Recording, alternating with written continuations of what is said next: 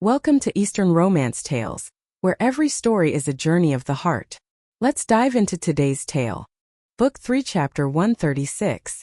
To his surprise, absolutely no one in the communication array listened to Xie Lian's words. It seemed as if something serious had happened, and the divine officials were arguing noisily. Xie Lian heard Feng Xian shout, "Your Highness? What are you saying? It's very chaotic on this side right now." Xie Lian raised his voice. Feng Xian. I'm saying Ling Wan was the one who personally made the brocade immortal. She wore the brocade immortal and fled. Watch out for her. Feng Xian, what? Is that true? Xie Lian was about to explain in detail, when the noise in his ears suddenly fell silent. He couldn't hear anything anymore. He was startled. Everyone? Are you still here? He called out a few times but no one answered. Hua Cheng said, it's useless. The communication array of the upper heavenly court was built by Ling Wan. She must have shattered the entire array just now. It needs to be rebuilt. Xie Lian asked, so what do we do now? In the past, he contacted the heavenly court, if not through the communication array, then through Ling Wan, and then through the Windmaster. Besides that, he didn't know the passphrase of the other divine officials. Now it was clear he couldn't rely on Ling Wan or the Windmaster, and the array had also been destroyed. What should he do? As if seeing through his worries, Hua Cheng said, there's no need to worry. Didn't Gij already clearly state the most crucial matter just now? The divine officials of the upper heavenly court aren't all useful. SS Junwu is also in the heavenly capital recently. Informing him will be enough. Xie Lian also thought so, and nodded in agreement. He ran quickly for a while, climbed over several mountain peaks, leaving the group of cultivators far behind, but still couldn't catch up to the brocade immortal and Quan Yizhen. Hua Cheng then said, if Gij still wants to investigate the matter of the brocade immortal, now is the time to seize the opportunity to chase after them. Xie Lian shook his head. I only wanted to before. Qiying has already chased after Ling Wan. Right now we naturally have more important matters. San Lang. He gazed intently at Hua Cheng in his arms. It seems your appearance has changed again. Previously, when impersonating Lang Ying, Hua Cheng still had the appearance of a 15 or 16-year-old youth. Xie Lian found it inconvenient to hold him, even though carrying him wouldn't be too awkward. But now Hua Cheng's form had shrunk by a full circle at first glance. He looked at most 11 or 12 years old. Xie Lian could now carry him with one arm, letting Hua Cheng sit on his arm. However, even though he was small, Hua Cheng's unperturbed demeanor remained unchanged. It's all right. Gij doesn't need to worry. The day the mountain opens is approaching. This change in form is merely a temporary adaptation. After this period, my former self will return. As Hua Cheng spoke, he removed the bandages from his face. On his fair plump face a pair of deep dark eyes gazed towards Xie Lian between his eyebrows. Faint traces of the handsome youth were visible. Clearly, his face looked childlike, yet his expression was still as calm and self-possessed as before. Xie Lian stared blankly at Hua Cheng, not saying a word. Hua Cheng lightly furrowed his brow. Your Highness, you... Xie Lian suddenly extended his other hand and pinched Hua Cheng's cheek. One of his cheeks was unexpectedly pinched by Xie Lian until it deformed. Hua Cheng's eyes widened and he called, Gij. Xie Lian laughed. Ha. I'm sorry, San Lang. You are just too incredibly adorable. I really couldn't resist. Ha ha ha. Oh. Xie Lian gently pinched Hua Cheng's cheek and softly asked, so San Lang, will you continue to transform further? Will you turn into a 5 or 6-year-old? Or even become a baby? Hearing Xie Lian's seemingly extremely expectant tone, Hua Cheng said with a helpless expression, I'm afraid I'll have to disappoint Gij. Xie Lian let go of his hand and said with a smile, not at all. San Lang has never disappointed me. Having the opportunity to protect you, I'm truly very happy. Hua Cheng grumbled again, I'm not happy. Xie Lian asked, why not? Hua Cheng said sharply, I hate this appearance the most. Xie Lian was actually able to truly hear the resentment in Hua Cheng's tone, and couldn't help but be stunned. Hua Cheng lowered his head. I don't want you to see this useless appearance of mine. And even more, I don't want to have to rely on you to protect me. Unsure if it was because of his returned youthful age, Hoa Tan's emotions also seemed to stir a slight ripple. Ta Lin felt a little touched, quickly embraced Hoa Tan, lightly patted his back, and coaxed with a smile, so according to what you said, all the times I was messy and pathetic were seen by you. Then do I not need to live anymore? Moreover, it's not as if you are truly useless now, you are merely temporarily preserving your strength. Oh. Hoa Tan buried his face into the crook of his shoulder, gloomily said it's not like that. Your Highness, I absolutely must be the strongest. I want myself to be stronger than everyone else only by doing so, can I? Although at this moment Hoa Tan's voice sounded very immature, it was mixed with a hint of something disheartened. Ta Lin said you are inherently the strongest. However, you don't need to be the strongest all the time and everywhere. Just consider it. Occasionally for my sake let me protect you once? I beg you, okay? After a long while Hoa Tan finally raised his head from his chest, placed both hands on Ta Lin's shoulders, looked at him and said, Your Highness, wait for me. Ta Lin replied, all right, I will wait for you. Hoa Tan seriously guaranteed, give me a little time, I will return immediately. Ta Lin smiled, don't rush, take your time. The next day the two arrived at a small town. Ta Lin held Hoa Tan's hand, one big and one small, strolling along the road, seemingly chatting casually with each other. Ta Lin said Mount Tonglu reopened, the previous generation's Ghost King suffered severe effects, so is that Lord He Tui also the same? Hoa Tan offered one hand for Ta Lin to hold, with the other hand clasped behind his back, and said yes. But my situation and his are different, the way of cultivation is also different, the way of coping is also different. Ta Lin asked, for example, how does he cope? Hoa Tan replied, probably by hibernating. In Ta Lin's mind 6 big words suddenly appeared when hungry: eat after eating, sleep. Hoa Tan said when He Tui was a human, he once suffered the calamity of imprisonment. In prison he had 1 meal every 3 days, even if they gave him slop he had to eat it. Hunger damaged his stomach, sometimes he would overeat, sometimes he would be anorexic. Ta Lin mused, no wonder he devours things so ferociously. In fact, considering Xie Lian's situation, he could focus on devouring hungry ghosts, because he himself possessed that attribute. Dead hungry ghosts would surely be more to his taste. But among the more than 500 famous ghosts completely swallowed by He Tui Xiangui, water ghosts accounted for the vast majority. It seemed that because he remembered Shi Wu Du's face, wanting to break the opponent's water spells, he deliberately did so. And because he swallowed too much after a period of time, he needed to sleep soundly to digest. Hoa Tan said that's right. Incidentally, let me also mention Qi Ran. Ji eating human flesh excessively was because he wanted to imitate him. Ta Lin was silent for a moment, thinking to himself, how can eating human flesh and eating ghosts be similar? After a moment of thought, he asked again, then is it that the inverted corpse forest is meant to imitate you? Hoa Tan said that's a very correct insight. Because he also wanted a scene of blood rain but didn't know how I did it, so he simply hung a series of dead people into the sky instead. Oh. By today, Ta Lin had completely understood why wherever Qi Rong was mentioned, people showed an expression of indescribable difficulty. The form was complete enough, but the taste was still as low as before. He sighed, muttering to himself, Kok Tu was taken by Qi Rong. I wonder if he will be eaten by him or discarded. Fengshe. I wonder if he was taken by He Tui. I only hope they are safe and sound. Then he asked, is there nothing serious on your ghost city side? Will anyone come to cause trouble or disturbance? Hoa Tan said before leaving, I had sealed off Ghost City and leaked some false information about my whereabouts.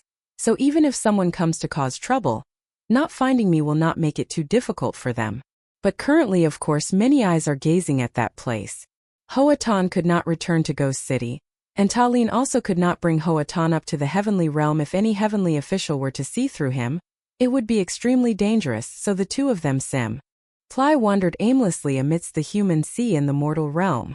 Ta Lin slightly furrowed his brow. You leaked false information, but Ling Wen leaked true information. I kept thinking and couldn't figure out, how did she see through your impersonation of Lang Huan?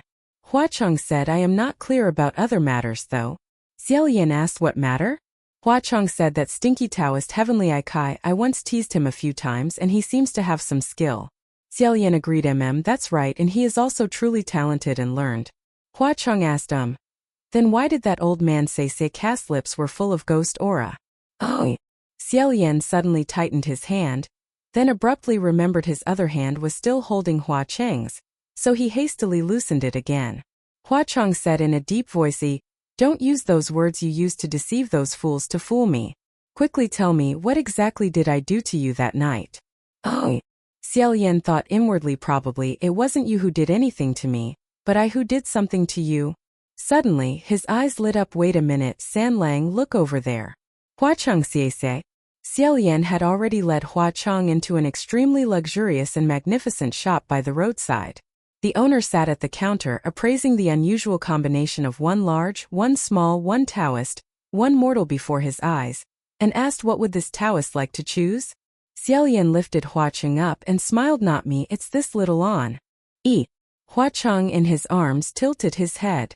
After the time it takes for one incense stick to burn, Hua Cheng emerged from the back room. The clothes of the 15-16-year-old youth Lang Huan no longer fit the current Hua Cheng, so Xie Lian specifically chose a new set for Hua Cheng. As soon as Hua Cheng stepped out, Xie Lian's eyes suddenly shone brightly. Truly a young master with skin white as snow, dressed in red robes like wind and fire, with a pair of small deerskin boots dangling silver laces. He was both handsome and imposing. Hua Cheng's black hair was loose.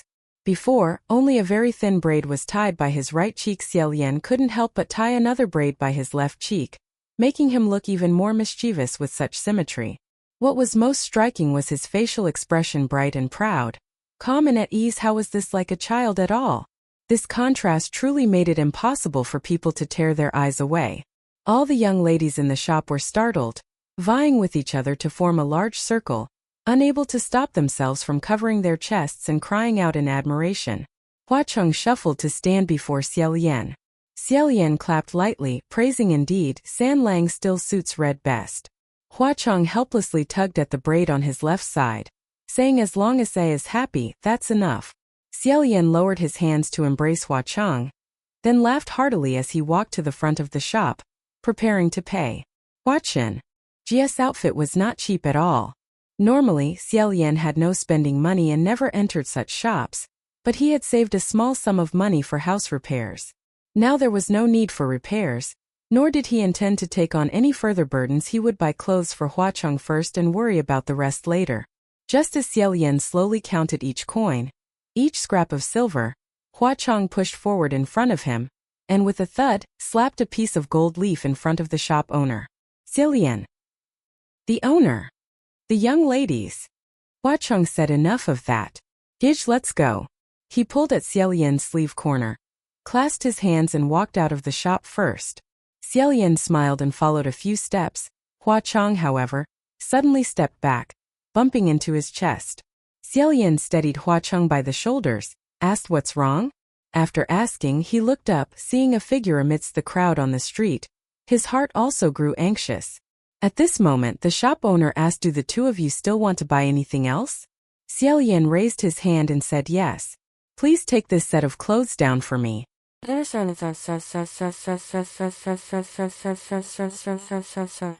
Author says, Hua that day His Highness took me to an extremely luxurious shop to buy branded clothes. What the?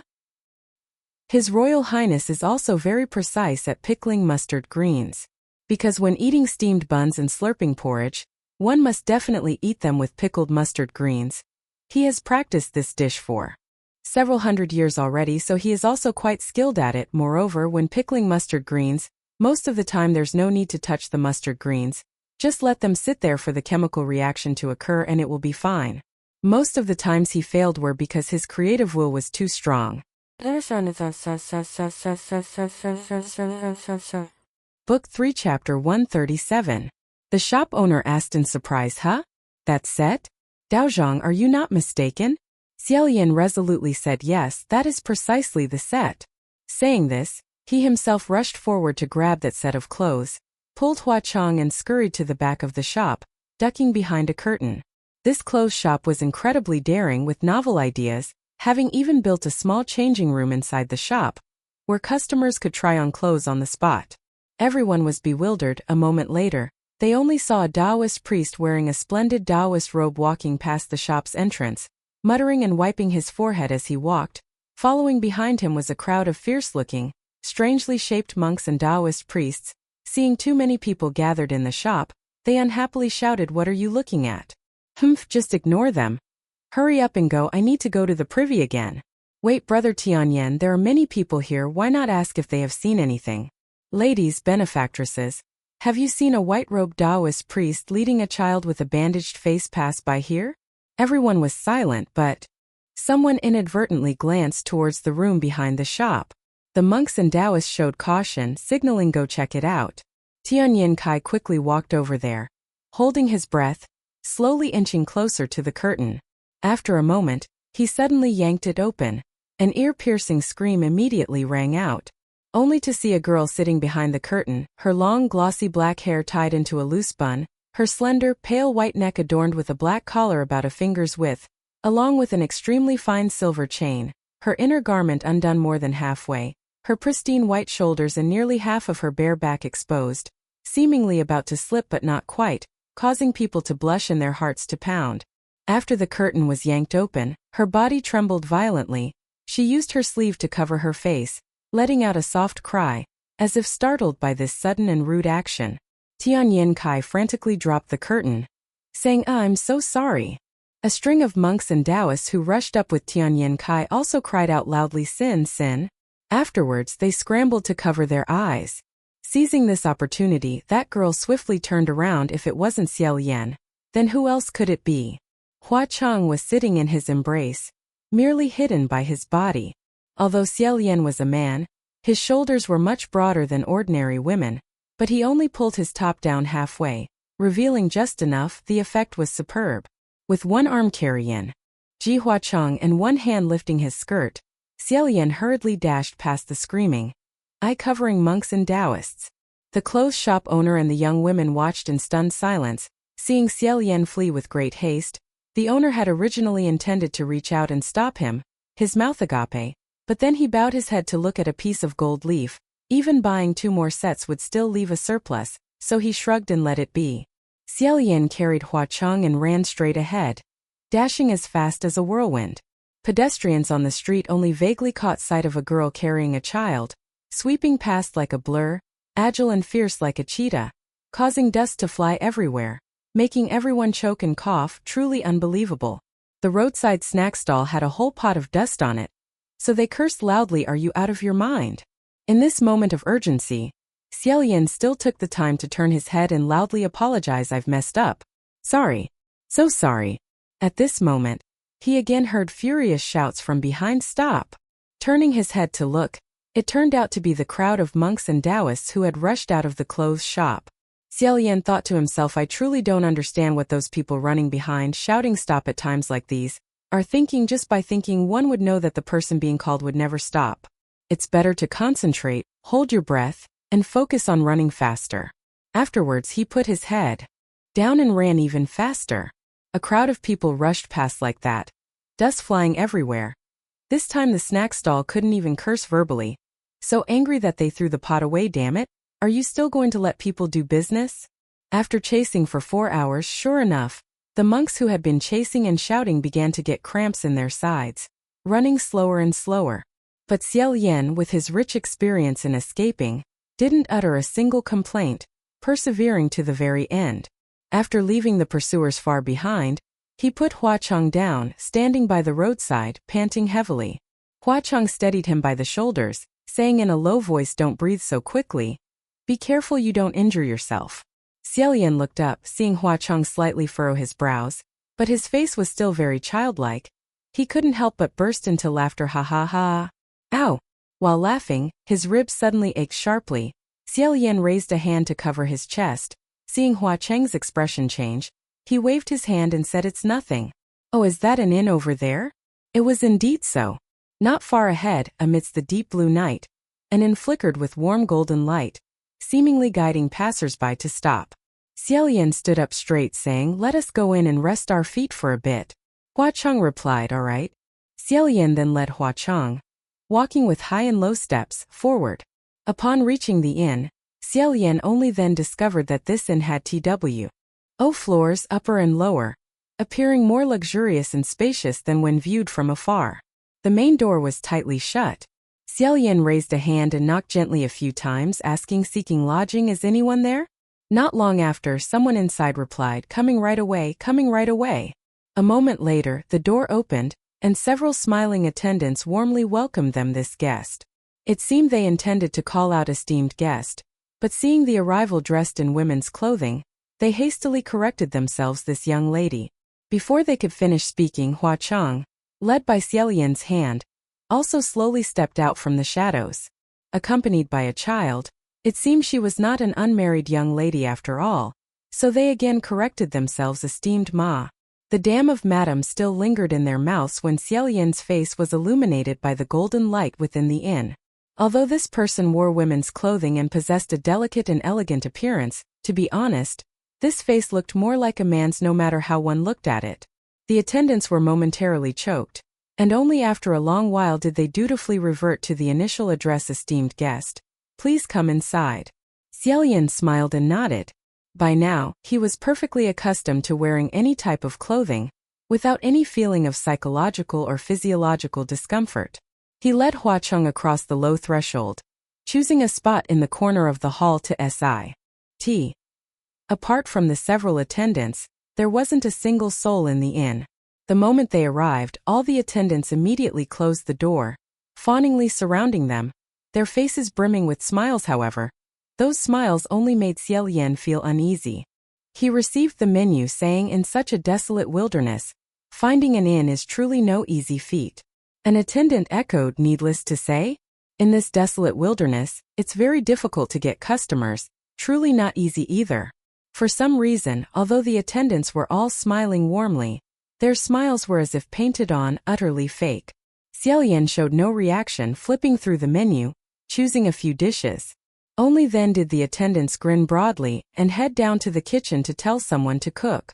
Hua Chang examined the chopsticks, saying, Gidge, we've walked right into a trap and opened by demons, ghosts, and monsters. Xie Lian said, Amen. Otherwise it would be too strange. In a single-story inn in such a desolate mountain wilderness, 1 or 2 attendants would be more than enough. How could there be so many attendants and be so spacious besides? Of course, the above points were not conclusive evidence. The main reason was that immediately after entering the inn, Xie Lian instantly caught a strong fresh scent of blood.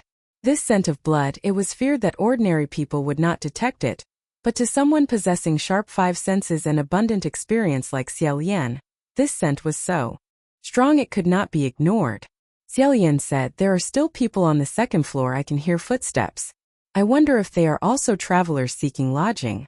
If that were indeed the case, then they must be rescued. The two sat opposite each other, conversing in low voices for a long while. Finally, the attendants brought up the food, saying, It's here. Xie Lian was about to open his mouth when he suddenly heard a faint sound coming from outside.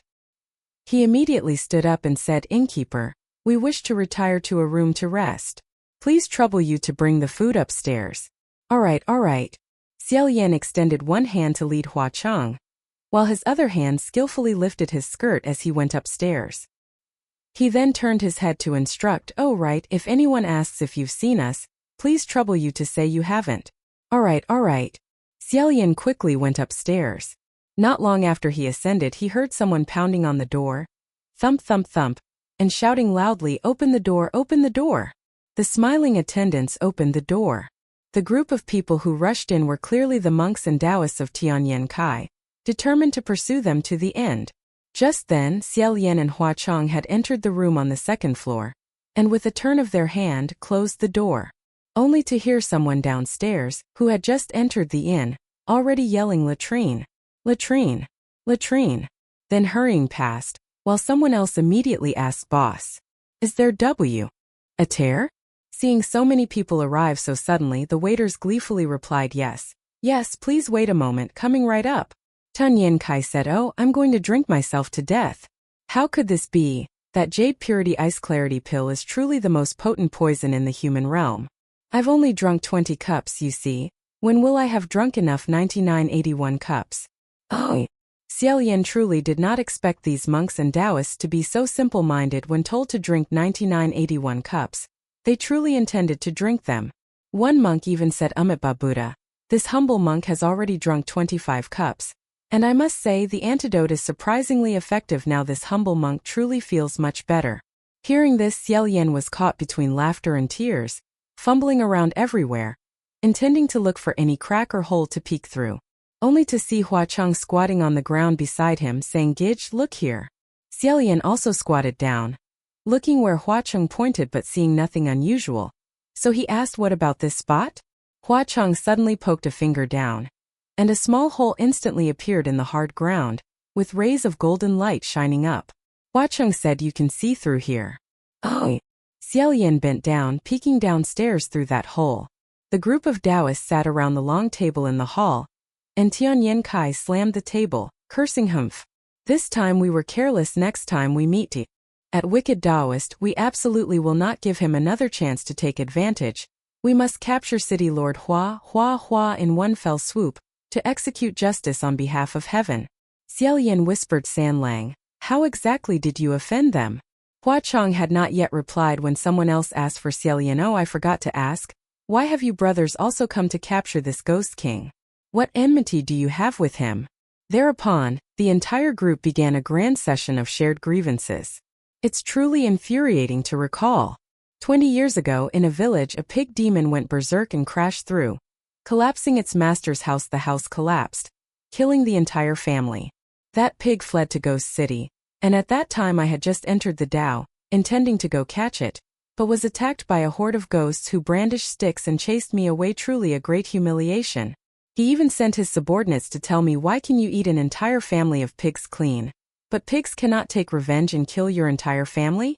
If no revenge is taken, you're fortunate. If they do, you deserve it. Tell me, brothers, is there any such perverse logic in this world? What a coincidence, our sex situation is also similar, except it was because of a chicken demon. It's quite simple, because our sect worships a heavenly official whom he explicitly wants to overthrow. So however many temples we build, he burns that many down. It truly makes our blood boil. Utterly outrageous. And yes, more, and there's more. You all know my martial brother, right? A prodigy by birth with boundless prospects. His only small flaw is that he's infatuated with women as if his life depended on it. More than 10 years ago, a ghost prostitute seduced my martial brother, draining him until he was a withered corpse, and Hua, that Ghost King, yet he actually covered for her. Downstairs, the criticism was lively, but upstairs Hua Cheng, however, was looking bored, not even bothering to mock them. At this moment Tianyan Kai said, it seems I once heard about your martial brother. Was it not that one from years ago who, under the pretext of performing rituals, raped several married women, was imprisoned for 3 months, then released? Cough, cough, cough. Just at this moment the waiters brought up the food, and everyone hurriedly said, the food has arrived. The food has arrived. Come, brother Tianyan, don't speak anymore, let's eat. Xie Lian straightened up, glancing at the food placed on the table by the waiters. Hua Cheng said, no need to look. The moment it enters the mouth you'll fall. Xie Lian said softly, that's troublesome then. Although these monks and Taoists clung on relentlessly, undeniably hateful, he also couldn't let them lose their lives in this queer crooked inn, but it was inconvenient to speak up and warn them. Just then Tianyan Kai suddenly spoke up, wait. He stared intently at the several plates of food, preventing others, his gaze sharp. Xie Lian secretly praised, indeed. He possesses some spiritual cultivation. Everyone asked, brother Tiannan, what's wrong? Tiannan Kai extended a finger, swiped the rim of a plate, then raised his finger high and scolded. I only swiped with one finger and there's this much grease. The plates aren't even washed clean. Do you call this doing business? Oh. Xie Lian had still thought he had discovered some clue, who knew it was a clue of a different kind. Although he felt somewhat speechless, the similar outcome was good enough. The moment Tiannan Kai spoke, the group of monks and Taoists clamored in unison. Oh heavens, that's right. What is this sticky stuff? It's like spit. Wait a minute. There's hair in this dish. Someone poked chopsticks into it and stirred a few times, and indeed stirred up several strands of black hair. Oh my mother. What's wrong with your kitchen? Who's in there? The waiter rubbed his hands and chuckled awkwardly. Well, recently we just slaughtered a few pigs. It must be pig bristles. The trouble was, the black hairs that the chopsticks picked up grew longer and longer with each pull. Longer and longer. Are there pig bristles that long? Is your boss mother washing her hair in the kitchen? Hurry up and get down there and redo it. The waiter hastily said, yes, well, redo it immediately, esteemed guests, please drink some water. Xie Lian thought to himself, drinking water won't do either. I've surely put things in that water too. But before the waiter had even gone downstairs, everyone had just brought water to their mouths, when Tian Nan Kai suddenly bellowed, "Come back here." The waiter scurried back, smiling obsequiously. "Taoist master, do you have any other instructions?" Tian Nan Kai asked. "I ask you, did you see a woman who looked very strange at first glance leading a child pass by here?" Indeed he had asked. Xie Lian thought to himself, fortunately, I had already instructed them not to tell him. Who knew? No sooner had he thought this, than he heard the waiter answer immediately, "Oh yes. Xie Lian?" Everyone was startled, put their water down, and asked in a low voice, "Where?" The waiter also answered in a low voice, "Right upstairs." The group of monks and Taoists immediately raised their guard, their gazes collectively looking up. Xie Lian swiftly blocked the black hole that Hua Chang had poked open. A moment later, only a clattering sound was heard, as if a group of people were running upstairs. Xie Lian quietly pressed himself against the door. Listening to the footsteps, it was the waiter stealthily leading that group of people up here. Xie Lian, with his left hand holding Hua Chang, his right hand holding a sword, Ruyi shielding him, fully armed, was on guard to the utmost, when he suddenly heard those footsteps pass by his room and go deeper into the corridor. He couldn't help but feel strange, so he moved closer to the door and looked out through the crack in the door. Unexpectedly, that group of people had passed by this room and surrounded the door of another room. It seemed there was someone in that room. A faint light shone through the paper covering the window, reflecting the pitch-black silhouette of a girl sitting by a table. Book 3 Chapter 138. He would never have imagined that it turned out the waiter had wholeheartedly kept his promise, truly not revealing them, but speaking of someone else instead. It seemed that besides the two of them, there was also a strange woman leading a child who had come to this in seeking rest. Tian Nan Kai's group exchanged glances, signaling one another with their hands just as they were about to kick down the door. The lamp inside the room suddenly went out, and the silhouette vanished. Next, only quick and urgent clop clop clop footsteps were heard. A girl suddenly pulled open the room door and scolded vehemently, in the dead of night, "What are you rotten men doing gathered outside my door? Damn you all. I was trying to take a bath. What are you doing coming here?" Huh. This girl had a graceful figure. Her face barefaced, though her aura was exactly like a fighting rooster's. She was indeed a woman. She let out a huff, rolled up her sleeves and continued scolding. "And you're a bunch of monks and Taoists too. Aren't you people who have renounced the world? How can your 6 senses be so defiled? The 6 roots: eyes, ears, nose, tongue, body, mind. Those who become monks must have pure 6 roots." A few monks hesitated. Misunderstanding. Just a misunderstanding. That woman widened her willow-like eyebrows, raising her hand as if to strike. "I don't care if you misunderstand or understand correctly, you hear? If you still don't leave, beware I'll reward you with a basin of bathwater." Oh, why is this female patron like this? Why does she pay no attention to her personal character? Go quickly, go quickly. Although her face looked very unfamiliar, Xie Lian, however, felt her voice and demeanor were extremely familiar. A moment later, he softly called out, "Lan Zhang?" Hua Cheng said, "That's right. It's her." Seeing the crowd disperse, Lan Zhang seemed to breathe a sigh of relief. She looked left and right, then hurriedly entered the room and closed the door. She didn't apply much makeup, meeting people with a bare face. Even though the corners of her eyes and eyebrows had quite a few crow's feet, making her look rather mature, she was unexpectedly fresh and natural. Xie Lian almost didn't recognize her. If that day, on Shanwu Temple, she had presented this face to people, Pei Ming's defense might not have been so impassioned. The first time myriad ghosts stirred before Mount Tonglu reopened, demons, monsters, and evil spirits suppressed in various places escaped en masse, among them Lan Zhang and the fetus spirit. If that strange woman the waiter spoke of was referring to Lan Zhang, then the child she brought along must be Xie Lian W. Whispered to Hua Cheng, "Surely the fetus spirit is also with her. That thing is too dangerous. They cannot be allowed to roam around like that." However, this very inn was already a den of iniquity, and furthermore, a group of mortal mages were here harassing Hua Cheng. To capture Lan Zhang and the fetus spirit in this situation, how could it be as easy as saying it? The group of monks and priests walked to the top of the stairs. The waiter asked, "What's wrong? Isn't that the person you venerable Taoists are looking for?"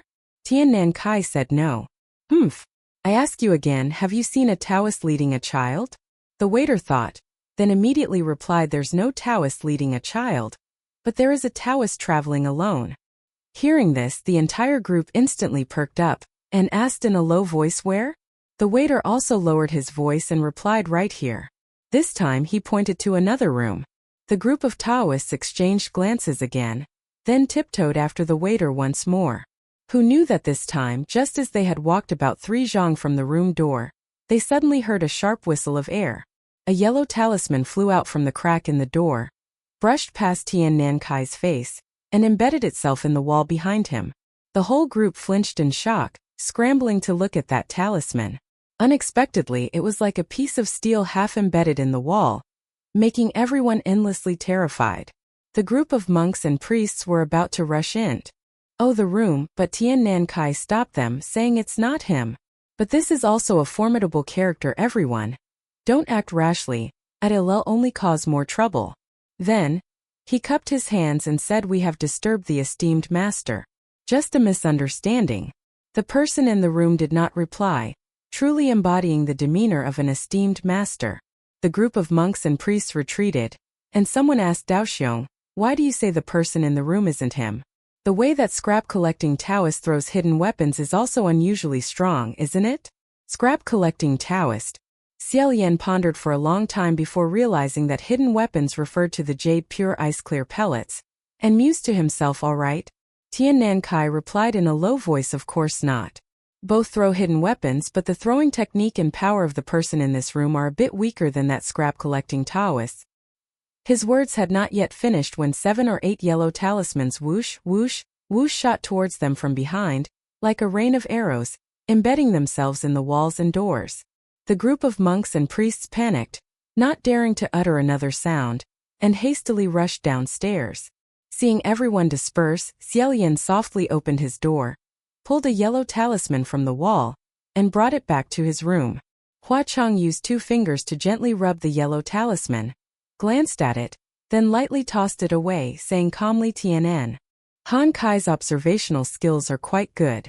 The outside of the yellow talisman was coated with a layer of spiritual energy, which is why when fired it was as sharp as a razor, as hard as steel, embedding itself 3 parts deep into the wall. And before that, Xie Lian had fired edible pellets with the force of iron bullets or steel shot, all entirely due to his own burst of power and control over his strength, without adding any magic or spiritual energy. After all, he had lived for several hundred years without spiritual power, and had long grown accustomed to relying solely on himself, not on spiritual power. Tian Nankai judged the superiority or inferiority based on this point. Xie Lian wondered to himself ultimately, how many factions of people are gathered in this inn? Why is there such a Taoist master in this inn? Could it be to subdue demons and banish evil spirits?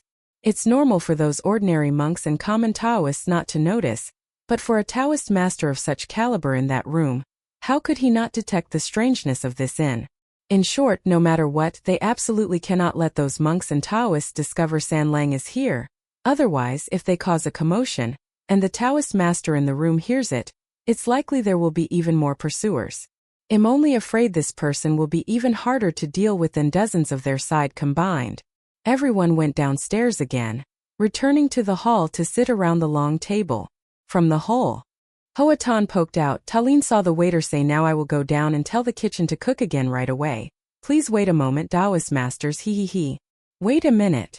Bring water down as well. Wash your bowls clean before bringing them up again." Yes. He. The waiter simpered and retreated downstairs, likely heading to the kitchen. Talin suddenly remembered that he seemed to have seen the kitchen behind the inn earlier, so he hurriedly carried Hoatan, climbed through the window, went outside the inn, circled around once, picked up a few small stones from the ground, holding them in his hand as a precaution. Groping his way to the outer wall of the kitchen, Hoatan again used 1 finger, and the wall was just like a piece of tofu. A hole silently appeared. Talin pressed close to it, to see who the owner of this dark inn ultimately was, what kind of divine being he truly was. The light in the kitchen was dim, only a few small lamps flickered, and there was not a single soul. But listening carefully, one would surely hear the sound of food being gnawed noisily coming from somewhere. Talin changed a few angles, finally discovering this sound came from beneath the stove. His line of sight was blocked by the stove, but beside the brick stove, A pair of human legs peeked out. Clearly the person was utterly dead, but occasionally still twitched, following the sound of the food being gnawed with relish. This moment several waiters walked into the kitchen calling "Great King."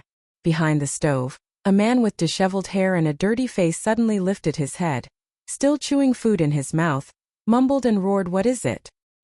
He had blood all over his mouth, his eyes flashed green, and in his mouth he held a human hand just like gnawing on a chicken leg. Although his face and demeanor were extremely terrifying, with a single glance, it was still recognizable it was precisely the man possessed by tick dung. He puffed out his cheeks, quickly sucked the not yet fully gnawed human hand into his mouth, a moment later spat a few bone fragments onto the faces of the waiters, and cursed, "You good-for-nothings raised in shit. Why are you calling as if at a funeral? I thought the food had arrived. Where are the people? Where is the meat? Haven't I given you the medicine already? Why haven't those outside fallen yet?" It seemed the person lying on the ground, whose flesh tick dung was gnawing, if not the original owner of this place, then was surely another passerby. The waiter spoke, feeling wrong. "Great King, it's not that we are useless, it's because those monks and Taoist priests keep finding fault, sometimes complaining the dishes are too oily, sometimes complaining there's hair in the food, they refuse to eat what we serve." Slurp, slurp, slurp. Tick dung, fresh blood sticking to his 10 fingers, roared, "What? God damn it. I myself went down to the kitchen to cook them a death row meal. I haven't even made them knee on the ground and lick it clean, yet they should be crying and celebrating. Who gave those dog-faced wretches the right to complain? I must let them try some dishes even worse than dog shit that my crown prince cousin cooked. Only then will they know to kneel and thank me." Talene. "Oh." Hoatan comforted Xie, "Do not mind the words of a wretch." "Oh." Talene replied, "And it's all your fault, you good-for-nothings, you can't even wash a dish clean." The waiters were subjected to tick dung lunging up to hit and scold them for a round, and when his anger was sufficiently vented, tick dung then rolled up his sleeves, wiped the dripping fresh blood from his lips, grabbed a spatula, hit the pan until the iron wok clanged, and cursed furiously, "I'll make it again right now. You dog-eyed wretches, open your eyes wide and appreciate my skill.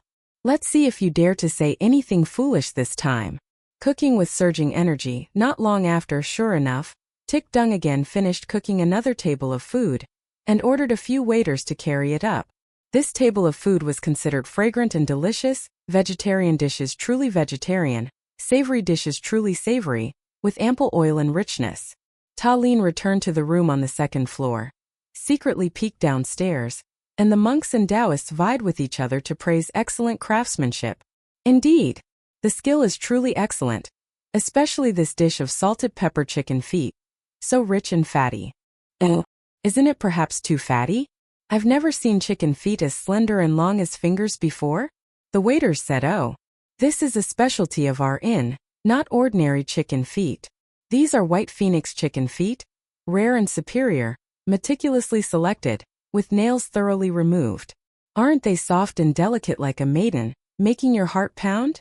"Precisely. However, what suits my taste most is this stir-fried pork skin. The pork skin lightly seared golden, tender and soft, the heat just right. Wait, why does this pork have a tattoo?" The waiters said, "Oh, it's not a tattoo. It's just that our master head chef intentionally carved it specially to show off his extraordinary skill. Just a little trivial display. It seems this sweet and sour spare ribs dish hasn't been cooked for enough hours. Too many ingredients were added. Surely it's not using old ingredients, wanting to use the taste of vinegar and sugar to overpower other flavors, is it?" The waiters said, "Huh. No way, the ingredients of this establishment are all killed today and prepared today.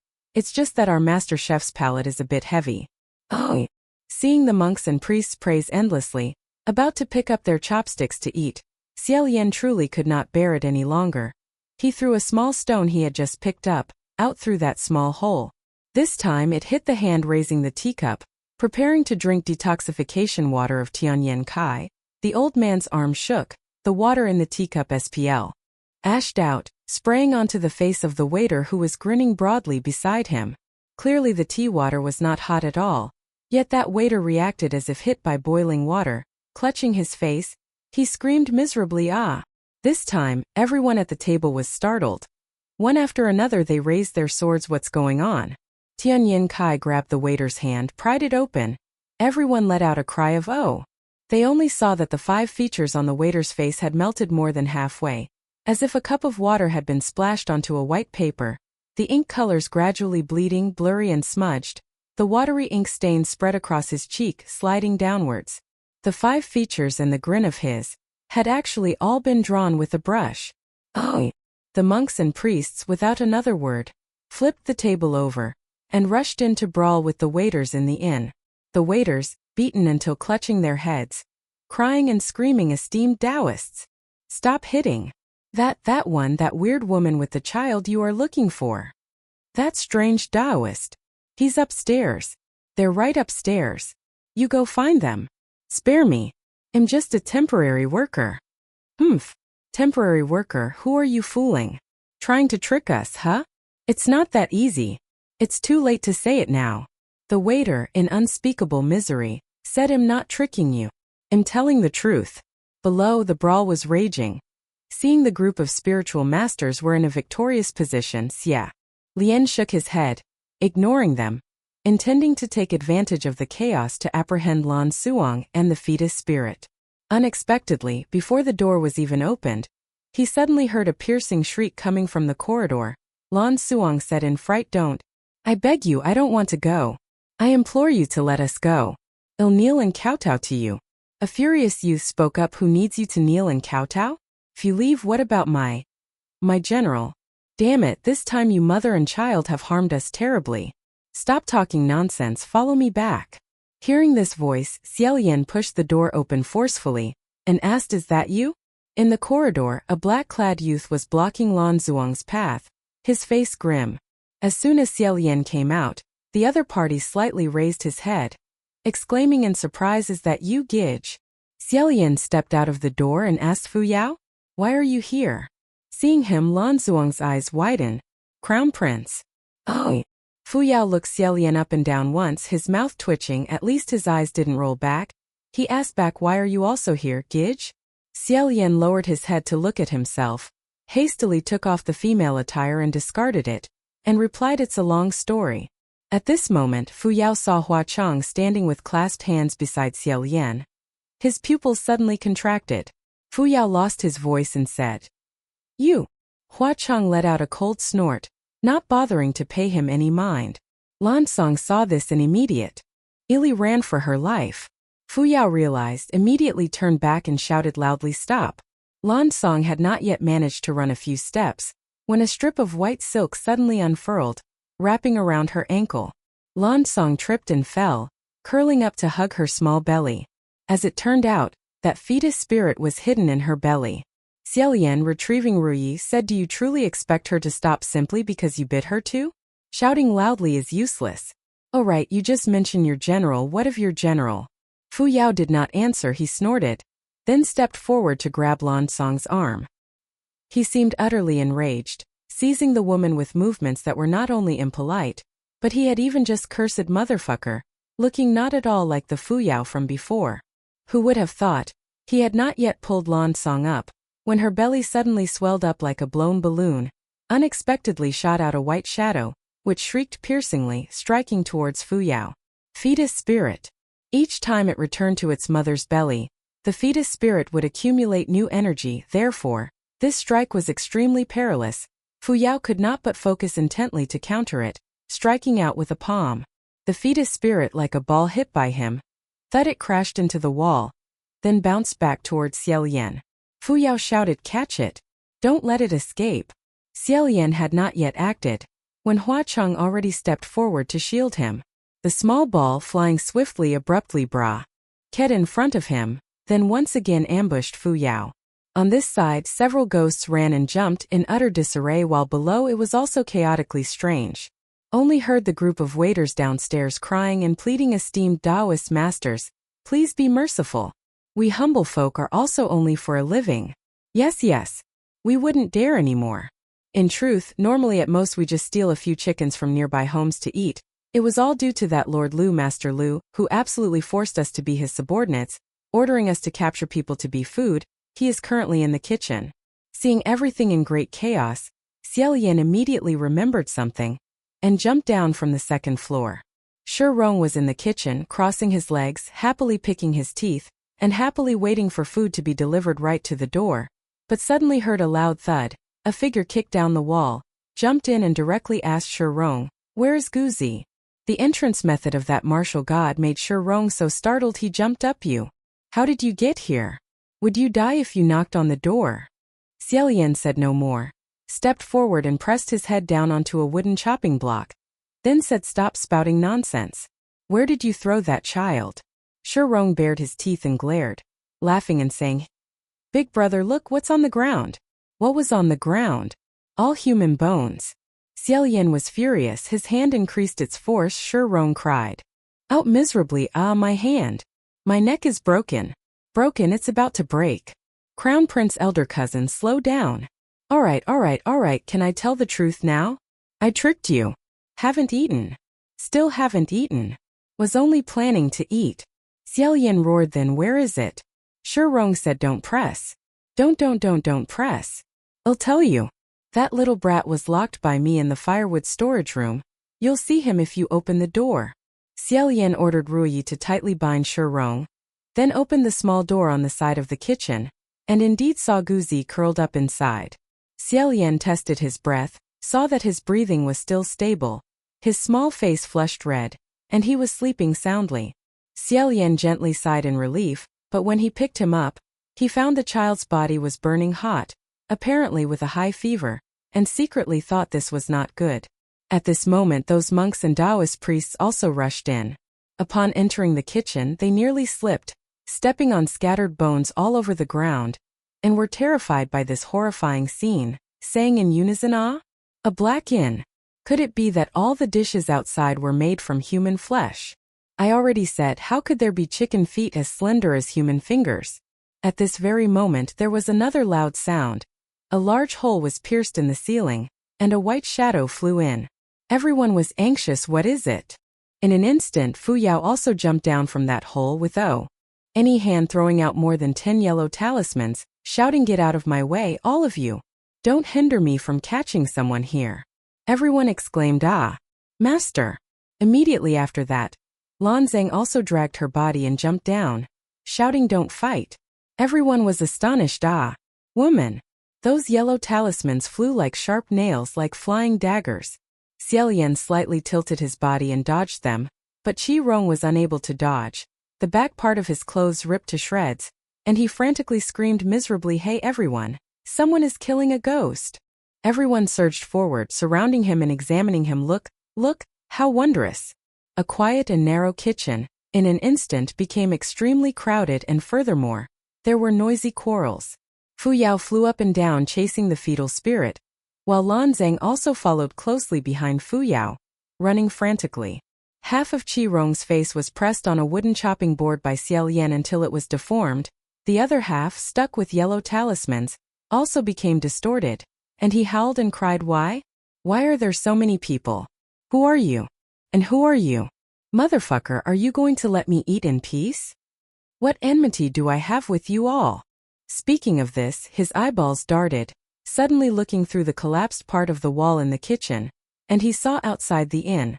Hua Chang seemed as if he simply did not see the chaotic fighting scene here, and sat calmly and composed under a tree constructing a palace from golden leaves. It was also unknown how long he had been playing this deathly boring game now in front of him. He had already used more than 10 golden leaves to build a small, magnificent room. Xie Rong immediately strained his voice and shouted out, "Everyone, quickly look outside. Crimson Rain-sought Flower has become small. Whoever has enmity with him, quickly rush out. Quickly seize the opportunity. A lost chance will not be retrieved again. Hurry up, hurry up." A cold glint flashed, and the bloody vegetable cutting knife was suddenly placed horizontally in the middle of his mouth, and the handle of the knife was being held by Xie Lian. He smiled and said, What did you say?"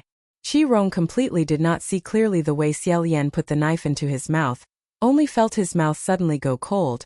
His tongue felt an extremely sharp object in front, although no harm had been done yet, but if he moved an inch, his mouth would be full of blood, and he immediately knew to wisely keep quiet. However, words already spoken could not be taken back. Everyone turned towards Huacheng. Is it him? 80% it is so.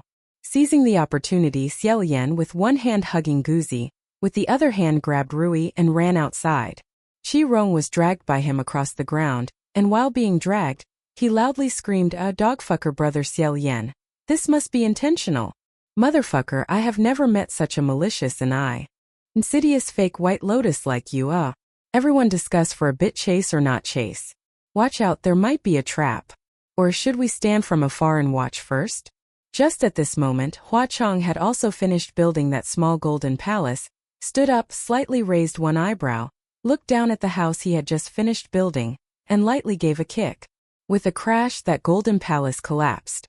And this inn, also with a boom sound, collapsed along with it. The illusion was shattered. Xie Lian turned his head to look back, and behind him, how could there be an inn? It was merely a dilapidated thatched hut, that's all.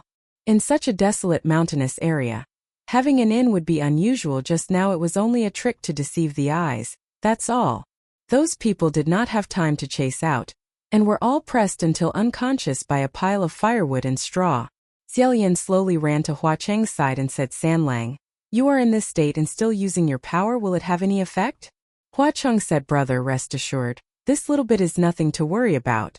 At this moment, from within the wreckage, Fu Yao pushed aside a pile of straw, crawled out, and angrily said, "You don't mind, but I mind."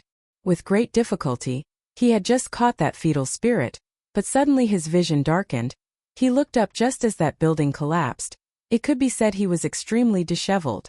Fu Yao pulled some straw from his head, and aggressively walked up to Xie Lian and Huacheng. Seeing Huacheng was shorter than him by a head, he then angrily said, Was this intentional?" Huacheng blinked, neither refuting nor mocking, merely raising his eyes to look towards Xie Lian.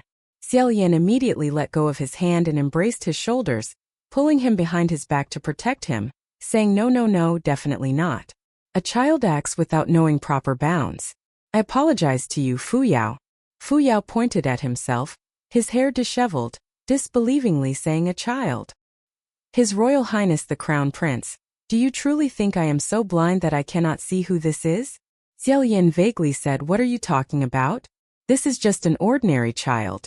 Fu Yao stared intently at Huacheng, narrowing his eyes, then heard a sound behind him, Lan Song struggling to emerge from a pile of straw and wood. Fu Yao turned back to find her.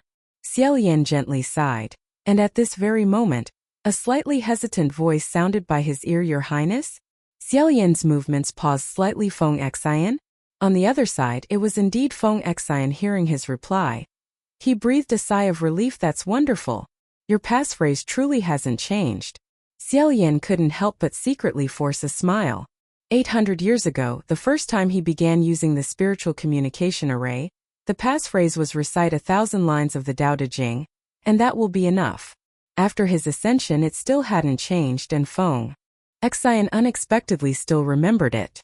Xie Lian recalled how Feng Xian that year, upon first hearing this passphrase, had laughed until his voice was hoarse, and suddenly, an untimely sense of nostalgia washed over him as he said, "Yes, it hasn't changed. Is the upper heaven court stable now? Has the emperor learned about Ling Wen's matter yet?" Huacheng heard him talking with a heavenly official in the upper heaven court, and very considerately moved away, taking his hand to feel Guzi's forehead, checking if he had a fever or not. Feng Xin's voice suddenly became serious. "Not good at all. The emperor knows. Currently, the upper heaven court is in utter chaos, from top to bottom. Xie Lian sighed. All administrative and logistical work is managed by Ling, when it's hardly surprising. Are there no other civil gods who can replace her?" Feng Xian said, "It would be strange if they could replace her. It's all useless. On ordinary days, a whole bunch of them would gang up and curse Ling Wen Temple for being slow as a dog, scolding as if they could do 10 times better if they sat in that position. But now that trouble has arisen, no one can do anything. They're all exhausted to the point of collapse just from gathering and revising information." Xie Lian shook his head wearily, then heard Feng Xian say furthermore, "It's not just Ling Wen. Mu Qing also ran into trouble. Initially, he was imprisoned, but he injured the guarding heavenly official and escaped." "What?" Hearing this, Xie Lian was startled, immediately raising his head to look towards Fu Yao. The black-robed youth was saying something to Lan Song, his eyebrows furrowed, revealing a degree of impatience. Xie Lian walked a little further away, lowering his voice. What happened to Mu Qing? Why is it like this? Feng Xian said it's not just him who was imprisoned. All the heavenly officials of Xianzhen Temple were temporarily stripped of their positions pending investigation. It's all because of that fetus spirit. Xie Lian lowered his voice even further. What about that fetus spirit? Is it truly related to him? Feng Xian said yes. During the arrest, that fetus spirit pointed out and confirmed Mu Qing, saying that the person who cut open its mother's belly and dragged it out, turning it from a living being into a little ghost, was precisely Mu Qing. Impossible! Xie Lian exclaimed. That's not possible. Mu Qing's character though, but he has no reason to do something like this. Feng Xian said I don't know. But rumor has it that he wanted to ascend quickly, and used a dead fetus spirit to cultivate dark arts. The original plan was to imprison him first, then slowly investigate his past whereabouts and actions later. Who would have thought he'd be so impatient, running off on his own? This action is no different from telling people he has a guilty conscience and is trying to escape justice. Xie Lian said wait. This matter is truly very, very wrong. If Mu Qing did it, why didn't the fetus spirit recognize him before, at the Arshulgat temple? Why did it deliberately confirm him only when Mu Qing was arresting it? Isn't this clearly a baseless accusation? Feng Xian said it's like this. When Mu Qing was casting a spell, the fetus spirit saw a bite mark on Mu Qing's arm. This bite mark was from a very long time ago, hundreds of years already. That year, when the little ghost was nurtured to full size and became a ghost, there was one time when the fetus spirit lost control. When it regained consciousness, it bit the hand of the spellcaster, leaving a scar. Although that fetus spirit escaped, a heavenly official brought the old bite mark on Mu Qing's hand together with a new bite mark from the fetus spirit on another heavenly official's hand for comparison. Xie Lian said, does the bite mark match? Is the timing accurate? Feng Xian said it matches perfectly. Xie Lian said, how did Mu Qing explain this wound? Feng Tin said he said it was because he had the kindness to rescue this fetal spirit, which was why he was accidentally bitten by it. Explaining is even worse than not explaining. Feng Tin spoke no wrong, because whether it was had the kindness to rescue or cherish children, both had too great a difference in impression from Mu Tin's usual self. He was an extremely poisonous person, never showing any kind of love. In the upper heavenly court, he also had no close friends on a regular day. At this moment, suddenly someone spoke of something he hadn't done, and no one believed it. Perhaps it was because of this, which was why he chose to flee by himself, to investigate the truth by himself. Feng Tin said in short, currently it is extremely chaotic, Your Highness. Where are you now? The Heavenly Emperor said. 10,000 ghosts are gathering. I fear they cannot be stopped. Hurry back to confer. Xie Lian said now Before he could finish speaking, Fu Yao's cold voice suddenly rang out from behind. Who are you talking to? Volume 3 Chapter 140. Xie Lian sighed, turned around and said, alas, currently the spiritual communication array of the upper heavenly court is destroyed, and I don't remember the spiritual communication password of other heavenly officials, so I cannot speak it out. Fu Yao, do you remember the password of any heavenly official? So I can send back a bit of news, tell them I am here, and call people to come assist. His expression was extremely natural, incredibly convincing. The dark clouds on Fu Yao's face dissipated, and he said perfunctorily, I don't know. Currently the upper heavenly court is extremely chaotic. Everyone is very busy. Just rely on yourselves. At this moment Hua Cheng, who was close to him, suddenly opened his mouth. Gidge, this child has been hungry for 2 days now, and is having a fever. Xie Lian turned around to look, and indeed Gu's forehead was so hot it could fry an egg. He immediately picked up Shirong, and angrily asked, what kind of way do you have of raising a child, huh? Shirong, face full of fresh blood, snorted, and said, this old man is not its father. Not eating it has already been too compassionate. Remember this, that is my great contribution. Xie Lian said, I think you were afraid it would have a fever and taste bad, which is why you didn't eat it, right? Lan Zhang, standing on the other side, suddenly said, is that child sick? Possible, let me take a look at him. She too had been hit by the building's rafters to the point where her face was bruised, but due to her love for children, she crawled closer, picked up Guzi, and placed her hand over its forehead, as if wanting to use her cold constitution to neutralize Guzi, who was hot as if being burned. Fu Yao, with one hand, grabbed the fetal spirit that had been wrapped into a ball by those several yellow talismans, stepped forward and said, "Follow me." Lan Zhang clearly did not want to go, but her son was in his hands, making it extremely difficult. Xie Lian said, "Wait a moment, do not go yet. Fu Yao, can you talk to your general now?" Fu Yao looked at him for a moment, and asked, "What do you intend to do?" Xie Lian said, "Actually." When he spoke the word actually, he unexpectedly made a move with the momentum of lightning. In an instant he seized Fu Yao's two hands, locking them tightly in one strike. Only then did he continue to speak. "Actually, I already know about his matter." Fu Yao was unprepared for a moment, was locked tightly by him. "Both surprised and angry, you. Despicable." Xie Lian said, No. That is Xie. Let true skill. You can try to ambush me in such a way and see if you can lock me." Hua Cheng very politely clapped his hands and said agreed. Fu Yao was truly provoked to the point of rolling his eyes, and said, "Then you must release me first before I can try." "No." Xie Lian said sternly, "Next time there's a chance, well, try again. Now there are serious matters. Fu Yao, I beg you to help me persuade your general to return to the upper heavenly court first." "Return?" Fu Yao was angry, yet still forced his voice down, and said, "You speak too lightly. If you were the one in that situation now, would you choose to return? If others advised you to return, what would you say? Return to wait for people to wrongfully condemn you? Return to wait for death, huh?" Xie Lian said, "You don't need to get agitated. I am serious, not playing around. Your general is different from me. His situation is not so severe that it cannot be salvaged. Fleeing like this is truly the worst strategy. Fleeing means not being able to explain clearly, and right now many heavenly officials have already directly condemned him. If you have a way to contact him, tell him regarding this matter I can help him investigate." Fu Dao was stunned. "You help him investigate?" Xie Lian said, "Yes. I've investigated many times. I have experience. At least I have more experience than him." Fu Dao said, "Crown Prince, Your Highness, may I ask if you remember, when you returned to the upper heavenly court, how many heavenly officials did you investigate? Was there any heavenly official who, after being investigated by you, did not fall from grace?" Xie Lian shook his head, saying, "These two matters are not the same. If he truly did not do this, I can certainly restore his innocence.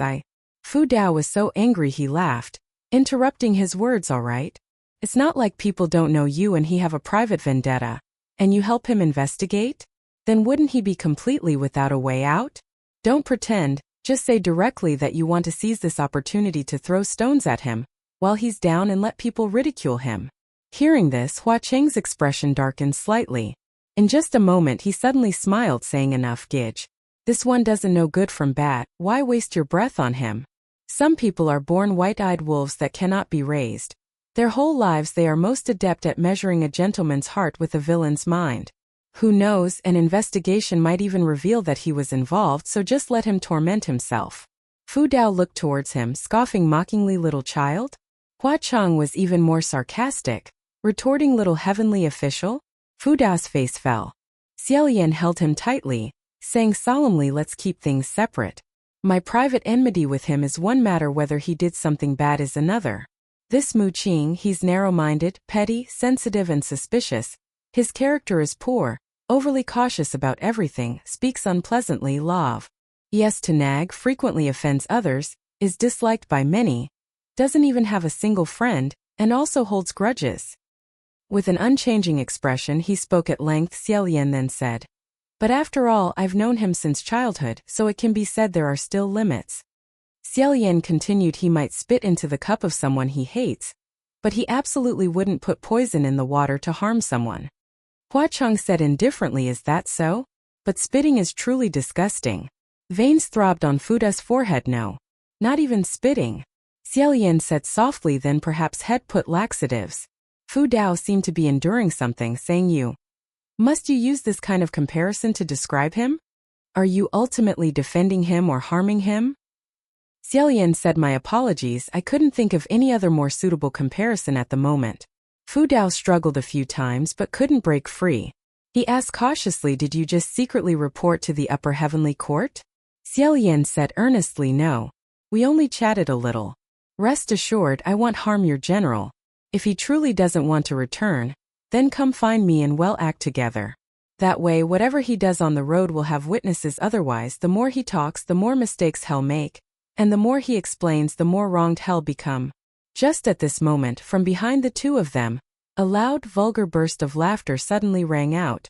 It turned out to be Qi Rong, who had been staring at Lan Song's face, suddenly going mad and laughing, saying, "Ha ha ha ha ha! Who did I think it was? Isn't this the great young lady Jian Lan?"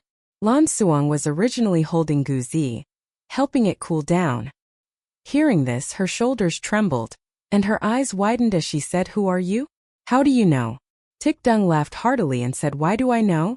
Nonsense. You almost had to call me younger cousin. What happened? So it turns out everyone has become ghosts. So many acquaintances running around, this small world is truly bustling." Xie Lian frowned and asked Tic Dung, "What kind of madness are you spouting again? Who is Jian Lan?" Tic Dung said, "Haha, Crown Prince cousin, I say, are you blind or are you pretending to be stupid? Look closely, who is this? This is our esteemed Grand Mistress of Xianlu Nation. The #1 noble young lady of Xianlu Nation, that's Grand Mistress Jian Lan. She was the daughter of an official and a merchant. In those years she possessed as much charm as one could wish for, and her beauty was also the same. Every time there was a beauty and talent pageant in Xianlu Nation, she was indispensable, so arrogant that her eyes were set on her head, she put no one in her eyes. She almost entered the palace to be chosen as a consort." "What?" Xie Lian couldn't help but immediately look towards Lan Suong.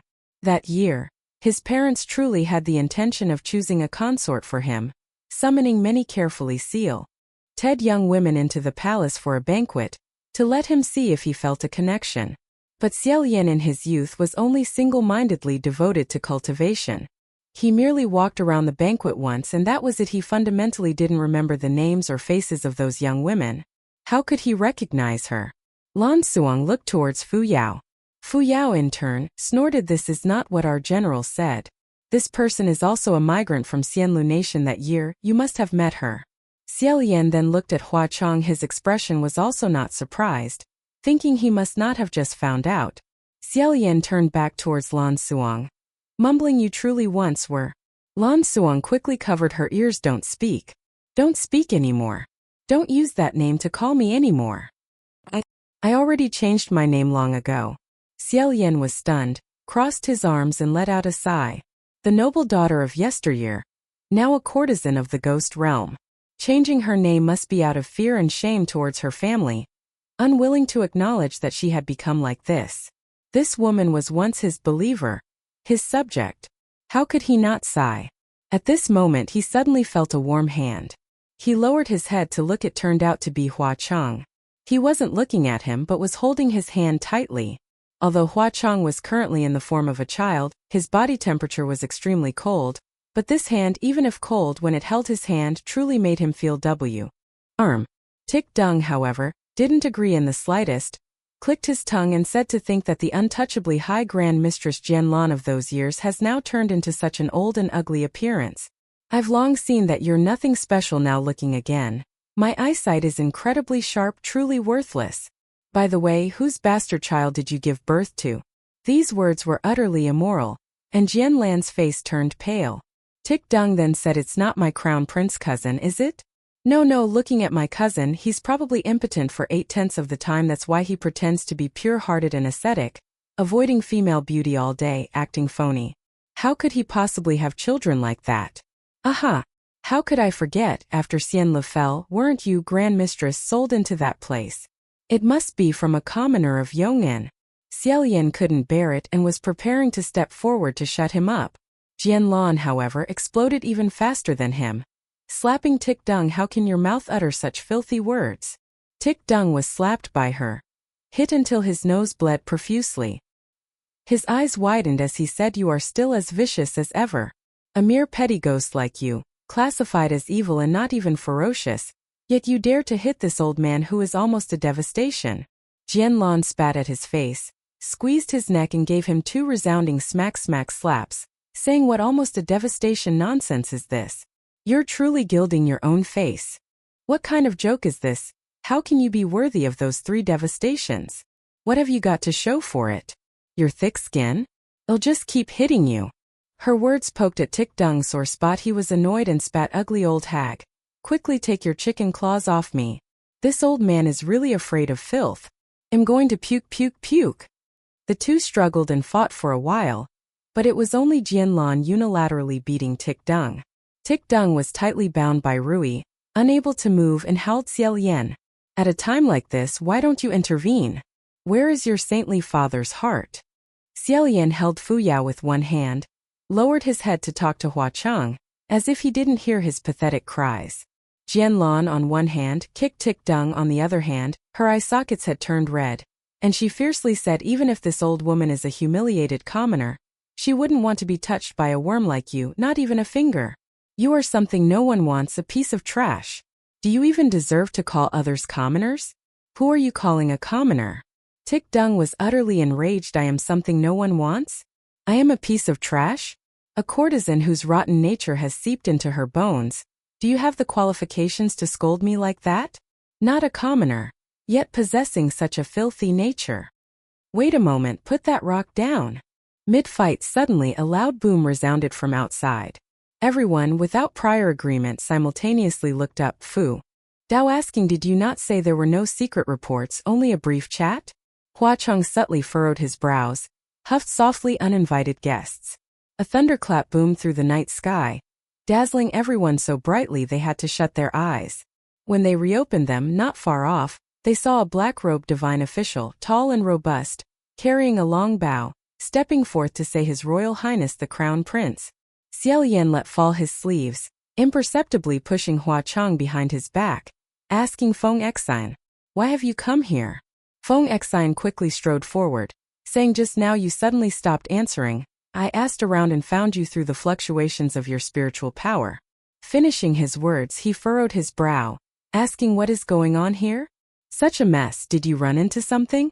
Xie Lian was about to reply when Feng Xian caught sight of Fu Dao, held within his grasp, with Hua Cheng standing behind him. This sight was truly beyond his wildest imagination. As though he were so astonished he knew not how to react, Feng Xian uttered, "You this matter." Ultimately he still pointed at Hua Cheng, asking Xie Lian, "Who is this child?" Xie Lian offered a strange smile. "Isn't he utterly adorable?" Feng Xian glared, finding Hua Cheng's expression not the least bit similar to Xie Lian's assessment, and asked suspiciously, "Adorable? No, why do I keep feeling it resembles?" "It resembles?"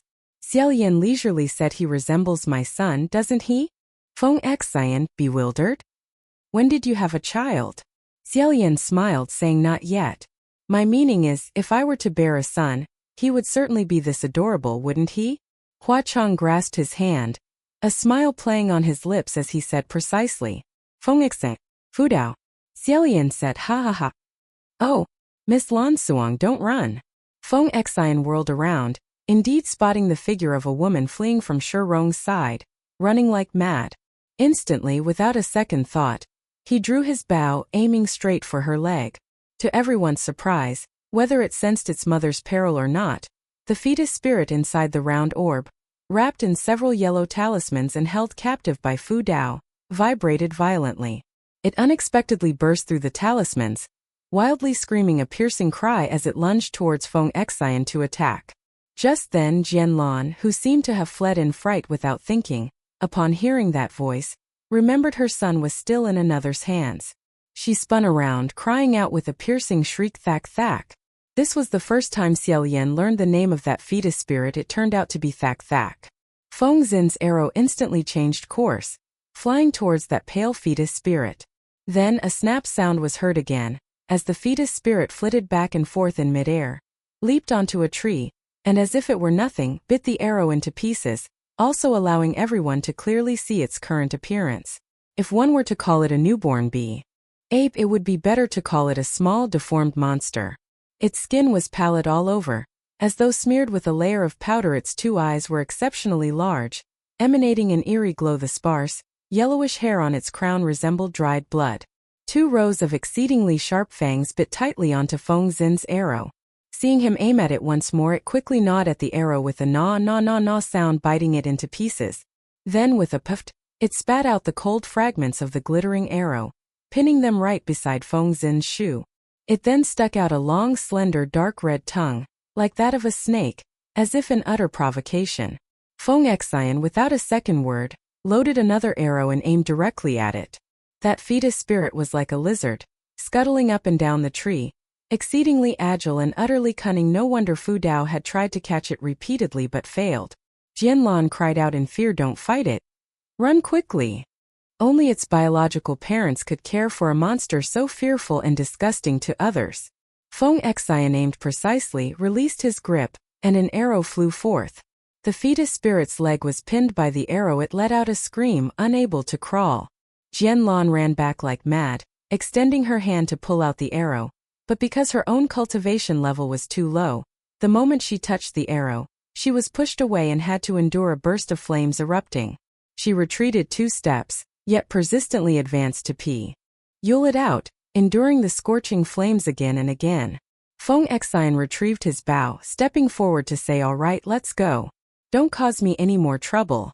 Xie Lian, who had just been pushed away, upon hearing his voice, trembled all over and remained unmoving. She hastily turned her body to the side.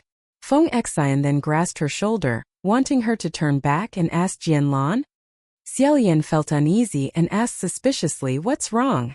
Xie Lian lowered her head and said evasively, "You've got the wrong person." Feng Xian said, "What nonsense is she talking? How could I mistake her? Although she doesn't look like before, how could I not recognize?" Saying this, he immediately fell silent. Because previously, when Xie Lian was still Lan Chong, with garish makeup, her whole person bearing the marks of a life in the winds and dust, he truly did not recognize her. He couldn't be blamed either. Feng Xian remained precisely as he was that year, not changed in the least, but Xie Lian's transformation was truly immense. Her figure, appearance, gestures, manner of speaking, aura. Even if her birth parents stood before her, they might not necessarily recognize that this was their beloved daughter. Feng Xian said blankly, "It's her. It's truly her. It's precisely her. I thought she had married someone and would live well. Why has she become like this now?" Hearing this, Xie Lian suddenly turned around, gave him an unexpected push, and cursed, Damn your mother." Feng Xian was pushed back several steps by her, speechless. Xie Lian continued to fiercely shove his chest while shouting curses. "I already told you I'm not that ghastly name. Don't you understand human language? Are you sick? And you kept saying it's you, it's truly you, it's precisely you 3 times continuously. Can't you pretend not to know me? Can't you pretend not to recognize me? My lord, have mercy on me. Please allow me a little face, okay? Okay." This appearance of hers was truly that of a harridan from the street corners, likely too vast a divergence from Feng Xin's memory. He stared at Xie Lian blankly, speechless. Xie Lian was the same. Shi Rong was the happiest, rolling on the ground and laughing, "Ha ha ha ha, damn it. Crown Prince cousin. Look what's happening here. You've been given a green hat by your most loyal dog." Xie Lian fiercely kicked Shi Rong several times and cursed, "Dog. Dog. I think you're the one who resembles a dog the most." To be fair, Xie Lian had merely once been held in high expectations by her family, but had not yet officially entered the palace, and had never been made a concubine. Therefore Shi Rong's gleeful remark at someone else's misfortune was not truly accurate. However, Xie Lian truly couldn't find the right words to say. Never in a million years would one have thought that someone like Feng Xian, who ordinarily would not speak many words to women unless necessary, would. At this moment the 2 rows of harp teeth of that fetal spirit again crack crack crack bit apart the arrow embedded in it, broke free, and lunged towards Feng Xian. Feng Xian was momentarily inattentive, was bitten a very deep wound on his arm by it. Fresh blood gushed out, pouring out frantically and incessantly. His right hand was Feng Xin's dominant hand. For a martial god, an injury to his dominant arm was certainly no cause for joy. Feng Xian raised his left hand intending to strike, but Xie Lian said, "Don't hit it." Feng Xian immediately halted his palm strike, and right afterwards, a terrifying thought suddenly arose in his mind. Not just him, everyone here was thinking the same thing. Feng Xian allowed the fetal spirit, resembling a flesh-eating fish, to continue biting his arm, looked towards Xie Lian and said, "This is?" Book 3 Chapter 141. Xie Lian suddenly remembered something. That day, in the martial god temple, Lan Chong had indiscriminately made accusations, pointing at a multitude of individuals in a circle, but deliberately did not point at Feng Xian, who was standing in an extremely prominent position. Jian Lan immediately denied, "It's not." Fu Yao's expression was also one of disbelief. It seemed he hadn't known from the start that Feng Xian and that woman shared such a relationship, and had also been thrown into utter confusion. It was only now, with much effort, that he had managed to regain his senses and said, "He hasn't even asked what is or isn't. Why are you in such a hurry to answer like that?" Jian Lan immediately replied, "Nonsense. One doesn't need to think to know what he's asking. Rather, let me tell you it's not." Feng Xian looked at that fetal spirit and asked, "What does she call it?" "Tua Tua?" This name seemed to carry some special meaning. Jian Lan opened her mouth crudely and angrily yelled, "You, a grown man, where do you dig up so much nonsense? If it's not, then it's not. Is there anyone else like you, huh? Why are you always in such a hurry to claim a son?" Feng Tin was exasperated. "What is she saying? If it is my son just as he said, then naturally I will." Kim Lan cut him off. "Naturally, what will you do? Will you acknowledge it? Will you raise it?" Feng Tin replied, "I." Having uttered the single word "I," he immediately fell silent, lowering his head to gaze at the small, deformed monster clinging to his hand. It seemed this fetus spirit harbored a profound hatred for him. Having seized his hand, it immediately bit and tore with desperate abandon, crying and wailing all the while. Feng Tin found himself in a dilemma, unable to strike it, yet unable to do nothing. His right hand clenched into a fist, fresh blood flowing profusely. Seeing him fall silent, and for a moment appearing utterly incapable of acceptance, Kim Lan immediately showered him with reprimands. "I already told you it's not you. What are you still wondering about? Rest assured it has nothing to do with you." Tik Dung roared, making excuses. "It's definitely related. How cowl? Did I possibly speak falsely? Wasn't it born of a lowly person anyway? Heavens, earth, ghosts and gods, everyone quickly come and see this. Feng Tin's own son was cut alive from its mother's womb and made into this little ghost. Ha ha ha ha. And yet there are still people who worship some goddamn rubbish like Nanyang grants children? Worship it, worship it, worship until when you yourselves give birth to children you will also." Xie Lian raised his hand, and Ruoda immediately sealed Tik Dung's mouth. Kim Lan fiercely stomped on his head repeatedly, stomping until he cursed loudly. At this moment Gu Zi had groggily stirred awake, and seeing Tik Dung being stomped on by someone, he hurriedly lunged forward, crying out loudly, "No, don't stomp on my father." Seeing Gu Zi clinging tightly to Tik Dung's head, Kim Lan could no longer lower her foot. Instead, she seized the fetus spirit by its two pale legs, and as she ran, she angrily scolded, "I already told you not to bite. Why won't you listen to reason?" Feng Tin was in a trance, unable to immediately hold them back, and Xie Lian instinctively cried out, "Ruoda, chase them." Ruoda, sure enough, chased them. But when the white silk had already flown out, Xie Lian only then remembered that it was still binding Tik Dung. Turning his head to look back immediately, Tik Dung, with Gu Zi still on his head, had indeed sprung up, triumphantly declaring, "This old man is free." Seeing Feng Tin finally react, Xie Lian amended his words. "Ruoda, you had better return now." Therefore Ruoda flew back, and with a pop delivered a resounding slap to Tik Dung. Tik Dung, who had just turned to prance and sing, was so pained he had to cover his face, spin 3 times, and tumble back to his original spot. He crawled clumsily on the ground for a moment, then suddenly went into a frenzy, seized Ruoda, and roared, "A mere rag like you dares to strike me." This time Ruoda was seized by him in one swift move, twisting and turning, but of course it couldn't twist free. Yet Tik Dung's strength had suddenly increased significantly.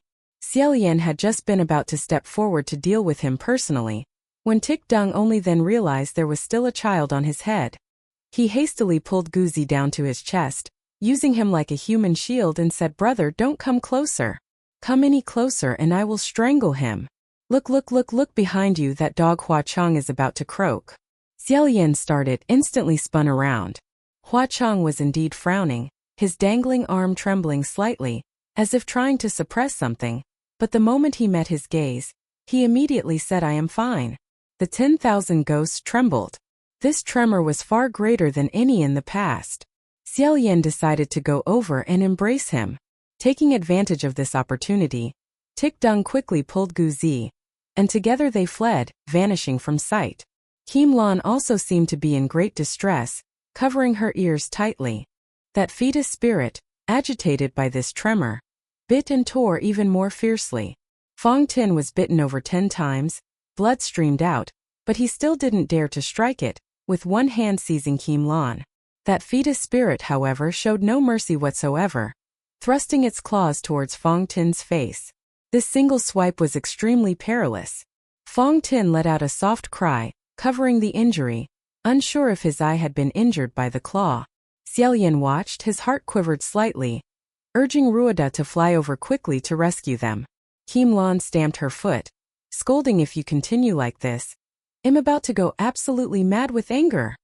Scolded by its mother, the fetus spirit only then jumped back into her embrace, obediently curled itself into a ball.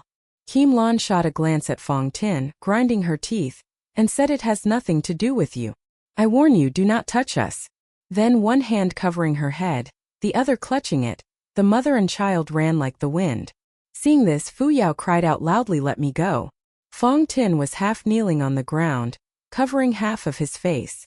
Xie Lian squatted beside him, embracing Hua Cheng, and anxiously asked, are you all right? Do you need me to help check the wound? Has your eye been affected? Fresh blood dripped drop by drop from the gaps between his fingers. Fong Tin closed his eyes, saying, no. My lord, please don't ask anymore. Xie Lian said, Fong Tin Lan Suang Miss Kim Lan. Ultimately? Unexpectedly, before he Ould finished speaking, Fong Tin suddenly lashed out with a punch, with a very loud crack, breaking the nearby tree. He angrily roared, I already told you not to ask anymore. These words contained a profound hatred. Moreover, Xie Lian perceived that this hatred seemed directed at him, and he couldn't help but be taken aback. Hua Cheng, from right beside him, coldly said, who was it that turned your wife and child into ghosts? If you have fire in your heart, do not misdirect it. Hearing that, Fong Tin slightly lifted his head, his eyes red-rimmed, turned towards Fu Yao. Fu Yao started, then immediately said with annoyance, why are you looking at me? You surely don't think that my general did it? This is truly misfortune to the extreme. He merely regarded her as a Xian Le refugee, having deep ties with royalty and nobles, which is why he offered assistance. He originally intended to free that fetus spirit, who knew it was stubbornly deluded, refused to leave, and even became fierce. Doing good deeds and still getting filth thrown upon oneself. If I had known this earlier, I should have just ignored it completely. That little ghost doesn't even know who gave birth to itself. Can you still hope that it remembers who killed it? Perhaps because for several days he had been entangled in countless matters, his tone was considerably cruder. Hua Cheng said, your general in such a state is still considered extremely unlucky? Then those who are even unluckier than him, do they perhaps not even need their lives? Feng Exine shook his head, muttering, why is it like this? Why, in the end, is it this state? Xie Lian said, perhaps you should treat your wound first, all right? Do you have any medicine with you? Feng Exine looked at him, saying in a low voice, I am fine. Do not touch me. He used his hand to cover his wound, not bothering to treat it, stood up and swayed unsteadily away. Xie Lian and Fu Yao called out a few times together, asking if he was returning to the upper heaven court or going to find someone, but he ignored them all, his figure quickly vanishing. Fu Yao struggled a little, saying in annoyance, Crown Prince, your highness, if you, immortal, do not pursue him, may I still not pursue him? Xie Lian then regained his composure, pondering carefully for a moment before saying, all right. And then indeed he released him.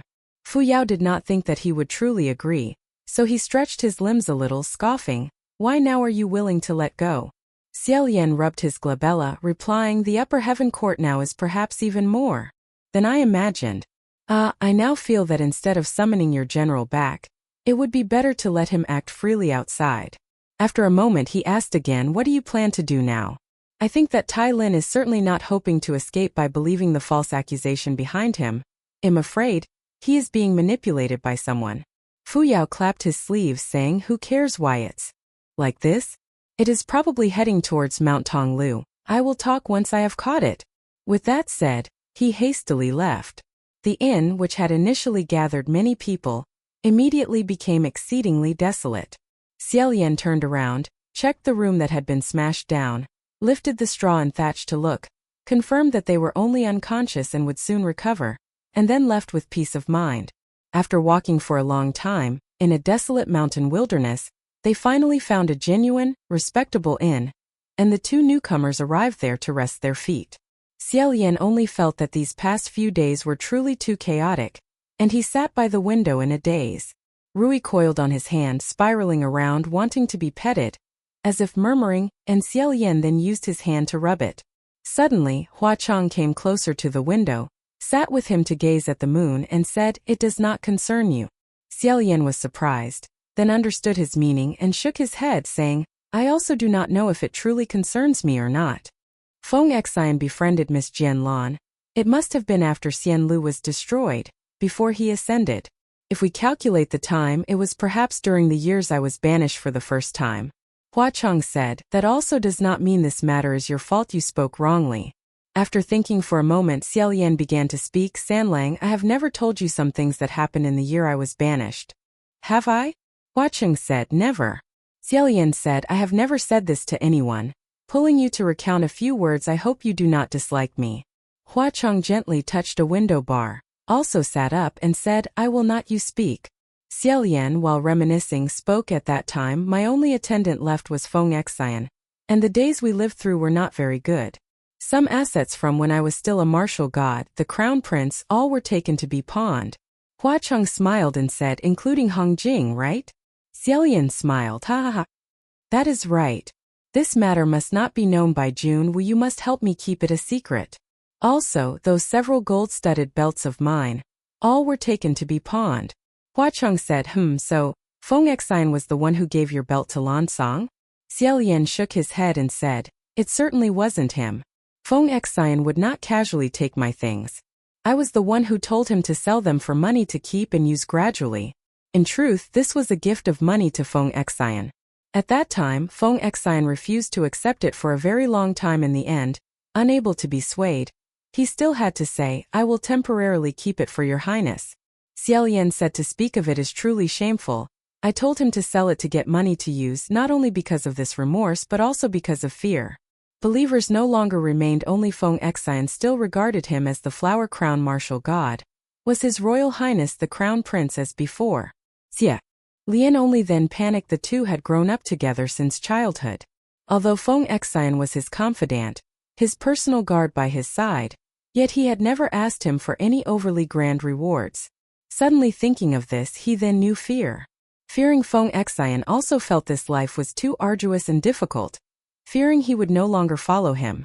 Therefore, those golden waistbands were not rewards, nor simply gifts or entrusted keeping, but also carried a hint of flattery or perhaps a form of reciprocation. When that fetus spirit created an illusion, Xie Lian saw an amulet. It must have been Feng Xian who gave it to Jian Lan. After Xianlu was destroyed as a nation, all of Xie Lian's palaces, temples and shrines were burned. Fundamentally, no one believed in the crown prince of Xianlu. His amulets were also regarded as waste. But Feng Xian still kept many of his amulets, incessantly, frequently, persistently distributing and giving them away, telling Xie Lian, "Gij, look, you still have believers." But in Xie Lian's heart, it was very clear the fate of those amulets. More than half of them were thrown away. Xie Lian slowly said, "Through so many years, I never knew who Feng Xian liked. Never asked nor ever paid attention. After all, he had been a favored son of heaven since childhood, a descendant of nobility. Feng Xian, by common sense, must truly have just been something surrounding him. How could they confide in each other together? Taking someone else's belongings to give to a maiden doesn't sound very good either. But at that time, the most valuable thing Feng Xian could give was only that golden waistband. After all, we often had food one meal and not the next. Feng Xian was also not the type of person who liked to spend money. Therefore, one can imagine how much he liked Miss Jian Lan at that time. If he truly liked her, why did they separate? Regardless of whether that fetus spirit was Feng Xin's son or not, if it was because of poverty that Feng Xian could not marry the woman he loved, no matter what, Xie Lian would feel extremely remorseful. Hua Chang, however, said if one likes someone and in the end they separate, then it was merely a liking, that is all. Xie Lian said, "Sanlang, You should not speak such heartless words. Sometimes the path I walk is not something I can decide. Hua Cheng slowly and calmly said, how I walk my path. Perhaps it is not for me to decide, but whether to walk it or not, only I alone can decide. Hearing this, Xie Lian was stunned, feeling as if something had become clear in his heart, staring at Hua Cheng without speaking a word. Hua Cheng tilted his head. Asked Gage, did I say something wrong? Looking at those sparkling black pupils, Xie Lian suddenly grabbed him, lifted him onto his lap, said, ha ha ha ha, San Lang, what you said is truly very correct. Hua Cheng seemed to be stiffened by his actions, letting Xie Lian lift him high up at will. Xie Lian smiled and said, allow me to shamelessly say one thing, San Lang. What you just said was full of an imposing aura. It truly has a point of resemblance to me in my youth. Hua Cheng was already accustomed to being carried back and forth like this by him, raised an eyebrow and said, then that is my dream. One big and one small played around in the room for a while. Xie Lian threw Hua Cheng onto the bed. He himself also lay down, looking up towards the sky. Just about to open his mouth, he then saw Hua Cheng suddenly sit up, his pupils constricted, his sharp gaze looking towards the opposite direction. Xie Lian felt something was wrong, immediately turned and sat up. The moment he saw it, immediately his entire body broke out in a cold sweat in the room. He didn't know since when, silently and stealthily, another figure had appeared, sitting by the table, casually pouring a cup of tea, its fragrance filling the entire room. But he had not noticed it in the slightest. Xie Lian couldn't help but feel his hair stand on end, drew his sword and pointed it forward, vigilantly asking who. That person gently replied, no need to fear. Xinla, would you like tea? The figure and voice of that person were extremely familiar. Xie Lian only then let out a light breath, tucking a few stray strands of hair behind his ear. His heart still not quite over its fright, sighed my Lord Emperor. His words carried a hint of laziness. He suddenly flipped the blanket, covering Hua Cheng's body and his own together, then continued to ask, why have you come down her? His hand inside the blanket tightly held Hua Cheng's hand, signaling him to be at ease. Junwu slowly poured 3 cups of tea. Only after pouring them did he stand up and say, seeing that you did not return, I naturally had no choice but to come down myself to see. As he spoke, his 2 hands lightly brushed against each other, walking towards this side, slowly closing the distance. Xie Lian saw him wearing a white Taoist robe and also carrying a precious sword. His heart flustered, quickly jumping off the bed. My Lord Emperor, first let me explain something. Who would have thought? Hua Cheng behind him had already thrown back the blanket, sitting with crossed legs, his elbows casually resting on his knees, and smiled. I think there's no need. Author Xie Lian and Mu Qing both cultivated the Tao and apprenticed under a master, so it can be said that they are both Taoists. But Feng Xian neither cultivated the Tao nor apprenticed under a master. He is not a Taoist, merely a martial god. He also, unlike Xie Lian and Mu Qing, did not have to abide by the precepts and pure rules to keep himself pure. Volume 3, Chapter 142. Xie Lian stood between the 2 people, saying, I feel it would be better if we sat down and talked first. Your Highness, look at this child, doesn't he greatly resemble? Junwu smiled and said, resembles your child, doesn't he? Ha ha ha ha ha ha ha. Xie Lian chuckled awkwardly, saying, how did your Highness know what I wanted to say? Junwu finally retracted his gaze from Hua Cheng, gently patted Xie Lian's shoulder, and without speaking, turned around and sat back down beside the table. Xie Lian knew that Junwu's intention at the moment was temporarily not to have the 2 sides conflict, and couldn't help but let out a sigh of relief. If Junwu intended to kill someone, then when he drew his sword it would be extremely terrifying. Xie Lian had witnessed it with his own eyes, and no matter what, Xie Lian did not hope for Hua Cheng and Junwu to fight at this moment. However, Hua Cheng's gaze was still upon Junwu. Junwu temporarily pushed aside a teacup, saying, although it's not the first time I've met your excellency, it is the first time we've met at such close proximity, in such a tranquil atmosphere. Why not use tea instead of wine and reconcile this situation? Xie Lian lightly coughed once, tried his best to naturally put on his clothes, and while putting on his shoes said, Emperor, how is the upper heavenly court now? Oh. Junwu put down his teacup, looked at the distant moonlight outside the window and sighed, don't speak of it anymore. Xie Lian. All right. We won't speak of it anymore. Seemed it truly was not good. Junwoo turned his head again and said seriously, no more jesting. What doesn't need to be spoken of has already been said. Xianle, come outside with me to speak for a moment. Just as Xie Lian was about to reply, he heard Hua Cheng slowly say from behind him, your upper heave. NOI court is now in complete chaos. It was originally no longer a secret. Lone souls and wild ghosts everywhere all know that this time the gathering of 10,000 ghosts cannot be stopped. Why is there any need to go outside to speak? Hua Cheng also stepped down from the bed, leisurely and gracefully walked over to the side of the table, and picked up a teacup to savor, as if after drinking the tea, he still found it utterly unpalatable. A moment later, all three people were seated at the table. Junwoo gently said, it is truly that nothing can be hidden from your excellency. After all, it was Junwoo who brewed the tea, so he couldn't help but show some deference. Xie Lian took a sip, and as he drank he said, doesn't Mount Tonglu still need a period of time before it officially opens? Is it already confirmed?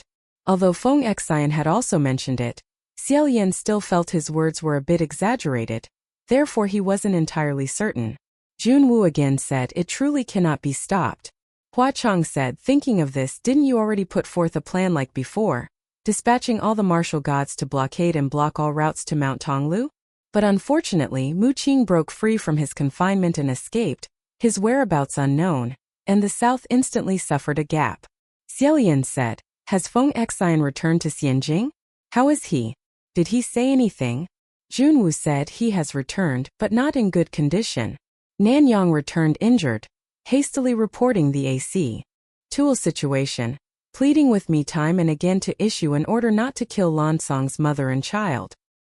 He originally intended to leave immediately after reporting, but he was severely wounded and his condition was not optimistic. His right arm could barely move, so I forced him to rest and recuperate in Xianjing. Since then, the defense line in the southern directions has a missing spot.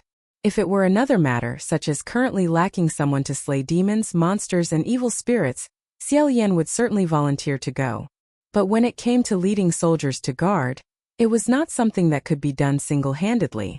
One person might slay a myriad of soldiers and horses, but could not guard against an entire heavenly army. Xie Lian had long since learned this lesson. Leading people, leading soldiers, these matters were not his fortes. It was better to let someone truly skilled bear this responsibility. Therefore, he did not need to force himself to offer his services for this task. He merely asked, are there no other martial gods in the upper heavenly court? Junwoo said, the other martial gods still have their duties and must be responsible for their territories. They can barely attend to their own affairs. Originally, the Mingguang Hall still had Pei Su, who could be borrowed for use, but he has been banished. Even Qiying, he is also like you, preferring to act alone, doing as he pleases. What's more, his whereabouts are now unknown, and this kid also does. NT listened to spiritual communication. Furthermore, the Lingwen Hall has no official, temporarily changing hands. On the other hand, the civil gods distort many things. Rumors do not settle down. Whatever news they hear, they transmit. The corresponding order power cannot be allocated, for many days now. Hearing Junwoo speak thus, Xie Lian realized that for many days now, the upper heavenly court was likely on the verge of paralysis. Xie Lian only felt disheartened and couldn't bear it, saying, I remember your highness said before, although it cannot be stopped, there is also a way to turn the tide, isn't there? How does one turn the tide? Hua Cheng again said, to turn things around? That is simply suicide. Junwoo cast a glance at Hua Cheng, saying, I have also said, if not absolutely necessary, we would not go to that step. Xie Lian's heart stirred, saying, perhaps? Junwoo slowly said, that's right. Now the only way to reverse the situation is to send a martial god to infiltrate Mount Tonglu with the myriad ghosts within.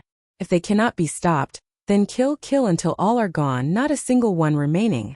Xie Lian's sleeves fluttered. He slightly furrowed his brow, saying, I am not very clear about Mount Tonglu, nor do I understand its operating rules, so in the end, how must it be done? Does it mean we must kill all the demons and monsters there? But this is not possible.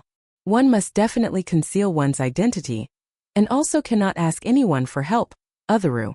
ISE, once the swarm of ghosts discovers that a god official has infiltrated, they certainly will not spare them.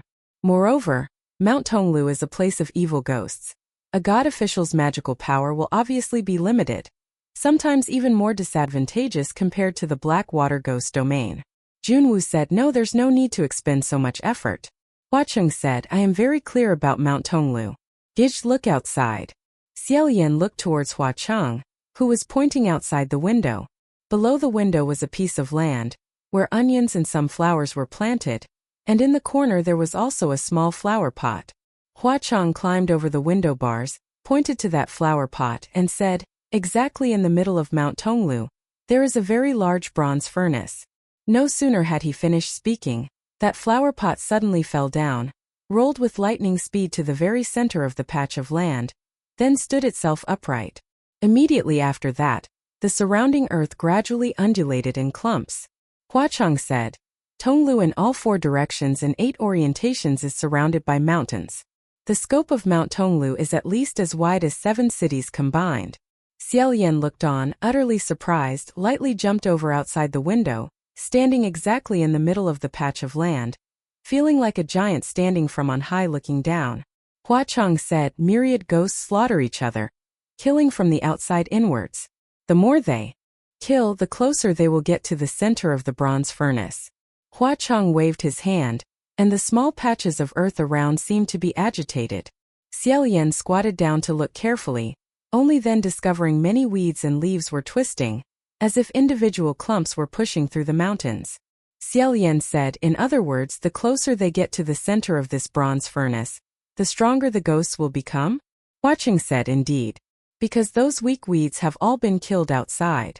Huacheng again gently waved his hand, a gust of wind blew past, and the clumps of weeds were immediately swept clean by this gust of wind, looking pitiable in their bareness. And exactly in the middle of the flower pot, a light suddenly appeared, seeming as if it was glowing from being burnt, looking indeed like a bronze furnace. Xie Lian stared at it, discovering 3 small flowers jumped onto the rim of the pot, continuously spun in circles around it, as if dancing. Huacheng beside Xie Lian also squatted down, saying, "Finally, at most, only 3 ghosts can enter inside the bronze furnace. At that time the bronze furnace will close." Those 3 spinning flowers suddenly jumped in, and were immediately buried by the clump of earth as black as ink. Huacheng continued, "Next, within 49 days 7 times 7, there must definitely be 1 ghost that breaks apart this bronze furnace." The flower pot suddenly shook violently, suddenly emitted a dazzle, and ray of light. With a boom, a piece of earth suddenly swelled up and then cracked open. A red flower jumped out from within, raising 2 leaf fragments, as if screaming into the wind, wanting the whole world to see its strength. Seeing this, Xie Lian could not help but let out a soft puff of laughter. However, it was unknown if that flower was too happy, for it then slid down from the rim of the pot. Seeing that the flower was about to fall, Xie Lian quickly reached out a hand to catch it, lifting it into his palm, wiping clean the petals stained with earth, and said, "Is this precisely the new Ghost King born from Mount Tonglu?" Huacheng nodded and said, "Indeed. Before that, the slaughter among myriad ghosts is an absolutely indispensable process to continuously strengthen their power. If any ghost that enters the bronze furnace does not have enough power, and cannot break out of the bronze furnace, then it will be locked inside and burned into ash and dust, turning into nutrients." Huacheng stood up, looked at Junwoo in the room and said, "Your method is merely to eradicate all kinds, discarding the weeds. If a ghost king has only such potential, then one only needs to personally eliminate it, and the remaining weak ones, even if they enter the bronze furnace, will have no way to rush out, unable to pass that trial, then they can never be called a ghost king." Xie Lian said, "It seems that way is also fine, but what will happen when it's done? Has it ever been tried before?" Junwoo said, "I don't know. Never tried it. Before, we always gathered to block all their paths." Huacheng folded his arms, saying, "I am only afraid that it cannot be. To fight under such conditions would be no different from suicide. I propose another sagacious method, which is for you to go yourself." Junwoo said, "I also think so." Xie Lian was stunned, saying, "Emperor?" Junwoo said, "Xian Lu, this time descending to the mortal realm, it is precisely for this reason. I wish to go to Mount Tonglu first. You return to the upper heavens, and temporarily help me manage affairs." Xie Lian dropped his hands, suddenly stood up and said, "How can this be? Please do not jest. If I manage everything, there will be those who are not convinced." Junwoo said if that is the case then do it well, this is precisely the opportunity for those people to be convinced by you. Xie Lian rubbed his glabella, saying Emperor forgive me, but this time I truly cannot agree. This matter is too preposterous. To speak of this based on mortal affairs is truly absurd. An emperor can personally lead an expedition. But has anyone ever heard of an emperor who must secretly go undercover to assassinate ghosts? The immortal capital can fly in the sky precisely because you uphold it. All the other divine officials whom no one can control are also managed by you. With you up there, the sky will not collapse. If you are not there, the sky truly will collapse. Junwoo said Xianlu, actually, in this world there is no one such that without him the sky would collapse. If you get used to it, you will discover that as the old passes, the new will appear to replace it. When a new ghost king emerges, if it is another crimson rain-sought flower or black water sinking ships, then it is fine, but if what emerges is a white-clothed calamity, then the world will fall into great chaos. You have witnessed with your own eyes how many difficulties there are to wanting to kill a calamity. Other than the way I must go, there truly is no other solution. Xie Lian also knew this matter was not Junwoo being conceited. Surrounded by 10,000 ghosts, if one wanted to kill them all one by one or subdue them, only Junwoo was the most formidable, but in truth it was not certain that Junwoo would definitely be able to do this. However, only Junwoo had the most chances. But if Junwoo were to go, the upper heavens would likely not be able to hold on. Just at this moment, Huacheng said, who says there is no other solution? Volume 3 Chapter 143. The next day, Xie Lian and Huacheng, the two of them, set out on their journey. Huacheng held Xie Lian's hand, saying, Gidge, next time you meet Junwoo, do not say a single word to him but turn around and run away. Xie Lian said in surprise, why? Huacheng said, I know, every time he seeks you there is never anything good. Xie Lian said with a smile, how should I put this? Originally, the matters Junwoo sends me to do are not bad things at all. Huacheng further said it is all the same. Whether going to Mount Tonglu or helping him manage the upper heavens, which of these is a good thing? The upper heavens are now in a complete mess, and he takes this moment to leave. Throwing this tangled situation to you, what are you supposed to do? Is it not simply like committing suicide with a sword? Xie Lian was amused, and after laughing, he said seriously, however, I truly did not expect that you would actually take the initiative to go to Mount Tonglu with me. I have thought for a very long time, and feel it should still be said, San Lang, you absolutely must not force yourself. Xie Lian still felt that, because Huacheng knew what he was thinking in his heart, he had taken the initiative to want to go together. After all, Xie Lian believed that even if he were banished to Mount Tonglu, it would still be more refreshing than going to manage affairs, doing things he knew nothing about in the upper heavens. Huacheng further said, Gidge, I have assured you many times that I am not forcing myself at all. Do you not believe me? Xie Lian said, of course not.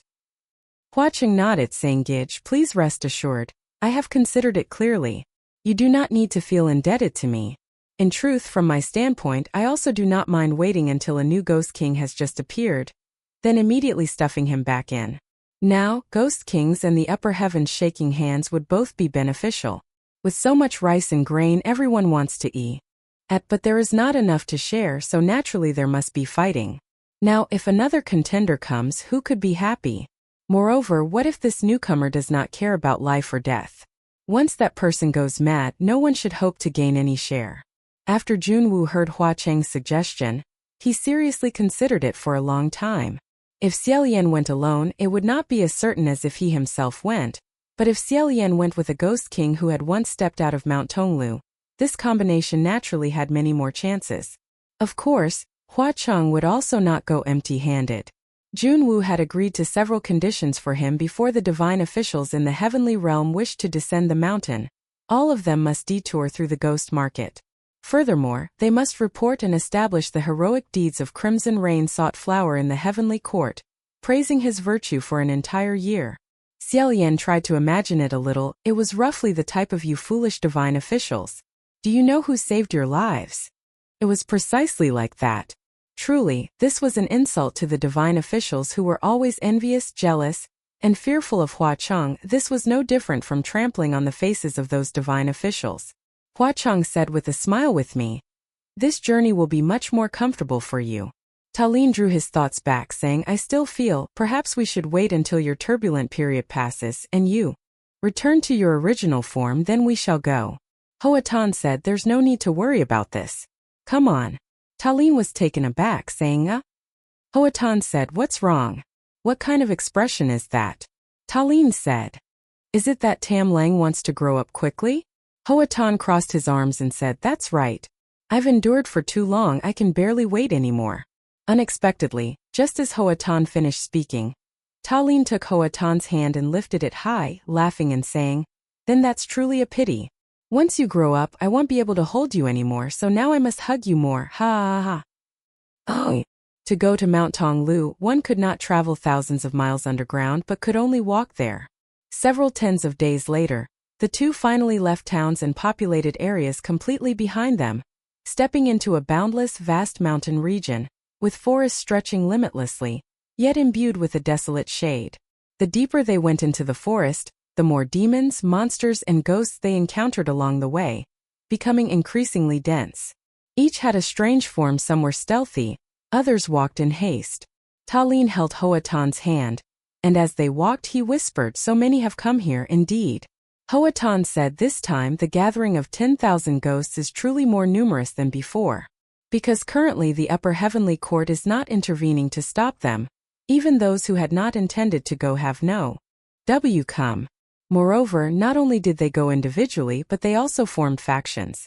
After walking for a while, Lin encountered a ragged horde of demons, monsters and ghosts, with fierce countenances, arranged in rows walking and chanting. Heaven and earth are a furnace, all living beings are copper. Deep water burning fire, 10,000 kulpas within. Heaven and earth are a furnace, all living beings are copper. Deep water burning fire, 10,000 kulpas within. Listening to the way they chanted, it was clear they were not only unafraid but, on the contrary, very excited. Hearing their chants, Tan's countenance hardened, and he coldly said, they fundamentally do not understand what these words mean, yet they chant so fervently. Upon thinking of this, it was true that many demons, monsters, and ghosts had never been here before, and did not know how cruel it was inside, yet kept thinking it would be too easy. It was a place brimming with ambition, and even those with experience who had been here before did not feel comfortable at all. Lin said, is forming factions like this even allowed? Tan said, this type of faction forming, I'm afraid they had planned beforehand to go to Mount Tonglu together, promising to spare each other's lives. But how long that promise lasts is uncertain. Because ultimately, in the killing, the more one kills, the more one's power increases, the less one kills, the more tenuous one's chance of survival. And the easiest to strike down, naturally, is the close, trusted person by one's side. After saying this, Tan slightly furrowed his brow, covering his right eye, seemingly starting to suffer from a headache again. Lin quickly embraced Tan and dashed into the trees, crouching down worriedly, saying, Tam Lang, we're about to enter the mountain, can you endure it? Tan's eyes recovered slightly, and he said, Gij, rest assured, I'm fine, it will pass quickly. How could Lin truly be at ease just by hearing that? Tan spoke again, Gij, come closer for a moment, I have something I wish to tell you. Lin did not understand the situation, so he brought his face closer. Tan used both hands to cup Lin's face and gently touched his own forehead to his. Lin blinked his eyes, dazed for a moment. When Tan let go, Lin said, Tam Lang, you? Huacheng smiled and said, all right. This place, all are demons and ghosts. Gij is a heavenly official. The immortal aura on your body is very easy to recognize. Using this method can conceal it. So that was it, blowing qi from Huacheng to Xie Lian. Xie Lian couldn't help but think of the last time the two of them used that qi transfer method, fearing Huacheng would also remember, and then bring it up again, hastily said, all right. Let's disguise ourselves a little. To blend in among the myriad ghosts, of course, they had to disguise themselves a little. However, it was only putting on an additional cloak, it was not uncommon to see many demons, monsters, and ghosts also liking to wear masks or cloaks. The two disguised themselves simply. Xie Lian held Huacheng's hand, and slowly walked forward.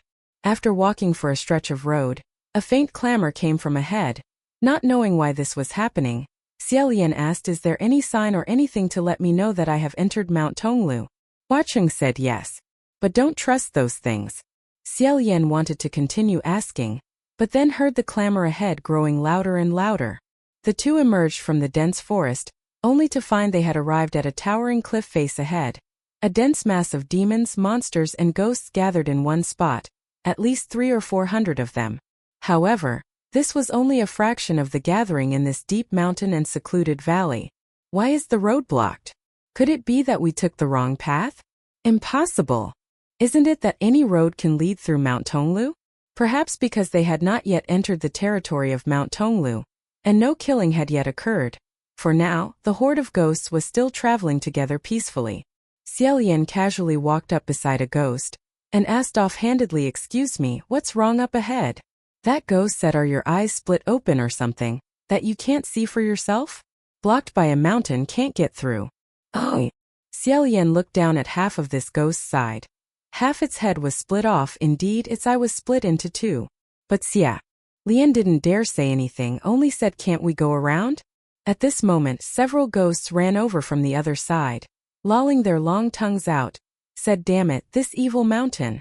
We ran for over half a Kanjio and still couldn't see the mountain's edge. And we'll have to run for over half a Kanjio just to get back." The ghosts looked at Xie Lian and clamored, "Impossible." Xie Lian asked again, "Can't we climb over or fly past?" No sooner had he finished speaking, than from the sky suddenly came a whoosh. A seventh-walk bird fell down with a heavy thump, falling onto the ground. It seemed to have stopped breathing. A ghost cried out, "What a short life. Even a bird flying until exhausted couldn't cross over." The ghost said to Xie Lian again, "Impossible." Xie Lian asked again, "Then can't we?" Xie Lian hadn't even finished speaking when the horde of ghosts hissed, "Shush," wishing they could seal Xie Lian's mouth shut. "Don't ask anymore. You're crow's mouth." Xie Lian said, "All right then." Hundreds of demons, monsters, and ghosts were stuck here, unable to go anywhere. Even if they wanted to fly, they couldn't fly over the high cliff face ahead, and all sorts of clamorous and boisterous sounds incessantly filled their ears. A ghost said, "I know.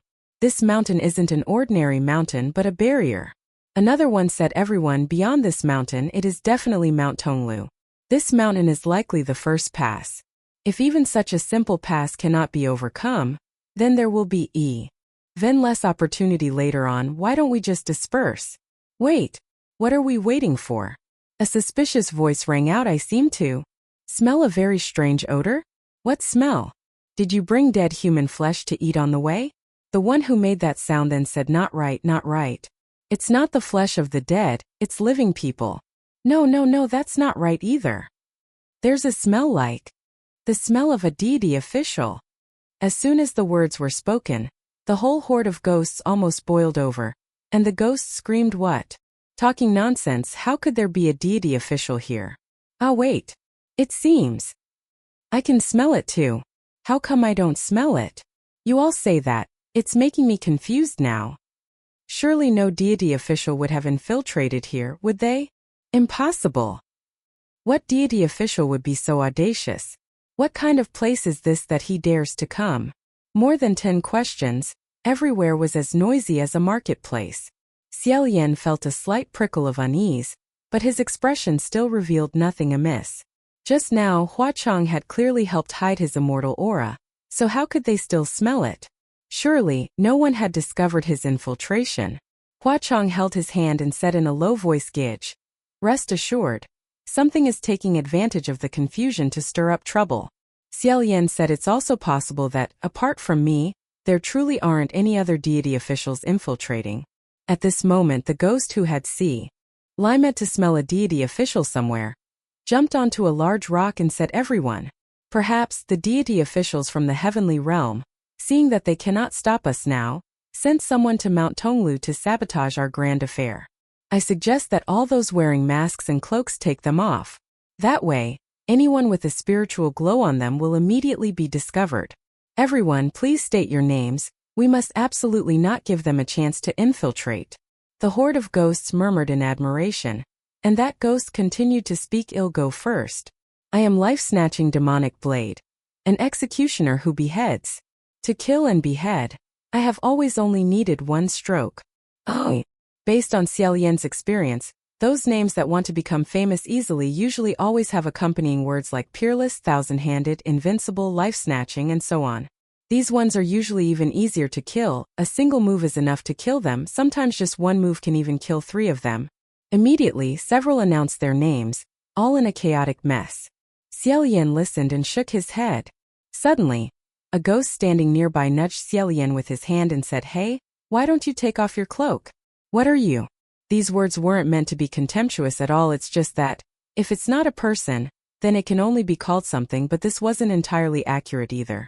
In truth, there were quite a few demons and ghosts who didn't take off their cloaks or masks near Xie Lian. There was one standing with arms crossed, watching them. But only Xie Lian was directly addressed.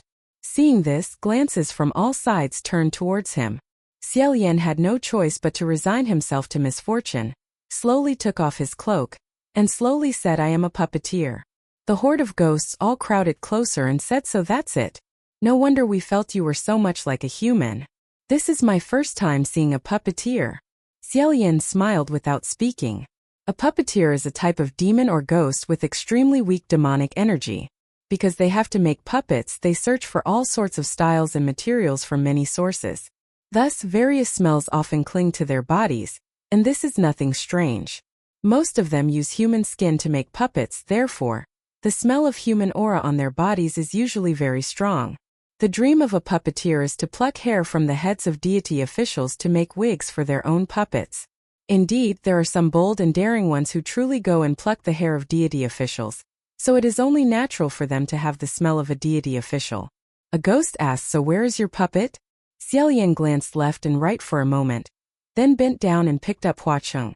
The horde of ghosts clamored in surprise and then exclaimed in admiration, "Whoa, truly exquisite. What skin is used? TSK, TSK, TSK, it looks so real. It feels like we're about to compete with a formidable opponent. Howsy, and it be so real?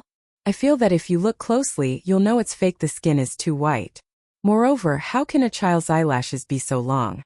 Although Hua Cheng had his arms crossed and his face bore no expression, many female ghosts had long since been captivated by his appearance, even though the hearts of these demons and ghosts had long stopped beating. The demons and ghosts immediately said, "Oh my God, this puppet is too beautiful. Master, do you take custom orders? I want one just like this. The price can be negotiated." Some female ghosts even couldn't resist reaching out to touch him. Xie Lian hastily pulled Hua Cheng back, drawing him into his embrace. The horde of ghosts hissed and said, "How stingy. Holding him so tightly, not even letting us touch him once." Xie Lian embraced Hua Cheng even more tightly, stroking his hair, and said, "Of course, this is my puppet. Moreover, it is very short-tempered besides me. Outsiders cannot touch it, otherwise it will become very angry." Hua Cheng and Xie Lian's embrace furrowed his brow slightly. The crowd of ghosts laughed heartily, saying, "Oh my, it even knows how to frown, how truly strange." At this moment, suddenly a voice rang out, "I do not think that is the case." Volume 3, Chapter 144. Xie Lian turned his head, only to see that the one speaking was indeed life-devouring saber demon. He said, "The scent of human aura on you is not too strong." The crowd of ghosts all said, "A puppet master. That is common. Moreover, there is ghost energy on his person. Life-devouring saber demon, no, everyone look closely. The ghost energy on this puppet master is fundamentally not emitted from within him, but rather it seems to be attached from the outside. Being covered in ghost energy could originally deceive them a little, but once becoming the target of the ghost's attention, they would then be scrutinized." The life-devouring saber demon stirring up trouble, Xie Lian had still thought he was merely a minor character. Who knew he was so sharp-eyed? A certain ghost said, "You seem to know quite a lot. Are your words certain? What do you base your judgment on? Do you have any method?" Life-devouring saber demon, "Yes. There is something that can verify what he truly is." Having said that, he took something out from his sleeve. As soon as the ghosts saw it, they instantly retreated a large circle, saying, "Damn it. You dare to carry imperial talismans on you. I think you are precisely the heavenly official who infiltrated us." Life-devouring saber demon, "Wrong. It was merely on the way here that I killed a few Taoist priests and conveniently collected their items. These are merely a few ordinary imperial talismans. All of you could make it here, so presumably these imperial talismans cannot harm you. Just watch." With a bang, he affixed an imperial talisman to his forehead. The talisman burned with a wisp of black smoke, leaving a black mark like ink on his forehead. He wiped the mark away, saying, although imperial talismans cannot harm me, they can still leave an imprint. This way my identity can be proven, right? Although this item is used to deal with demons, devils, and monsters, conversely, it can also be used to distinguish who is human and who is a demon.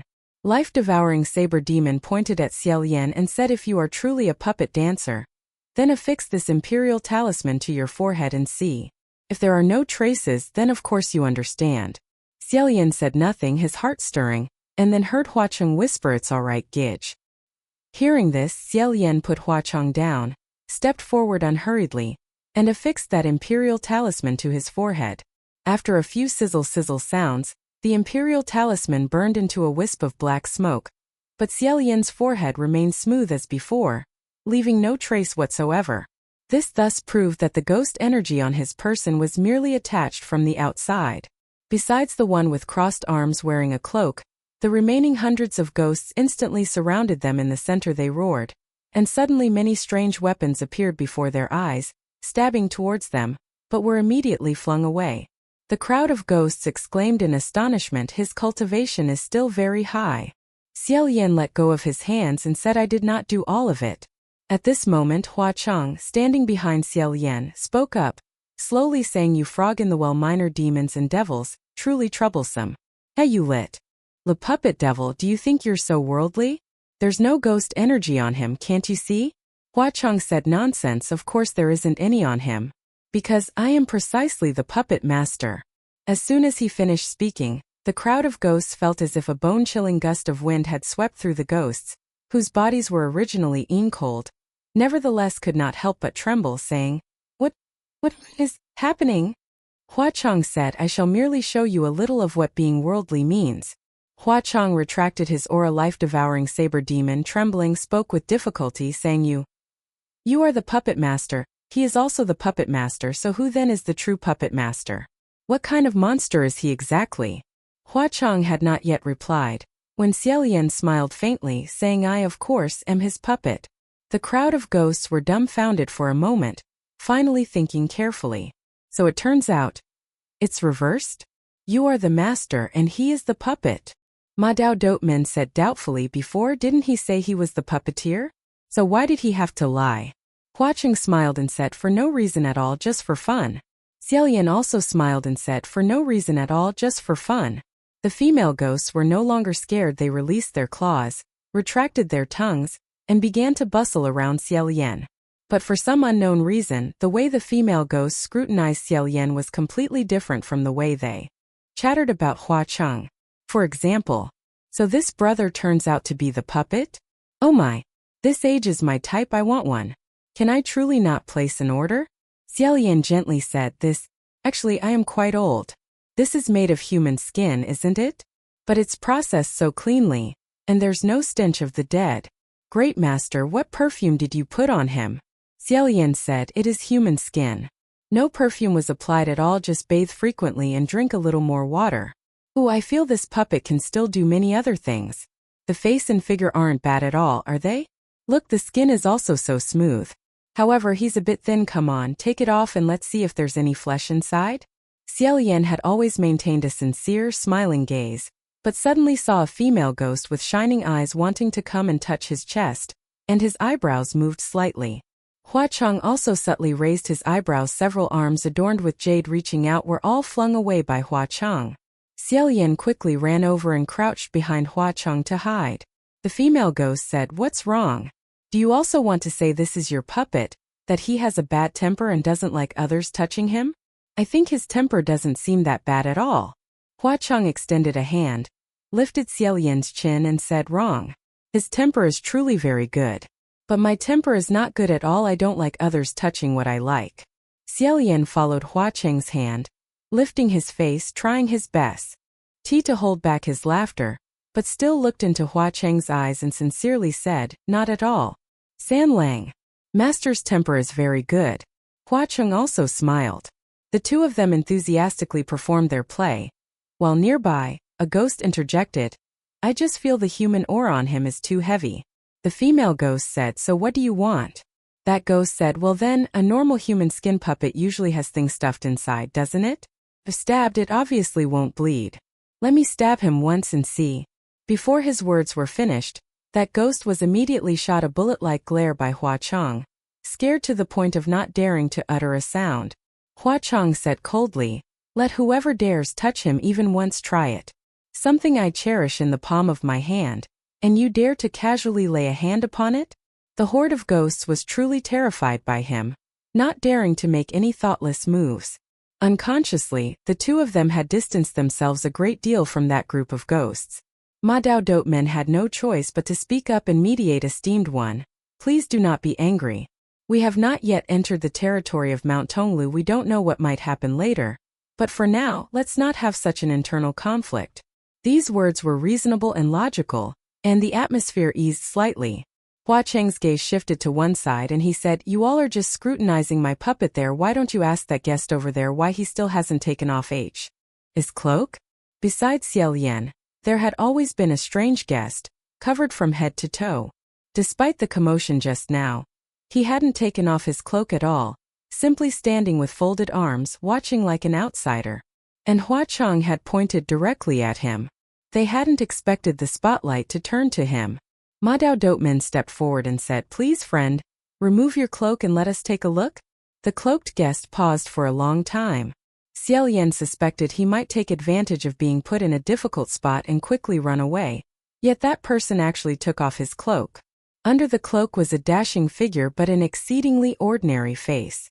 Such a face, though not ugly, if thrown into a crowd, fundamentally no one would remember it. The horde of ghosts felt a bit disappointed upon seeing his true face. However, Xie Lian's heart was extremely vigilant. Hua Chong also said, one look and you know it's a fellow using a face-changing disguise. The voice was one only Xie Lian could hear. Xie Lian nodded.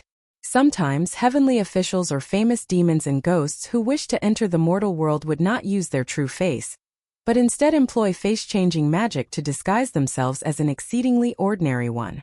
Regardless of whether it was beautiful or ugly, as long as it made others look at it for half an hour yet completely forget that face upon turning away, only then was one a truly successful face changer.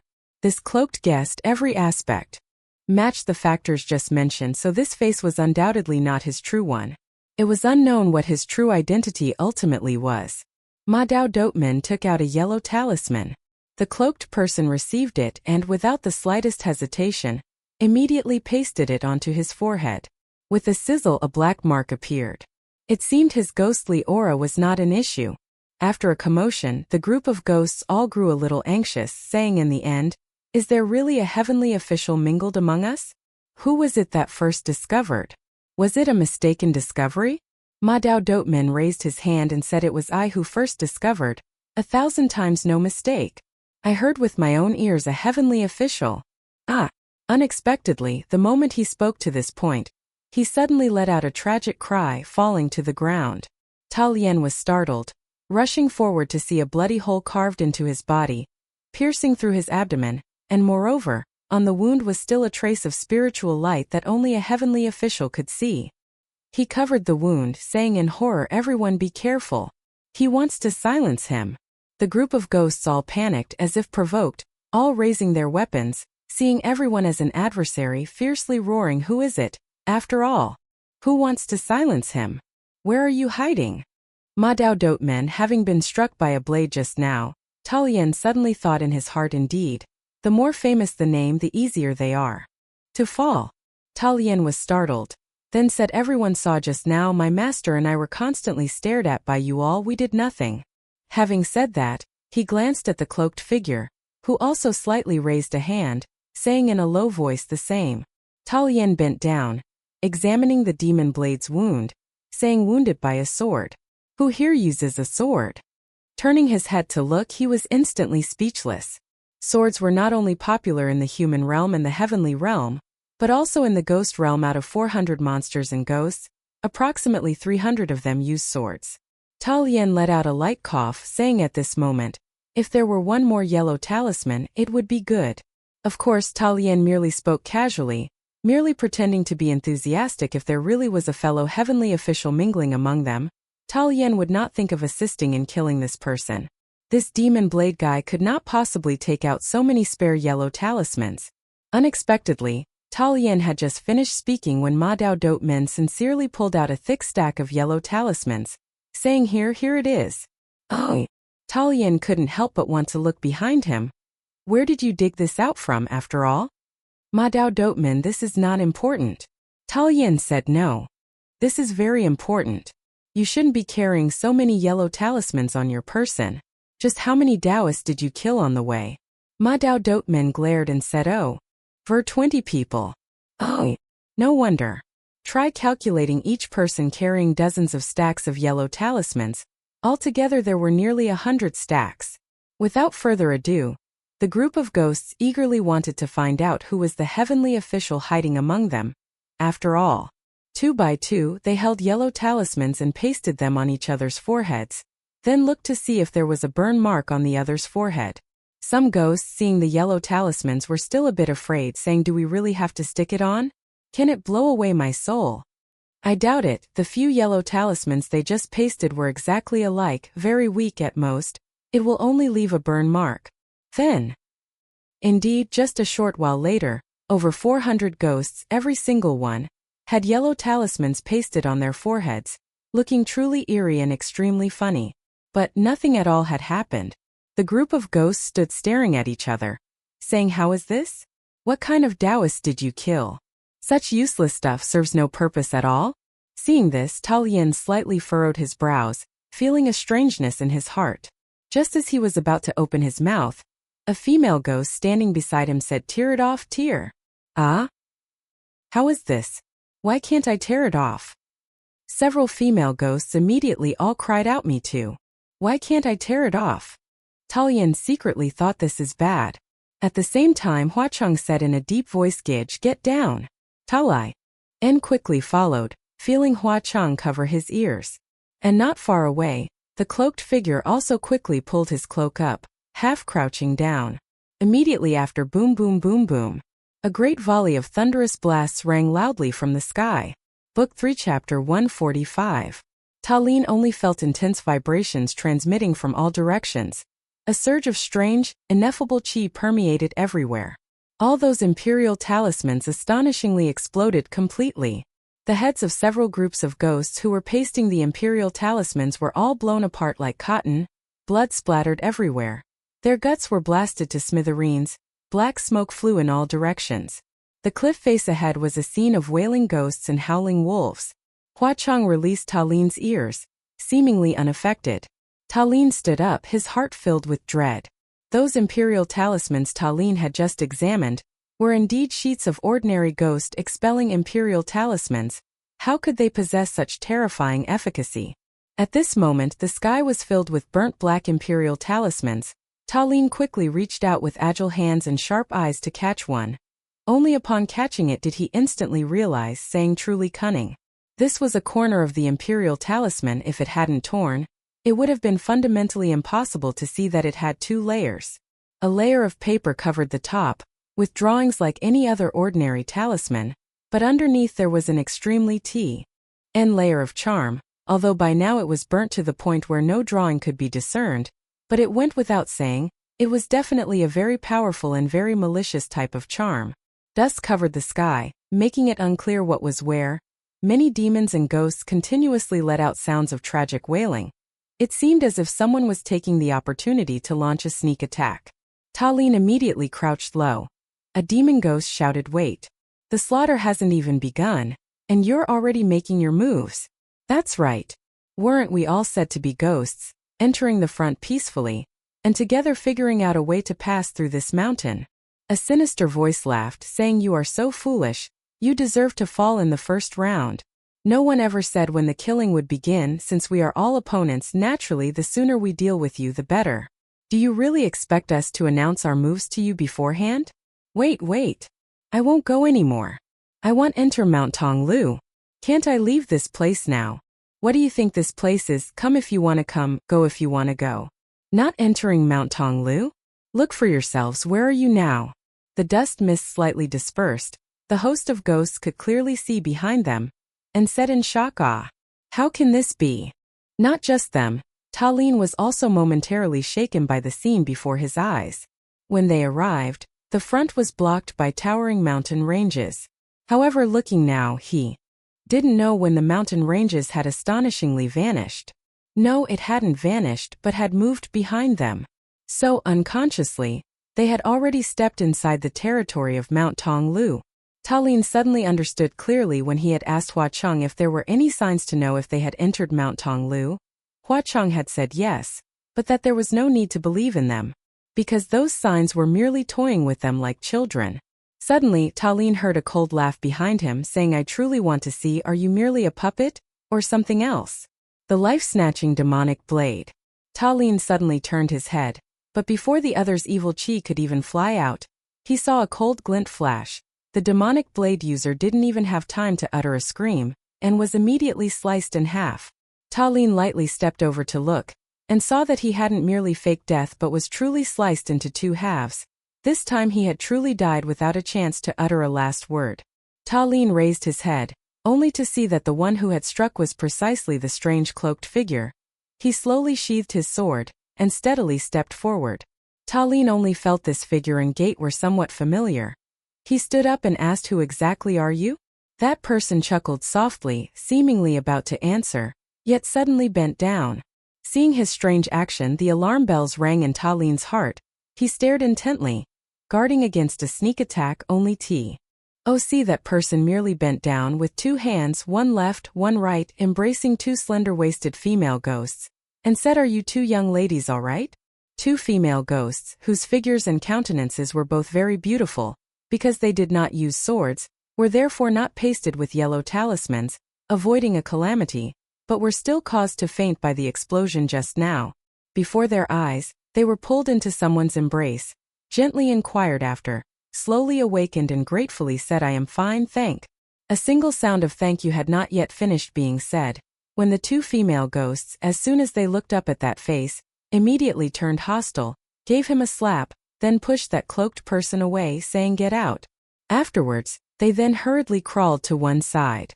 That person being slapped by those two hands was not angered, only felt a little strange, stroked his chin, furrowed his brow, and said in surprise, "It can't be right? This face isn't that ugly, is it?" "Oh." Although he did not remove his disguise, Xie Lian already knew who he was, saying, "General Pei, why have you also come here?"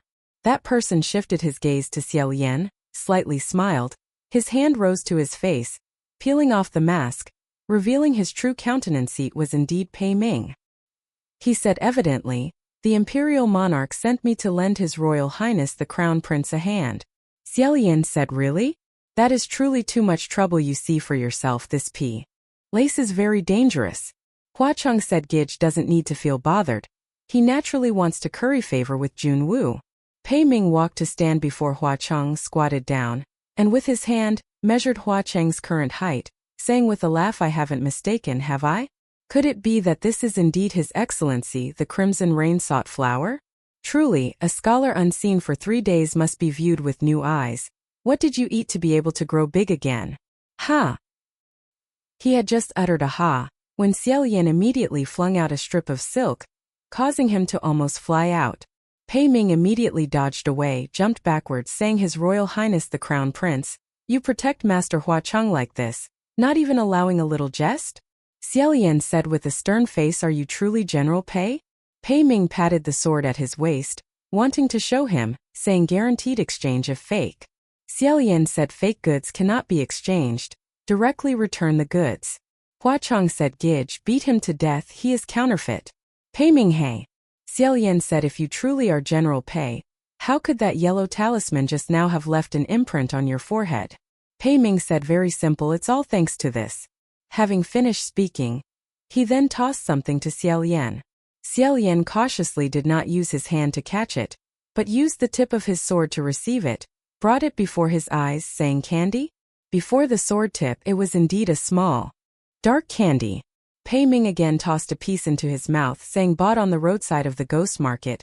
Chew one piece and your mouth is full of ghostly aura. From inside out, pretending to be a demon, pretending to be a ghost is very effective." Xie Lian twirled that ghost candy, said in surprise, "Can such a miraculous thing also be bought at the ghost market?" Pei Ming, eating candy, said, "Go ask Master Huacheng beside you, he knows best. At the ghost market, anything can be bought, mainly it's just about finding the way in. The taste isn't bad, Your Royal Highness the Crown Prince, try a piece?" Xie Lian was also quite curious what this ghost candy would taste like when eaten, looked at Huacheng and said, "Next time we come, let's buy a few of these ghost candies and try them." Huacheng took the candy from Xie Lian's hand, said, "Whatever Gidge likes at the ghost market, just tell me directly. But this thing do not eat." "Why?" In Huacheng's hand basically no strength was used. That candy made an X sound, transforming into a wisp of black smoke. Huacheng said things at the ghost market are very dangerous. For instance, this type of candy, made from shops without obscure origins, ingredients are largely unclear, only for those low-level demons and ghosts. Eating it later will be harmful to the body.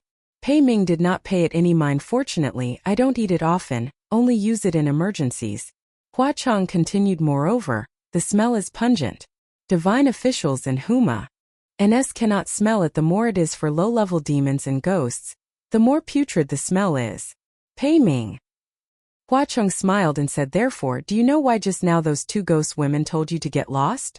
"Oh, because they felt that the ghost qi on Pei Ming's body was extremely low-level, utterly putrid." Xie Lian lightly coughed once, softly said, "General Pei, this? Perhaps don't eat it." Pei Ming reached out his hand, pulled out the remaining few ghost candies, threw them away and said, "All right. However, we are only just on the outer layer of Mount Tonglu now. The deeper we go, undoubtedly there will be more formidable demons and monsters. They can see through us with a glance. What will we do then?" Those ghost women ran from Huacheng as if being herded like ducks. Thinking of this, it turned out that they very much liked the ghost qi on his body. Huacheng imparted qi to Xie Lian. Naturally it was a top-grade kind. Truly there was no need to go by those ghost candies. It's just, if one doesn't want others to notice that the ghost qi was attached from the outside, it would probably still require imparting qi just like last time, lips and teeth intertwined, both sides exchanging something with each other. Thinking of this, Xie Lian forced himself to immediately stop that thought, and solemnly said, "I also don't know. I am just a puppet." The implication was that he still wanted to continue acting until the play was over. Pei Ming said, "All right. His Royal Highness the Crown Prince must follow your master closely." Xie Lian pretended not to hear, looked around, pondered for a moment and said, "Unpredictable, to have such severe casualties just at the very beginning. At first, more than 400 demons and monsters gathered here, but just as chaos erupted, not many remained." Xie Lian couldn't help but recall that night when Huacheng made a simulated battlefield model for him to see. Indeed, it was as if a strong gust of wind blew past, and all the wild grass was swept away. Those who survived avoided a catastrophe. Those who were injured but not yet dead, scattered sparsely, fewer than 10 of them, limbs severed and strewn about, groaning everywhere. Huacheng stood before them, saying, "Do you now know where Mount Tonglu is?" The surviving group of ghosts dared not utter a sound. Xie Lian said gently, "Before your eyes is only the outer layer. If you still wish to keep your body whole, then do not foolishly venture deeper inside. When you encounter more dangerous situations, wait and then find an opportunity to leave this place." The group of ghosts also had this intention. Seeing that they did not want to silence them, they quickly supported each other and fled far away. Watching those figures retreat, Xie Lian said, as if deep in thought, "That life-taking demonic saber, although he obtained a powerful talisman, who would have thought he was such a dangerous individual, striking with truly cruel hands?" Pei Ming agreed, saying, "This purse on is skilled in scheming from the very beginning. He fished in troubled waters. Moreover, he adapted extremely quickly. That one sword strike from His Royal Highness the Crown Prince just happened to create an opportunity for him to execute his bitter stratagem." Xie Lian was taken aback, saying, "Wait, a sword strike from me? What did I do with the sword? I didn't stab him, did I?" Pei Ming said, "No. On his belly was a sword wound. If it weren't for him previously creating confusion for everyone by saying there was spiritual light on your body, then the demons and monsters also wouldn't have believed his words, and gone to stick talismans on their own foreheads." Xie Lian said in surprise, "Honestly, I thought that sword strike was yours, General Pei." Pei Ming said, "Has His Royal Highness the Crown Prince misunderstood me? I Pei do not do such despicable sneak attacks." Xie Lian said, "Not you and not me. Then could it be that just now there was a third divine official here? Or was there an issue with the spiritual light on that demonic saber's wound?" As Xie Lian turned his head, wanting to go confirm thoroughly, the spot where the life-taking demonic saber had just been dismembered was empty. Xie Lian said in surprise, "Where is the demonic saber's corpse?" Pei Ming was also slightly surprised, saying, "I had just severed him at the waist." Hua Cheng said in a deep voice, "Gage, pay attention. In Mount Tonglu, the more one kills opponents, the stronger the slaughterer becomes. And just now, in an instant, the life-taking demonic saber had killed nearly 400 demons and monsters." Book 3 Chapter 146. Corpses lay strewn across the ground, black smoke drifted everywhere. All three people were in a state of high alert. After that tall mountain range had stealthily moved behind them, the path ahead finally lay open. Layers upon layers of dark, ominous forests appeared, extremely fearsome, occasionally emitting a few caws of crows. Xie Lian, while guarding vigilantly, inadvertently held Hua Cheng's hand. Unexpectedly, as he clasped the hand tightly, he sensed that something was amiss. Hua Cheng was clearly a ghost, but at this very moment, his body temperature was excessively hot, as if he had a high fever. Xie Lian immediately froze in surprise and whispered, "San Lang, are you about to transform back?" Although Hua Cheng felt as though he was burning from his forehead to his fingertips, his expression remained unchanged. He said soon. Hua Cheng wanting to transform back was a good thing. However, the moment he would transform back was precisely the most crucial moment. Xie Lian quickly decided, saying, "Set up an array.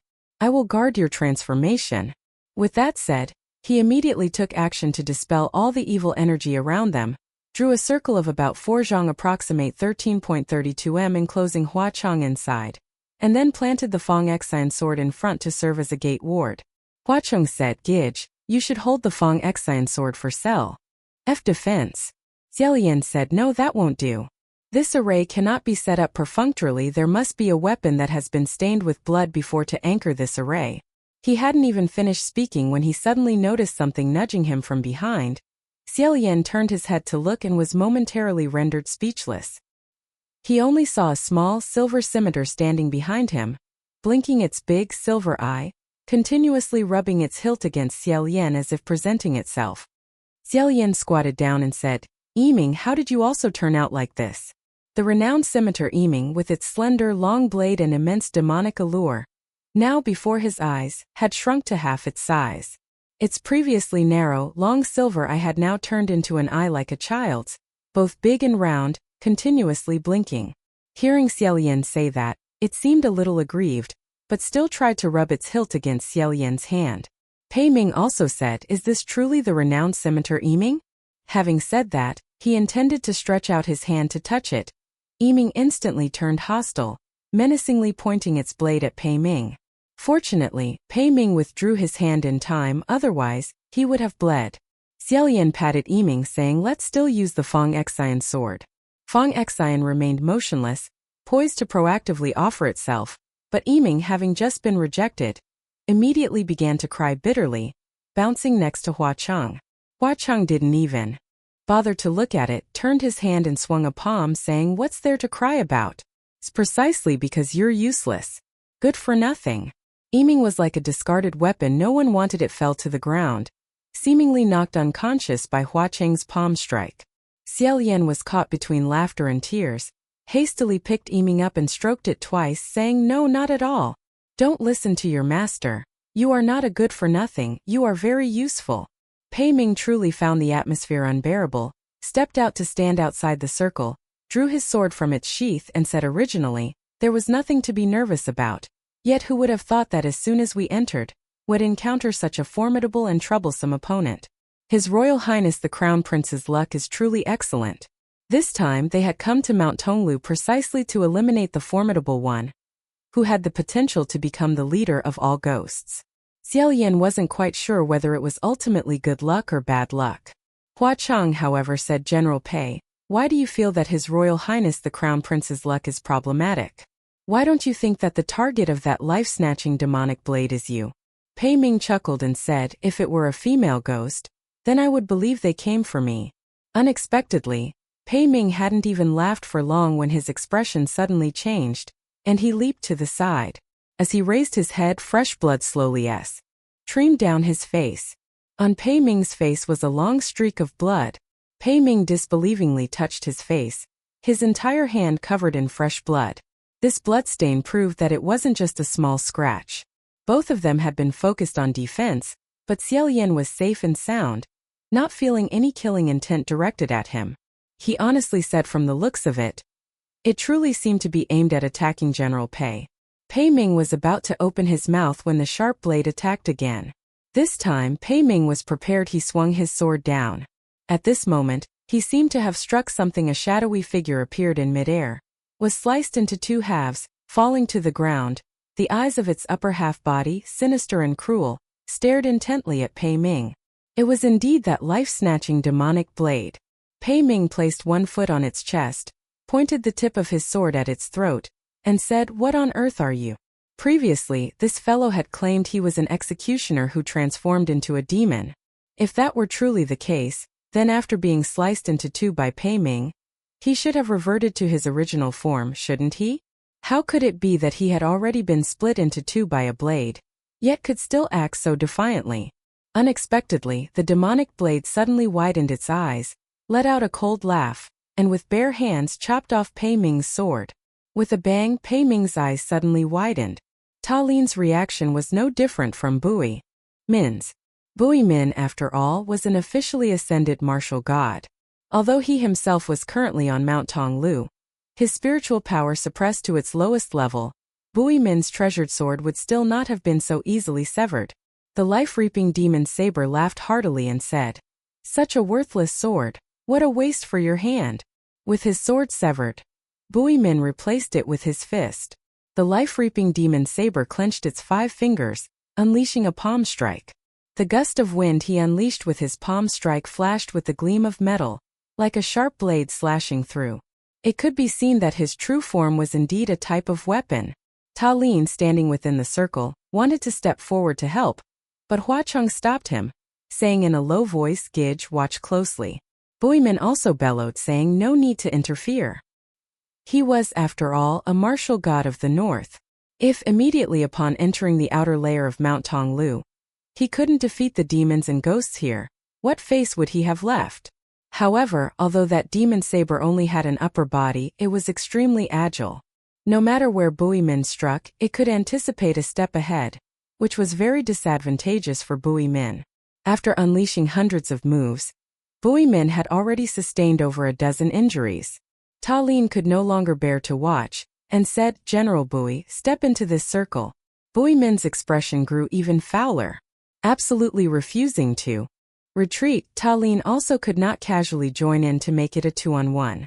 For a martial god in a 1-on-1 battle, having someone step in to help was a type of humiliation. Ta Lin could only say, "General Bui, come back here first. Haven't you noticed something strange? Your sword techniques, he knows them like the back of his hand." Bui Min naturally also discovered this, he just still couldn't believe it. But since even Ta Lin had noticed, he had no choice but to believe. Ta Lin drew Fang Xian, swiftly opening a gap, and Bui Min seized the opportunity to leap into the circle, his expression utterly grim. Ta Lin once again plunged Fang Xian back into place, and said, "General Bui, was that severed sword your spiritual weapon?" Bui Min wiped the fresh blood from his face, and said in a low voice, "No, I don't have a spiritual weapon. I just casually picked a handy weapon." Ta Lin gently let out a breath and said, "That's wonderful. However, why didn't General Bui forge that sword into a spiritual weapon? All martial gods forge the weapons they frequently use into spiritual weapons, so that during battle it's like a tiger growing wings." Before Bui Min could answer, the demon saber snorted coldly, saying, "It's all because the sword he used most frequently has long been gone." Bui Min's brows furrowed, and he said, "Who are you?" The life-reaping demon saber huffed, "Who am I?" "Bui Min. You personally broke me back then. Did you ever foresee a day like this?" Ta Lin was slightly surprised and said, "General Bui, do you know him?" Bui Min pondered for a long time, his expression growing increasingly solemn, then tentatively said, "You are Ming Guang?" Hearing that name, the life-reaping demon saber's smile vanished. Upon closer inspection now, he was completely unlike the demon he had initially encountered. Ta Lin exclaimed in surprise, "General Bui, what is going on? His name is Ming Guang? Aren't you General Ming Guang yourself?" In an instant, countless unimaginable old stories gradually appeared in Ta Lin's mind, such as impersonation and selling dog meat under the guise of mutton. But because the upper heavenly court already had many prior cases, it was no wonder he couldn't help but think along those lines. Ta Lin couldn't help but think to himself, could it be another Shuri? Bui Min vaguely understood what Ta Lin was thinking, and covering his wound he said, Your Royal Highness, what are you thinking? I assure you I am not a fake General Bui. I am the real one. Ta Lin said, Then why do you call him Ming Guang? Bui Min said, Because he was originally named Ming Guang, I gave him that name. He is my sword. Ta Lin said, could it be the general who broke his sword? Bui Min said, That's right. Ming Guang was my treasured sword when I was still mortal, and I personally broke it several hundred years ago. No wonder. No wonder this saber demon understood Pei Ming's swordsmanship as clearly as the palm of his hand, as if he could see what Pei Ming would do next. No wonder he could still move on his own, despite clearly being cut in half. The wound in his belly also had no effect on him whatsoever, because this sword had followed Pei Ming campaigning across the land and winning countless battles because it was originally already broken into 2 pieces. Xie Lian quickly ran over and said so. It turns out that when he was injured earlier it was self-inflicted? What about the spiritual light on that wound? Pei Ming said that year after I broke it I immediately ascended. Thinking back, it must have gotten some spiritual light stuck to it at that time and I couldn't get rid of it. Life-claiming demonic saber no Ming Guang began to use his hands as blades, lunging towards Fang Xian. The expression on his face was sinister and malevolent. Xie Lian couldn't help but ask General Pei, why is his resentment so great? What did you do to him? What exactly is the story behind the general breaking the sword? Pei Ming said that matter from hundreds of years ago is already ruined. Why bother talking about him? First, let's figure out a way to fight him back. Although the protective circle was still there, once Fang Xian was separated, the formation would be more than half broken. Xie Lian looked behind him. Hua Chang was already sitting in meditation, seemingly unconcerned with the surrounding commotion. Xie Lian felt a little relieved. Pei Ming's voice pulled Xie Lian back, saying, Crown Prince, can your Fang Xian end? Your? Xie Lian turned his head and said, I don't know, after all, Fang Xian is already very old. Pei Ming said, It's alright, Ming Guang is also very old. Xie Lian let out a soft sigh of relief and said, Since that's the case, as long as there aren't any other things helping out, it should be able to last a little longer. Who would have thought? Before his words had even finished, a series of extremely heavy footsteps consecutively echoed from the forest. Not long after, a tattered corpse clad in armor, with a brawny and ferocious appearance and dark skin, appeared before them. The moment they saw that fellow, both Xie Lian and Pei Ming felt a drop of cold sweat run down. That fellow saw someone here wildly chopping at a sword stuck in the ground with his bare hands, felt a bit surprised and walked over. Xie Lian and Pei Ming, without prior agreement, simultaneously covered their faces. And Ming Guang, seeing that corpse walk over and moreover it looked very strong, shouted, Hey big fellow, give me a hand. Help me break this formation, and I'll split the human head inside with you by half. However, that fellow seemed not to be a Central Plains person, and even after death, he wasn't a Central Plains ghost. He didn't understand what he was saying, and merely stood there shouting back. Ming Guang and the big man yelled for half a day. Yet neither understood what the other was saying. Veins bulged clearly on both their temples. Pei Ming tried his best to naturally cover his FSC. And whispered, Crown Prince, what kind of barbarian ghost is this? Xie Lian also whispered, he thinks your sword is provoking him, which is why he's angry, telling you to quickly kneel, otherwise he'll beat you to death. Pei Ming said, That's wonderful. I hope they start fighting each other quickly. Who would have thought? The brawny fellow heard them whispering, turned his head back, furrowing his brows, and stared at them intently. Xie Lian and Pei Ming covered their faces even more tightly, pretending to be too busy to pay him any attention. However, that fellow still recognized them. He stomped his foot and indeed the entire ground shook. He roared, It's you. That scrap-collecting Taoist. Pei Su's big boss. Having been recognized by him, the two of them could only lower their hands. After a moment of deliberation, Xie Lian spoke in an extremely gentle tone, General Kuo, please calm down a little. So it turned out that the terrifyingly tall and burly great man named Kuo was actually the one guarding this Mount Tonglu. a place where 10,000 ghosts stirred restlessly. Without another word, he kicked Fong Xian with one foot, causing Fong Xian to bend crookedly. The moment Ming Guang saw this, he clapped his hands in admiration, saying extraordinarily brave. Then he continued to strike with another palm. Seeing Fong Xian being attacked jointly by the two of them, making it wobble and tilt, Xie Lian touched Hua Cheng's forehead, then withdrew his hand and said, "What do we do now?" Volume 3 Chapter 147. Xie Lian had to guard Hua Cheng, so he could not be distracted, and Pei Ming was extremely familiar with the weapon before him, so there wasn't even the slightest threat. At this moment they suddenly heard Ming Guang curse, "Hey, you barbarian ghost. When I'm chopping, can you not chop? You chopped my old man's hand." Kuemo directly ignored him. Seeing the two of them beginning to conflict, Xie Lian grabbed Pei Ming and said, "General Pei, Kuemo doesn't believe that you bear no ill will towards him. You must find a way to reconcile with him. Quickly interlace your two hands, tightly close your 5 fingers, then place them on your head, then bring your clasped hands down from the top of your head, and slowly separate your 5 fingers. This is the most common way to seek peace. In short, for now, show goodwill towards him and make him calm down." Bui Min could not understand, saying, "Huh? One must know that they had animosity with Kama, and it was not merely a few trivial misunderstandings, yet that posture seemed to intend to seek reconciliation. How could he possibly remain calm?" Xie Lian also did not explain anything further, seizing Bui Min, saying, "Hurry, let us perform this gesture first, make him stop first." However, Bui Min's hand, still injured, was seized by Xie Lian, and Bui Min's mouth twitched slightly. Just as he was about to follow suit, Ming Guang had long since overheard everything they had just said, immediately standing before Kama, his 2 hands crossed, raised to his head, then slowly separating in a line from top to bottom, then looking at the 2 people standing in that circle, smugly saying, "Don't think it's such easy pickings." Who would have thought? Kama, seeing him perform this gesture, his 2 eyes widened, his skin black as iron, veins bulging. He opened his 5 fingers, his hand as large as an iron fan, and directly slapped once, sending Ming Guang flying far away. A slap like a cleaver strike occurred in an instant, and Bui Min and Ming Guang did not understand what had happened. After a moment, Bui Min then turned back to look at Xie Lian, saying, "Crown Prince, I thought Ming Guang was very cunning, but I did not expect you to be even more cunning than him.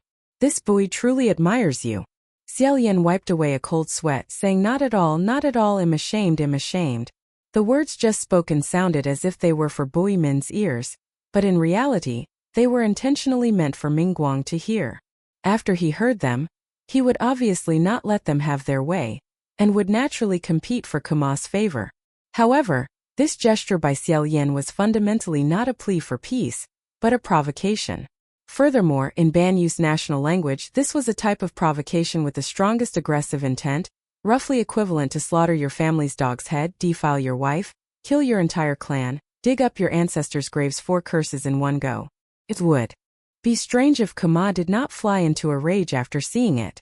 Looking back at the situation just now, Ming Guang, after hearing it, would have doubted the truthfulness of Xie Lian's words, but given the urgent situation, Bui Min's hand was already raised, and Ming Guang had no time to ponder, thus falling into the trap. The moment Ming Guang was sent flying by Kama's palm strike, he immediately wanted to turn the situation around, but due to the language barrier, he instinctively roared loudly, appearing as if he were cursing Kama. He also tried several other gestures, for example, clasping his hands in a salute and then raising his thumb. Unfortunately, this gesture was understood to mean that someone, after having just used vulgar words to insult you, suddenly begged for forgiveness but in an insincere way, and so he received a few more palm strikes. Furthermore, Kama also understood some crude words from the Central Plains, so while fighting, he cursed, and Ming Guang also grew somewhat irritable. They fought with increasing ferocity, and Bui Min truly wanted to shout cheers for them. Ming Guang's eyes immediately swept towards this side, extremely vexed. Suddenly he stretched out his hand, shaking it at Kama, pointing at himself, then pointing at Xie Lian and Bui Min in the circle, then pointing at those 2 again, then once again clasping his hands before his chest and separating them. Kama indeed stopped, frowning, asking, "Are you actually doing that for me to see? Or for them to see?" Xie Lian secretly thought this is not good, but he did not dare to speak casually, because he did not know how he could deceive Kama. Ming Guang saw an opportunity for a turnaround and continued to exert himself. When he turned towards Bui Min, he immediately put on a fierce face. When he turned back towards Kama, his expression returned to calm. Seeing his gaze and expression repeat like that, Kama indeed understood his meaning. A common enemy. After reaching an agreement, Ming Guang and Kama once again stepped towards Xie Lian. Xie Lian's mind raced with urgent thoughts. He took a deep breath, and using the Banyu spoken language, he shouted Xiao Bui Jiang Jun. Banyu. The moment he heard these two names, Kama's footsteps stopped, and he said coldly, are those two also nearby? Xie Lian did not respond to him, merely shouted Xiao Bui Jiang Jun. Banyu. Kama is here, you absolutely must not come here, run away quickly. Never return. Hearing him shout like that, Kama actually thought those two were truly nearby, and that Xie Lian was secretly reporting to them to escape. Immediately he furiously said it won't be that easy. After shouting, he immediately rushed out.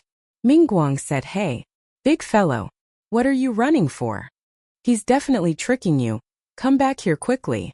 But Kama had already run far away, and Ming Guang stomped his foot in anger, cursing fool. Xie Lian wiped away the cold sweat, sighing emotionally in his heart. Learning in many languages is indeed incredibly beneficial for a lifetime. Seeing Ming Guang continue to slash Fang Xian, Xie Lian raised his hand, saying, stop your hand. If you still dare, we will not be courteous. Ming Guang said, now, can you still afford to be impolite to me? Xie Lian said, have you perhaps forgotten to bring something? Ming Guang said, what thing?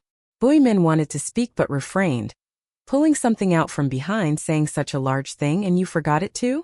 Bui Min pulled it out. It was clearly the other half of Ming Guang. The moment Ming Guang saw it, his expression became serious, saying, ah, my lower half. Just now he had been using his hands instead of walking, using his hands to push off and jump, unconsciously getting used to this way of acting, thus completely forgetting that he had not yet merged with his remaining lower half. Meanwhile, Bui Ming, while keeping watch over him and Kama fighting furiously, stepped outside and pulled the motionless lower half inwards, threateningly saying, you had best not act thoughtlessly. It was just that this threatening statement seemed utterly embarrassing, because if the hostage were a complete body, when saying these words, Bui Ming could strangle the opponent, or grab the top of the opponent's head, which would sound very much like a life-threatening intimidation. But now in their hands there was only a half body, so where exactly should Bui Ming's hand be placed, not only to avoid feeling embarrassed but also to strike fear into the opponent? Unable to think of what to do, Bui Ming could only step on Ming Guang's foot. Ming Guang said, are you toying with me? Xie Lian also felt this posture was truly too unserious, and softly said, General Bui, stepping on his foot has no intimidation at all, could you step on the spot that we all consider his weakness? Bui Ming said, Your Royal Highness, do not speak so easily. If it weren't that I, Bui, do not wish to commit such a vulgar act, do you think I would want to step on his foot? Why not step on his weakness yourself? Oh. In short, both of them did not want to target that weakness. Xie Lian said, never mind. Let us just step like this. The two discussed for a moment, each grabbing one of Ming Guang's feet. This, after all, carried more intimidation and was also not very embarrassing. Xie Lian said, I ask you to retreat, otherwise, your true body will likely find it difficult to merge. Ming Guang chuckled coldly and said, Ha! Do you truly think that half of my body is useless? No sooner had he finished speaking, Xie Lian felt a surge of murderous aura rapidly pulling forward from his palm, and immediately flicked his hand away, saying, General Bui, be careful. The half-body that was originally dead suddenly emitted a murderous aura, catching the two off guard. The two legs flew out with a swish-swish sound. Bui Ming threw it away just in time, thus luckily avoiding being struck by the wind-sharp blades that were to eat two legs. The two legs plunged down from the air, knees touching the ground, then slowly stood firm in place, acting with extreme agility. Xie Lian could not help but exclaim good. After praising, he immediately corrected his words, not good. What was good about that? Xie Lian had drawn this protective formation precisely to prevent Ming Guang from entering, which sounded truly magical although Ming Guang's upper body was still outside. His lower body had managed to get in. Bui Ming also realized, saying we've fallen into his trap. This type of demon whose true body is split into two halves, some can only move one half of their body, but there are many types that can move both halves. There was no way to confirm which type Ming Guang belonged to, but his lower body had only shown a death aura just now, remaining motionless even when stepped on. Bui Ming had thus assumed he was the first type, only now did it occur to him that he had intentionally remained motionless. Ming Guang, from outside the circle, clapped his hands and laughed, saying, "Not bad. This is called leading the wolf into the house, or the bird falling into its own net." Now, with 3 people inside the circle, Huachang was in meditation at a crucial moment. Bui Ming's sword had been cut off by Ming Guang. Fang Xine was still guarding the door. Both of them were unarmed, leaving Xie Lian with no choice but to call Yi Ming. The tattered scimitar Yi Ming, lying on the ground, immediately stood up in place and EW to Xie Lian's hand. Xie Lian, holding the saber in his hand, immediately chopped at him. Ming Guang's lower body kicked out with one leg, and after parrying a blow retreated 2 steps, almost falling out of the circle. His upper body was still outside the circle. His expression subtly changed, appearing somewhat wary. He clapped his hands and suddenly his lower body transformed back to its original form, becoming a sword nearly 3 feet tall, radiating murderous aura as it floated in the air. Xie Lian did not often use a saber, yet holding Yi Ming in his hand felt remarkably comfortable. Just as he was about to make his next move, Bui Ming spoke again. "Your Royal Highness, I do not mean to deliberately interfere at this moment, but that Lord Huachang seems to be having some trouble?" Xie Lian was startled, turned his head to look, and indeed, Huachang's eyebrows were tightly furrowed, and his hands resting on his knees were trembling slightly.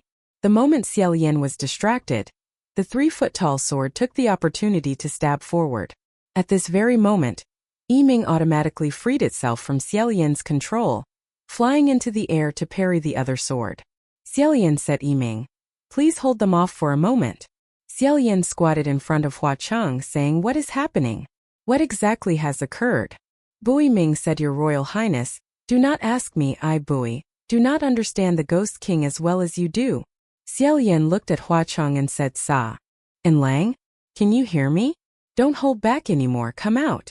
At this moment, only Ming Guang's roar could be heard from outside the circle. "A paltry saber dares to block me." As he spoke, Ming Guang had already exchanged more than a dozen blows with Yi Ming in the air, sparks flying. If it were the usual scimitar Yi Ming, it would obviously hold the upper hand, but now it had to fight against Ming Guang's long, tall sword. At first glance, Yi Ming truly seemed like an adult fighting a child. Although its power was fierce, because it was not long enough, its force was inevitably limited. There were several times when the situation was extremely critical, and Xie Lian, having to watch both sides, grew anxious, saying, "Be careful." Xie Lian had just finished calling out when a cursed suddenly transformed into a silver whirlwind, striking Ming Guang. Outside the circle, Ming Guang let out an "ah." It seemed he wasn't lightly struck this time. Xie Lian then praised "Accursed is truly amazing." Pei Ming suddenly said, "Wait, Your Highness the Crown Prince, I feel that if you praise it, it seems to grow bigger?" Xie Lian looked closely, saying, "Really?" Pei Ming said, "It seems so. Otherwise, why don't you try again?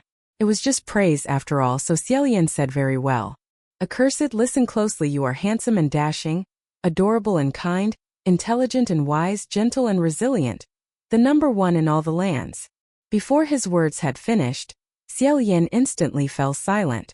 Pei Ming's hand trembled, slapping several times, while Ming Guang, standing outside the circle, wore a look of utter disbelief, so furious he wished to spit blood, saying, "There's such a kind of evil spell as this? How have I never heard of it? It truly wasn't false in the slightest." Xie Lian uttered a single praise, and Accursed's form grew a full inch. If just now it resembled a 10-year-old child, then currently it roughly looked like a 14 or 15-year-old youth. The sword, seeing Accursed grow larger, struggled somewhat to cope. Parrying on the left left it exposed on the right, and Accursed's moves became even more bizarre. Seeing that victory and defeat were about to be decided, Ming Guang outside the circle also formed a spell array. As soon as Pei Ming saw this, he immediately said, "This is bad. He's transferring all his spiritual power into his lower body." Sure enough, that lower body segment within the circle suddenly surged with malevolent energy reaching to the sky. Accursed struck with a blade, only to be flung back by that layer of malevolent energy, landing askew and plunging into the ground. Xie Lian rushed over to pull a cursed out, asking, "Are you alright?" Pei Ming said, "It's alright, let me." He then took a cursed from Xie Lian's hand.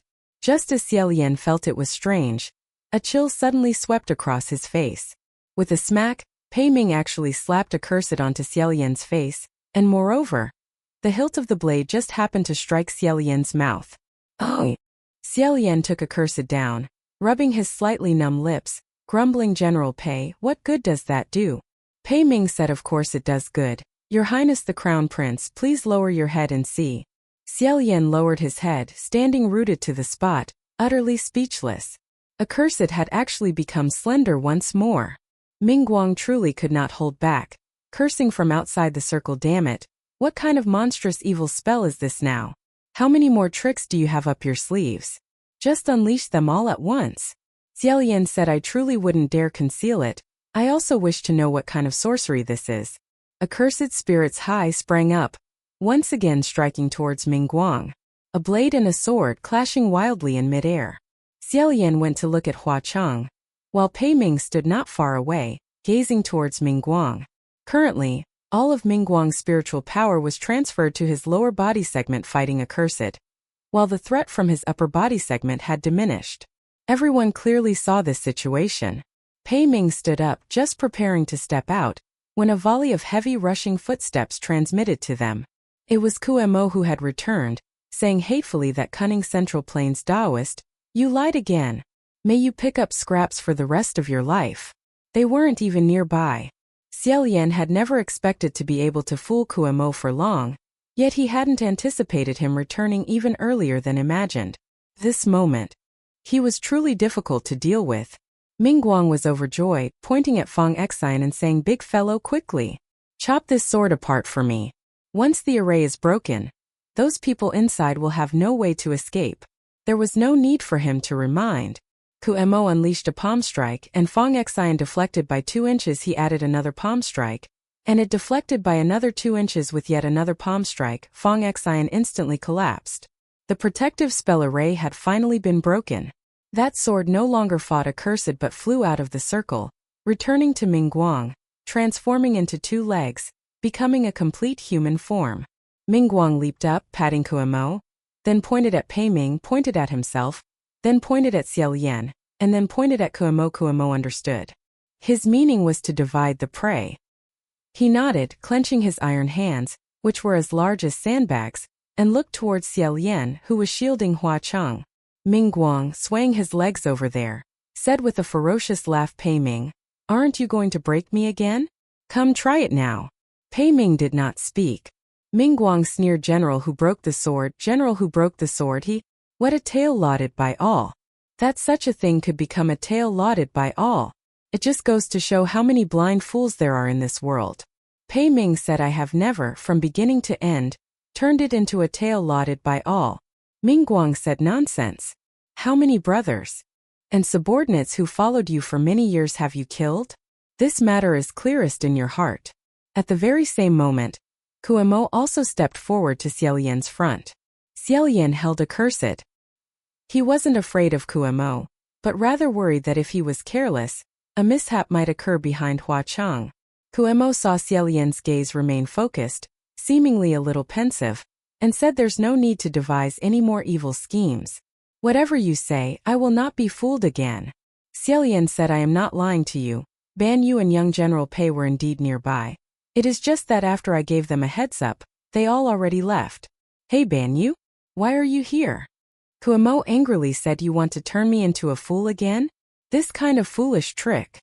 Before his words were finished, a sound above him rang out, "Kuemo," a sentence in Ban Yu's native language, and furthermore the voice was extremely familiar.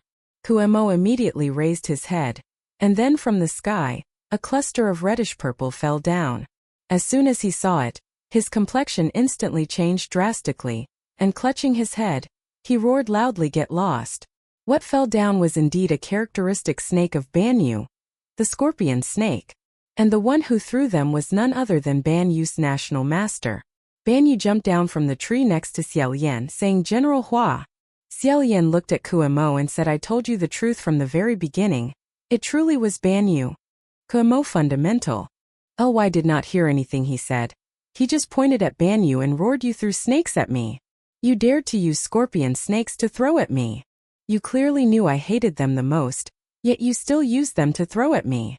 Banyu squatted down and said, truly sorry. But I only know how to throw scorpion snakes. Mingguang also saw that the situation had changed, and said vigilantly, who is the newcomer? A black figure suddenly jumped down from the tree, blocking in front of him, and answered the former deputy martial god of Mingguang Palace, Pei Su. A warrior dropped from the sky, and Pei Ming said in surprise, young Pei? Why did you also run to this place? Xie Lian further said, Banyu, aren't you following Rainmaster Lord? Hearing the 4 words Rainmaster Lord, Pei Ming slightly frowned. Banyu said, that is correct, so this time I also came with Rainmaster Lord. Volume 3 Chapter 148. Mingguang sized up Pei Su, and said, you are indeed young Pei? Pei Su said, it is I. Mingguang glanced at Banyu, and said, I heard that you abandoned your position as a god official for a young girl? Haha, Pei Ming, haven't you always revered brothers are like limbs, women are like clothes? Then why is your descendant not like you at all? His judgment of people has not inherited anything from you either. Why does this national master Banyu look just like a child? Or is it that a few hundred years ago your family was cuckolded, so perhaps he isn't your own child? Ha ha ha ha ha. Pei Su said, utter nonsense. Having said that, he immediately launched a palm strike. Kuo also jumped up from the ground, roaring, I cannot coexist with you all under the same sky. Mingguang roared, hey big fellow, we are on the same path. As soon as Kuo turned his head, he saw Mingguang soar up, transforming into a sharp wind sword, flying into Kuo's hand. Kuo opened his hand hard as iron, gripping the sword hilt tightly. His tall, large body instantly surged with a blazing evil aura. A fierce corpse wielding a demonic sword, like a fierce beast sprouting venomous fangs. Just now, Pei Ming had slapped Xie Lian's face with Yiming. An idea suddenly sparked in Xie Lian's heart. Although it was unclear if it would work, Xie Lian felt that perhaps he could use such a method to help Hua Cheng. He had originally intended to seize the opportunity when no one was paying attention to secretly transmit qi to alleviate Hua Cheng's discomfort, but suddenly seeing the critical situation, he hurriedly said, be careful. Pei Ming did not participate in the battle. Pei Su and Banyu combined forces. Although one was agile, sharp, and decisive, and the other's moves were ghostly and strange, Pei Su did not have magic power, and Banyu did not have enough strength. Facing off against Kuo and Mingguang, it was indeed incredibly strenuous. After Banyu was scolded by Kuo, she was slightly embarrassed to keep throwing out more scorpion snakes, but Pei Su felt no qualms whatsoever. He threw snakes down like pouring rain, and Kuo was so furious he roared continuously, using the Mingguang sword to slash back and forth, pushing all the snakes away. However, also thanks to the current fighting situation, Xie Lian conversely felt at ease, because Xie Lian also saw that Kuo and Mingguang's cooperation on the other side was not very good. Kokma used a wolf-tooth club. He was accustomed to using large and heavy weapons, but now in his hand was a sword, so he was a little unaccustomed. Although he possessed astonishing strength, and the weapon in his hand was very sharp, when the two were combined, they could not unleash their strongest effect. Ta Lin swiftly seized the opportunity, embracing Hoa Tan, and said, pardon my offense. But at this moment, seeing those eyes tightly shut, that small, pale, adorable face, Ta Lin only felt it was difficult to lay a hand on him. Due to being overly nervous, Ta Lin uncontrollably kissed his forehead. Extremely gentle, yet in his heart, he heard his own heart shattering with a clang. Suddenly, a voice came from beside them, His Royal Highness. You kissed the wrong spot, kissing the forehead won't have any effect. Ta Lin gave a violent start, almost leaping up, and turning his head to look, saw Bui Min squatting beside them. Finding it difficult to be truly angry yet still irritated, Ta Lin said, General Bui, could you please not look? Bui Min said, alright, I won't look. So he immediately turned his head to watch the fight on the other side. As he watched, he shouted, that sword isn't used like that. If you don't know how to use it, then don't use it. Bui Min spoke these words for Kokma to hear, but to his surprise, Kokma did not understand. Instead, Mingguang in his hand spoke, you're not much better than him, you yourself broke a sword. And now, like a piece of trash, you stand on the side, pointing and gesticulating." He had just finished speaking when Bui Min suddenly flew into the fray, standing before Kok Ma. Kok Ma was slightly startled, and immediately slashed with his sword, only to hear an extremely loud, sharp, crisp sound. Clang! This one sword strike did not hit anything. Only when he lowered his head and saw, he couldn't help but be surprised. The sword in his hand unbelievably broke again. Seizing this chance, Bui Yu threw another swarm of snakes and scorpions, which truly resembled a vat full of dye, staining Kok Ma's entire body a reddish purple. He roared, covering his face, desperately trying to kill all those snakes. Bui Min lowered his head to gaze at the sword. "If you grasp every move and step of my technique so clearly, then naturally, I also know like the back of my hand which part of you is easiest to break." Ban Noyet held 2 jars pasted full of talismanic patterns, collecting the startled Ming Guang along with the roaring Kok Ma into the jars. Without another word, she immediately sealed the jar lids. By T. His point, Ta Lin finally let out a sigh of relief, thinking to himself, having many people is truly good. Ban Noyet hugged the 2 jars, shaking them, then put them to her ear to listen. Ta Lin hurriedly said, "Ban Noyet, stop playing around, keep them properly confined, don't let them escape." Ban Noyet nodded repeatedly, squatting in front of Ta Lin, looking at Hoa Tan and said, "General Hoa, is this your child?" Ta Lin smiled and said, "What a pity, no." As soon as he finished speaking, Ta Lin could no longer smile. Ban Noyet let out an ah sound, saying, "Just now I saw you kiss him, so I still thought that." "Oh." Ta Lin did not want to say much, covering his forehead. Ban Noyet twirled a lock of Hoa Tan's hair, very concerned, and said, "He seems to be sick. Does he want to go into the jar to recuperate? Last time, after recuperating in General Ho's jar, I felt I recovered very quickly." Bui Tuc finally walked over, saying, "No need. His Royal Highness will take good care of him." Ban Noyet said, "Ah." At this moment, Bui Min looked at her, saying, "You are the National Master Ban Noyet?" Bui Min looked down at Ban Noyet from above. A shadow covered Ban Noyet's head. Ban Noyet nodded repeatedly. Bui Tuc half intentionally, half unintentionally stood in front of her. Bui Min pushed him aside, stepping forward to face Ban Noyet, seemingly wanting to take a good look. Who would have thought, just as Bui Min was 2 steps away from Ban Noyet's expression changed drastically. She immediately leaped to another spot, hiding behind Ta Lin, feeling as if she wanted to avoid him but couldn't even avoid him quickly enough. Yet looking at her expression, it did not seem like fear. Everyone felt it was strange. Ta Lin pondered and immediately understood, gently reminding him, "General Bui, that ghost candy." Bui Min froze, his face darkened. Thinking that the smell of those ghost candies had not yet completely dispersed, Ban Noyet, for better or worse, was also a female ghost, and could not stand this kind of low-grade ghostly aura, which was why she ran away helter-skelter. Ta Lin found it amusing, but immediately thereafter, he became serious, saying, "Why has Lord Vu Su also come to Mount Tonglu? Where is he now? Why are you not traveling together?" Bui Tuc said, "Myriad ghosts are stirring, many demons, monsters and evil spirits are heading towards Mount Tonglu, and when they passed by Lord Vu Su's village, they captured many farmers as food. At that time, Lord Vu Su and his mount were not there. After returning, he pursued them all the way here. We were originally traveling together on one path, but along the way, we heard His Royal Highness shouting for Ban Noyet, so we diverted here."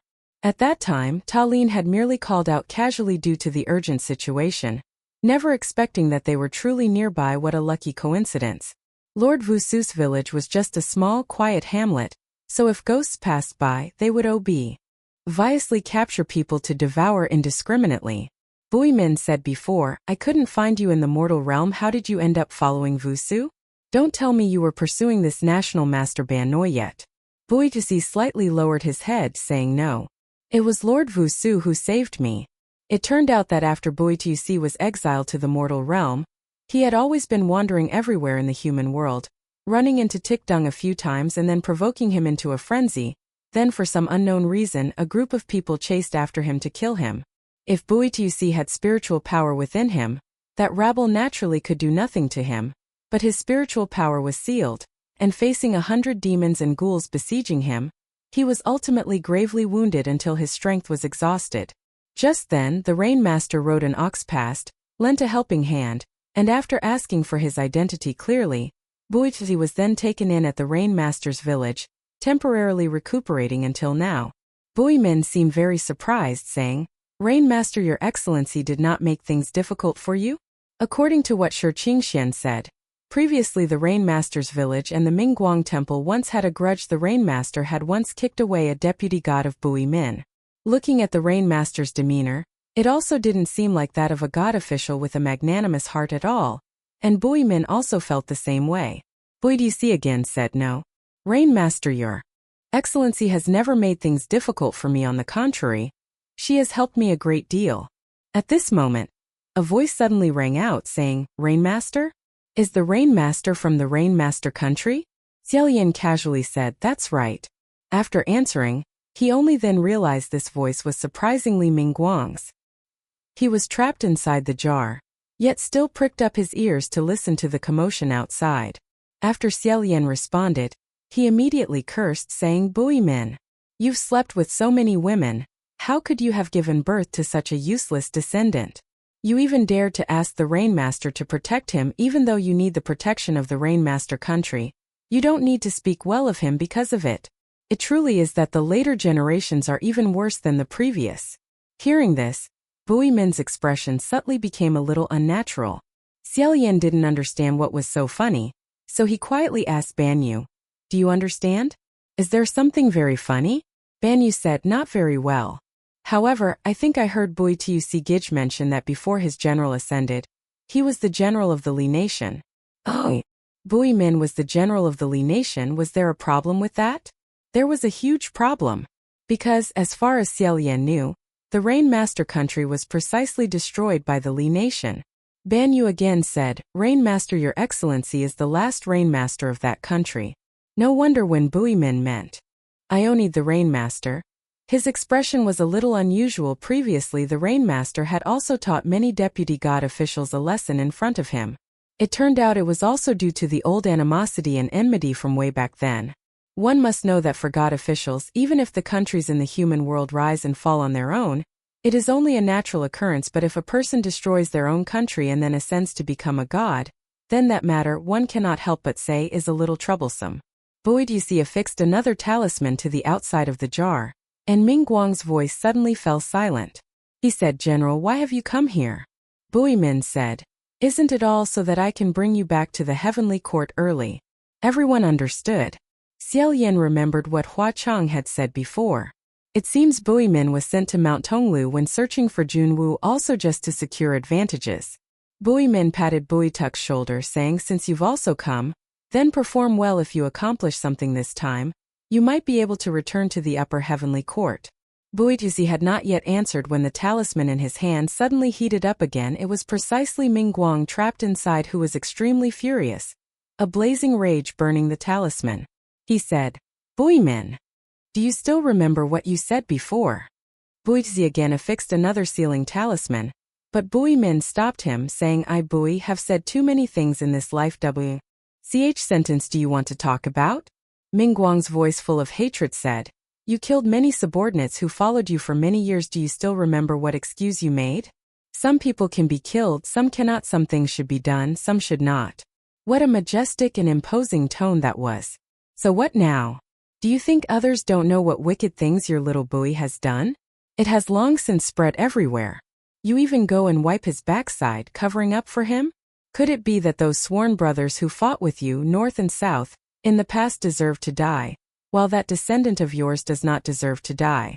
Perhaps I spoke incorrectly. Your family is precisely the kind of people who discard clothes once worn. And if sworn brothers are said to be severed, then they are severed immediately. Is it that your little Bui is a treasure, while we are just weeds or wild grass? He roared for a long while. Then Buimin suddenly said, "You are not Mingguang." Inside the jar, silence fell in an instant. A moment later, Mingguang said, "What strange nonsense are you speaking? Can't you see if I am Mingguang or not? Can't you see I've been transformed?" Buimin again affirmed, "No. You are not Mingguang." The voice in the jar irritably said, "Who else could I be?" Buimin said, "You are Rongguang." As soon as the words were spoken, the flask fell utterly silent. Upon hearing this name, Buisuk's eyes widened slightly. Xie Lian said, "Young General Pei.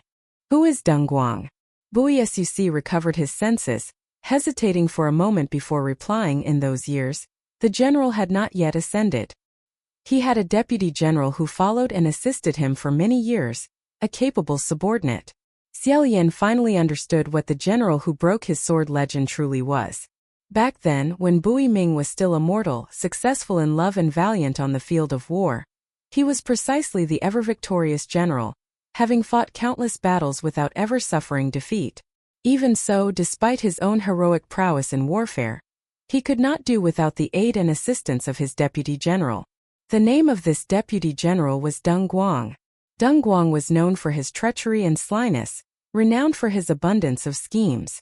Though their personalities and demeanors differed greatly, they had become acquainted early, and their collaboration was exceedingly harmonious, one righteous, one shadowy. Their bond as superior and subordinate spanned many years, solid as iron. Bui Ming's treasured sword, Ming Guang, was precisely formed by combining the names of the two people, Ming and Guang. Bui Ming slew rebels during a time of turmoil, and it was evident that he would soon be promoted. But no matter the promotion, at best, he would only achieve the title of general. Even if he acquired innumerable honors and titles, ultimately, he would still have to bow before one man, deferential to the king. In truth, Bui Ming himself held no strong opinion on this matter, but Deng Guang, who had followed him in conquering cities, saw the glory grow ever more blinding. Deng Guang, at the head of many subordinates, began to stir up the troops. Bui Ming himself was never arrogant. He had ambition, but his subordinates, on his behalf, wished to expand their power. The most severe case was precisely Deng Guang, because among the army's officers and soldiers, he knew many people, thus it was easier to incite people's spirits, causing many veteran subordinates to begin to harbor the thought, General Bui's current status truly does not do justice to his sacrifices. With one heart they plotted, seeking to seize the imperial palace of the kingdom, to enthrone Bui Ming as king, and to promote their subordinates. However, Bui Ming, had not the slightest interest in what was called claiming kingship. The joys of Bui Ming's life were precisely to win battles and afterwards sleep with beauties, and these two things did not require him to become the ruler of a nation to achieve them. Moreover, at that time, though the kingdom had no particular achievements, it also did not affect him at all. Therefore, when Deng Guang, bursting with ambition, made several proposals, they were all dismissed by Bui Ming with a dismissive wave of his hand. After many such instances, the more Deng Guang was advised, the more unconvinced he became. Instead, he grew increasingly crazed. At last, one day they resolved to achieve it through a battle, defying all consequences, to fight first and deliberate later. Hearing this, Xie Lian was left speechless, thinking to himself, this sort of affair is no different from forcing a dog to plow when there's no ox. Bui Suc saw Xie Lian deep in thought and said, Deng Guang might not have sincerely supported General Bui becoming king. Merely, he wished to rely on the general's prestige to raise an army. For without the general, to undertake such a grand endeavor by himself might not convince the masses. Xie Lian thought not entirely so. They claimed their support for Bui Ming. When the troops were raised, Bui Ming naturally could not sit idly by and watch. It was evident he would lead his forces into the palace to fight a battle of pacification. And this battle was precisely the final battle of Bui Ming's mortal existence. Book 3 Chapter 149. Xie Lian said, did General Bui win or lose? Bui Suc said he won. And he lost. All fell beneath Bui Ming's sword. Among them were many sworn brothers and subordinates with whom he had a bond of more than 10 years. This very sword, Ming Guang, which had always fought shoulder to shoulder with these very people, but now it had become the very instrument of their demise. And after the slaughter concluded, the outcome of victory and defeat was finally clear. The kingdom too logically and rightfully pursued the rebel factions, bathed in blood from head to toe, almost utterly exhausted, unable to move, surrounding Bui Ming. Although Bui Ming fought the rebels, this battlefield was not a true field of war. Even with real blades, his triumph was not assured. Evidently he had repelled the enemy and saved the throne. Yet in the end what he received was the cry, death to him regardless of fault. Bui Ming lifted that flask. It was not that he did not hear what they on the other side were saying, merely that he had no time or inclination to care. He said, I should have surmised earlier this is your way. Deng Quang's resentment and the blood of tens of thousands of people infused into the sword, coexisting parasitically, thus enabling it to exist until today. But the voice in the jar still coldly uttered, all your loved ones had long since perished. I am nothing more than a sword. Xie Lian knew that now, it was likely he would not admit it, and asking anything would be futile, so he said, enough, General Bui. Bui Min nodded, returning the jar to Bui Tusi. Finally, they had subdued 2 troublesome demons, considering it a reduction of a burden and a good start. Xie Lian said next, General Bui and I wish to continue entering Mount Tonglu. Where do you Ban Noyet plan to go? Are you going to find Lord Vusu? Bui Tusi then said Lord Vusu had long since pursued the demons that captured farmers, and had already entered the mountain. We are going the same way, willing to assist the general and His Royal Highness the Crown Prince. Bui Min recovered his senses, slightly furrowed his brow and said, we are moving quite fast. Lord Vusu moreover is not a martial god, so how could he go faster than us? The path ahead is fraught with endless dangers. Therefore Xie Lian carried Hua Cheng. Ban Noyet put away the 2 jars, and the group hurriedly ran towards the deep forest. Because now they were still in the outer layer of Mount Tonglu, they had not yet encountered any formidable characters on the way. Most were just insignificant beings, with no slight interest in making a move. Only those who did not know what was good for them actively challenged them, but in the end, they were also scared into frantic flight by Ban Noyet and Boidisi throwing snakes. Thus, having traveled for a day, they finally left the dense forest far behind and stepped into the second layer of Mount Tonglu. Upon arriving here, the dense forest gradually thinned out, and wide paths gradually appeared. On the broad surface of these roads, there were many traces left by humans. Even by the roadside, Xie Lian could see some dilapidated, blackened houses. This place was separated from the human world, truly exceedingly peculiar. Xie Lian asked, why are there houses for people to live in here? Ban Noyet and Boidisi both shook their heads, not knowing.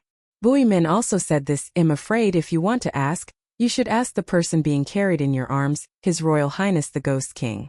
Xie Lian had just finished asking when he thought that if Hua Cheng woke up, he could certainly answer his questions. Hearing this, Xie Lian immediately lowered his head and glanced. Although Hua Cheng's scorching body temperature gradually disappeared, his eyes were still tightly shut, and Xie Lian could not help but worry anxiously. Bui Min reminded him, saying, Your Royal Highness the Crown Prince, presently we will enter layer by layer, and ahead we will encounter more formidable things. Otherwise, let's stop first and wait for Lord Hua Cheng to wake up. At this moment, everyone was standing at a very large fork in the road. One path branched to the east, the other branched to the west. Xie Lian pondered slightly, saying, the night is already late, let's first sleep here for one night. Having journeyed tirelessly for a day, they should also rest a little. Xie Lian carefully transmitted a bit of protective spiritual power to Hua Cheng. Ban Noyet said, all right, Brother Bui Tusi also wants to rest. Everyone then remembered that Bui Tusi was currently just a mortal, and also needed food, drink and rest, but Bui Tusi still did not utter a single word. The cursed shackles on Xie Lian were no exception, but because of worrying about Hua Cheng, he had completely forgotten. The group immediately stopped at the fork in the road. Ban Noyet made a fire, Bui Tusi hunted. Xie Lian saw everyone busy, then stared at Hua Cheng's face again. A moment later, his intuition made Xie Lian suddenly turn his head. And sure enough, Bui Min was looking at the two of them. The two faced each other. Bui Min let Ou Tia forced laugh and said, all right. I'll step aside. Xie Lian said no. There's no need. Xie Lian did not want to do something dishonorable. Why should it be like a thief?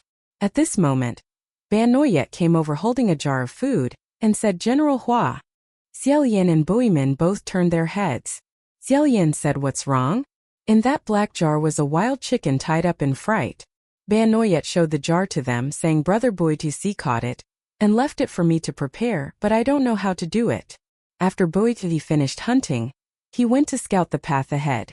Bui Min, however, felt not at all pleased with Ban Noyet, and could only pretend to say, this young lady fighting and killing all day.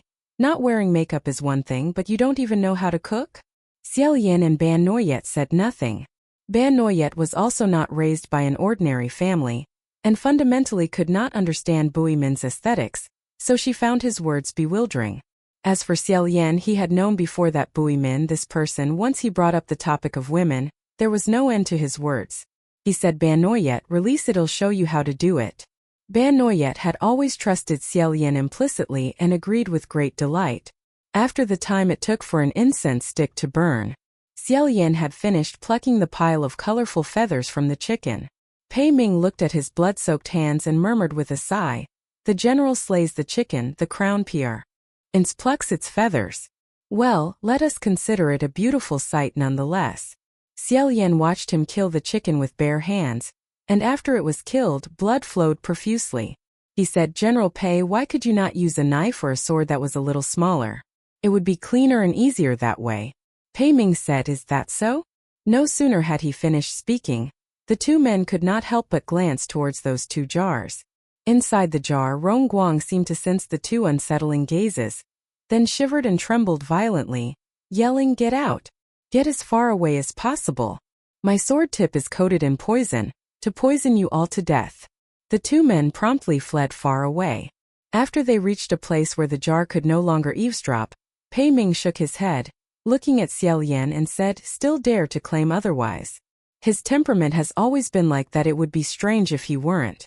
Xie Lian had already heard how Rongguang had cursed Pei Ming, and had long felt a subtle sense of sympathy. He said, I understand. I have a cousin who is also a bit like General Rong, but he curses far more viciously and furthermore accomplishes absolutely nothing. For better or worse, Rongguang could help Pei Ming fight battles, but if Xie Lian were to let Qi Rong help him go to war, Xie Lian would have been harmed to death by Qi Rong first, before ever being killed by the enemy. Pei Ming also imagined for a moment what sort of state Rongguang would be in. If he spent all day only knowing how to curse people and not how to fight battles, and said sincerely, that truly is a terrifying prospect. Xie Lian took the chicken that had been cleanly plucked and tossed it into the pot, filled it with water, and placed it over the bonfire to begin cooking, then added some wild fruits, herbs and the like. Ban Noyet also mimicked Xie Lian, tossing all edible things into the pot. Pei Ming did not seem to understand what they were doing, but as he had never stepped into a kitchen himself, he did not find any problem with it. He simply lent a hand by adding more firewood, saying, Your Royal Highness, I, Pei Ming, have always had a question I wish to ask you, but as we were not very close, I hesitated to speak. That they were not close was indeed the truth. In the past, Pei Ming's impression of Xie Lian was merely that of a skilled individual, but one with an unscrupulous heart, full of romantic entanglements, and they had clashed sharply a few times. Now, however, after fighting a few battles together, his impression had subtly changed, and they could be considered slightly more familiar. Xie Lian said, General Pei, please ask. Pei Ming said, You were banished twice, both times bound by cursed shackles within your body. After your third ascension, you could ask the Heavenly Emperor to help remove them for you. But why do you still disregard them? Xie Lian looked at Ban Noyet, who was lost in troubled thought, then suddenly came to a realization. He pulled out several long, wriggling red and purple snakes and tossed them directly into the cooking pot, then said, his expression unchanged, About that, General Pei, I also have a question I wish to ask you. Pei Ming said, Please ask. Xie Lian said, Why, after you broke Mingguang apart, did you not forge another sword to be your spiritual weapon? Pei Ming raised an eyebrow, saying, That question is truly difficult to answer. Xie Lian's expression was not much different from Pei Ming's as he said, I feel the same way. The two men had just shared a short laugh when suddenly Pei Ming said, Nor do I feel there is nothing commendable about that particular matter. Xie Lian said, I understand. Xie Lian was about to open his mouth again when he heard an unusual movement from behind them. His heart skipped a beat, and he turned his head, saying, San Lang? Indeed, it was Hua Cheng sitting up. Xie Lian was overjoyed and slightly bewildered, hurrying over to help support Hua Cheng by the shoulders. He said, San Lang, you're awake. You seem to have grown taller? It was indeed so before. Hua Cheng had looked only around 10 years old, but now he looked to be 13 or 14. Moreover, when he opened his mouth, his voice had transformed from a child's into a youth's. That's right. Many thanks, Gij, for releasing me. Pei Ming said, That truly is wonderful news. Xie Lian said, There's no need to thank me. He had just finished speaking when he noticed the two words releasing me. His cheerful smile instantly stiffened, and he thought to himself, did I just recall the events of last time? Immediately after, Hua Cheng gripped Xie Lian's shoulders and said in a low, serious voice, Your Highness, listen to me. Something is now pursuing us from the east, heading this way. Gij, you must temporarily withdraw. Xie Lian was startled. The two men looked eastward in unison, only to see a vast, deep night. Although Xie Lian could not sense anything, he still said, All right. We shall withdraw first. Buimin said, Avoid going where? This fork in the road only had two paths. Xie Lian said west. Banyu was cooking, looking at everyone's appearance preparing to leave, said Buidusi Gij has not returned yet. As soon as the words fell, he saw a black shadow quickly dart out from that western path. It turned out that Buidusi, who had gone to scout the road, had returned saying, General, do not take this path. There are many demons and monsters heading this way. Hua Cheng said, About how many? Buidusi saw Hua Cheng ask him, startled for a moment, said according to the judgment from the ground's tremors, at least 500. As a martial god, unless in dire straits, one would not consider this retreating path. Buimin said ultimately go west or east. Hua Cheng decisively said west. Xie Lian also said west. For some unknown reason, although the west had many ghosts, while the east had not a single shadow, Xie Lian's intuition was to trust that the west would definitely be safer than the east. Without saying more, the group hurriedly departed. Originally, Xie Lian had prepared thoroughly that if there were any changes along the way, he could unleash a massacre. Who would have thought, after running 6 or 7 li straight, not a single movement was seen. He couldn't help but feel strange, asking little General Bui, Where did you hear that 500 demons and monsters were approaching? Buidusi said it was precisely nearby. At that time they were 5 or 6 li away from me, their speed extremely fast. Xie Lian said, Then that's truly strange. Their group ran west, while the 500 demons and monsters ran east. Their speeds were all very swift. If that were the case, then their whole group should have encountered the horde of demons very quickly, shouldn't they? Why now, not only had they not discovered a single ghost, but there wasn't even the slightest movement. Buimin said little Bui wouldn't have misheard. Did they turn back to their old path? Buidusi said, I think the possibility isn't great. Because their speed was extremely fast, sounding like. Hua Cheng said, fleeing. Suddenly, Xie Lian stopped.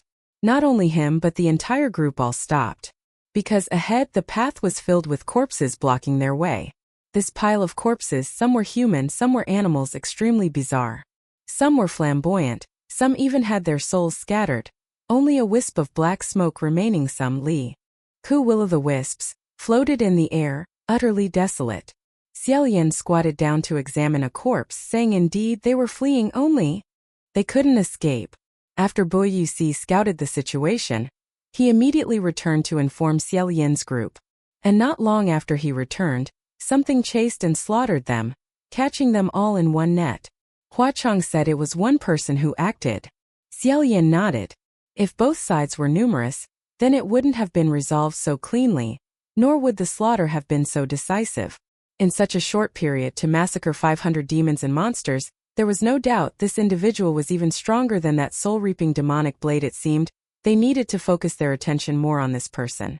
Banyu, holding the kettle, said Lord Wu sure wouldn't choose this path, would he? Buidusi said no need to worry. His lordship has a Dharma protector mount. Just at this moment, Xie Lian heard a strange sound ka-ka-ka coming from not far ahead on the ground. As he walked past, he saw a dry skeleton whose 2 jaw joints were trembling, and that ka-ka-ka sound was emitted by it. It saw someone discover it, and said in fright, Spare my life, it'll never come again, I want to return, I want to go home. Xie Lian brought both hands to lift it up, gently saying, Don't be afraid, we are just passing by. Can you tell us what on earth has happened? The jaw joint of that dry skeleton kept trembling, saying, You are just passing by? Don't go forward, the front is very terrifying. Including me, he has killed more than 1,000 ghosts, but he is still not satisfied, still ceaselessly. 1,000. It was even more than they had imagined. Xie Lian said, Who are you talking about? Do you know his name or any alias? Or what does he look like? The dry skeleton said, No, I don't know. I also didn't see very clearly, he killed us using only a few moves. I only vaguely saw it was a person wearing black clothes, still very young. His complexion was extremely pale. Pei Ming said, it sounds a bit difficult to deal with. Crown Prince Highness Huacheng Master, are you certain that we are now heading west and not east? That dry skeleton, upon hearing this, screamed again, saying going east is also not allowed. Absolutely not allowed. Xie Lian said, what's wrong with the east? That dry skeleton said, we simply dared not take that path to the east, which is why we chose the west. Because to the east, there is that white-clothed youth, who in just a short day, has killed more than 2,000 ghosts, even more terrifying than the one to the west. Book 3 Chapter 150. 2000. Hearing this, everyone's expressions turned solemn. Xie Lian glanced at Huacheng once, saying it seems, choosing the west was indeed correct. The teeth of that dry skeleton rattled, saying, oh, choosing that side is wrong, there is fundamentally no path to take. That's she for these ordinary demons and ghosts, choosing that side would only bring disaster upon themselves. Because regardless of whether it was the east or the west, both could crush them as easily as turning a hand, so no matter which path they chose, the outcome would only be to become nutrients for others. After screaming hoarsely a few times, the spark in that dry skeleton's eyes gradually extinguished. Ultimately it could not be saved. Xie Lian gently placed it by the roadside, saying, Sanlang, do you know what that thing to the east is? Huacheng said, I also cannot determine it for now, but it is heading towards this place. The immediate situation is to avoid direct conflict. This west side is a bit easier to handle. Xie Lian nodded, saying, all right. We continue to head west. The group stepped over the piles of corpses on the road, hurriedly moving forward. After walking all night, they did not encounter the black-clothed figure that the dry skeleton had mentioned, nor did they see any trace of Yu Shi. Xie Lian could not help but worry. Along the way, the buildings and structures on both sides of the road grew increasingly numerous, clustered together, even recognizable as a residential area in the human realm, with entertainment theaters, grocery stores, mansions for the wealthy. The road beneath their feet was also still under repair, vaguely revealing bricks of diverse colors, clearly a wealthy small town, only there was not a single soul, desolate and eerily cold. By the roadside there was an ancient well. Scooping up water, one could see that it was very clear. Everyone then rested for a moment here.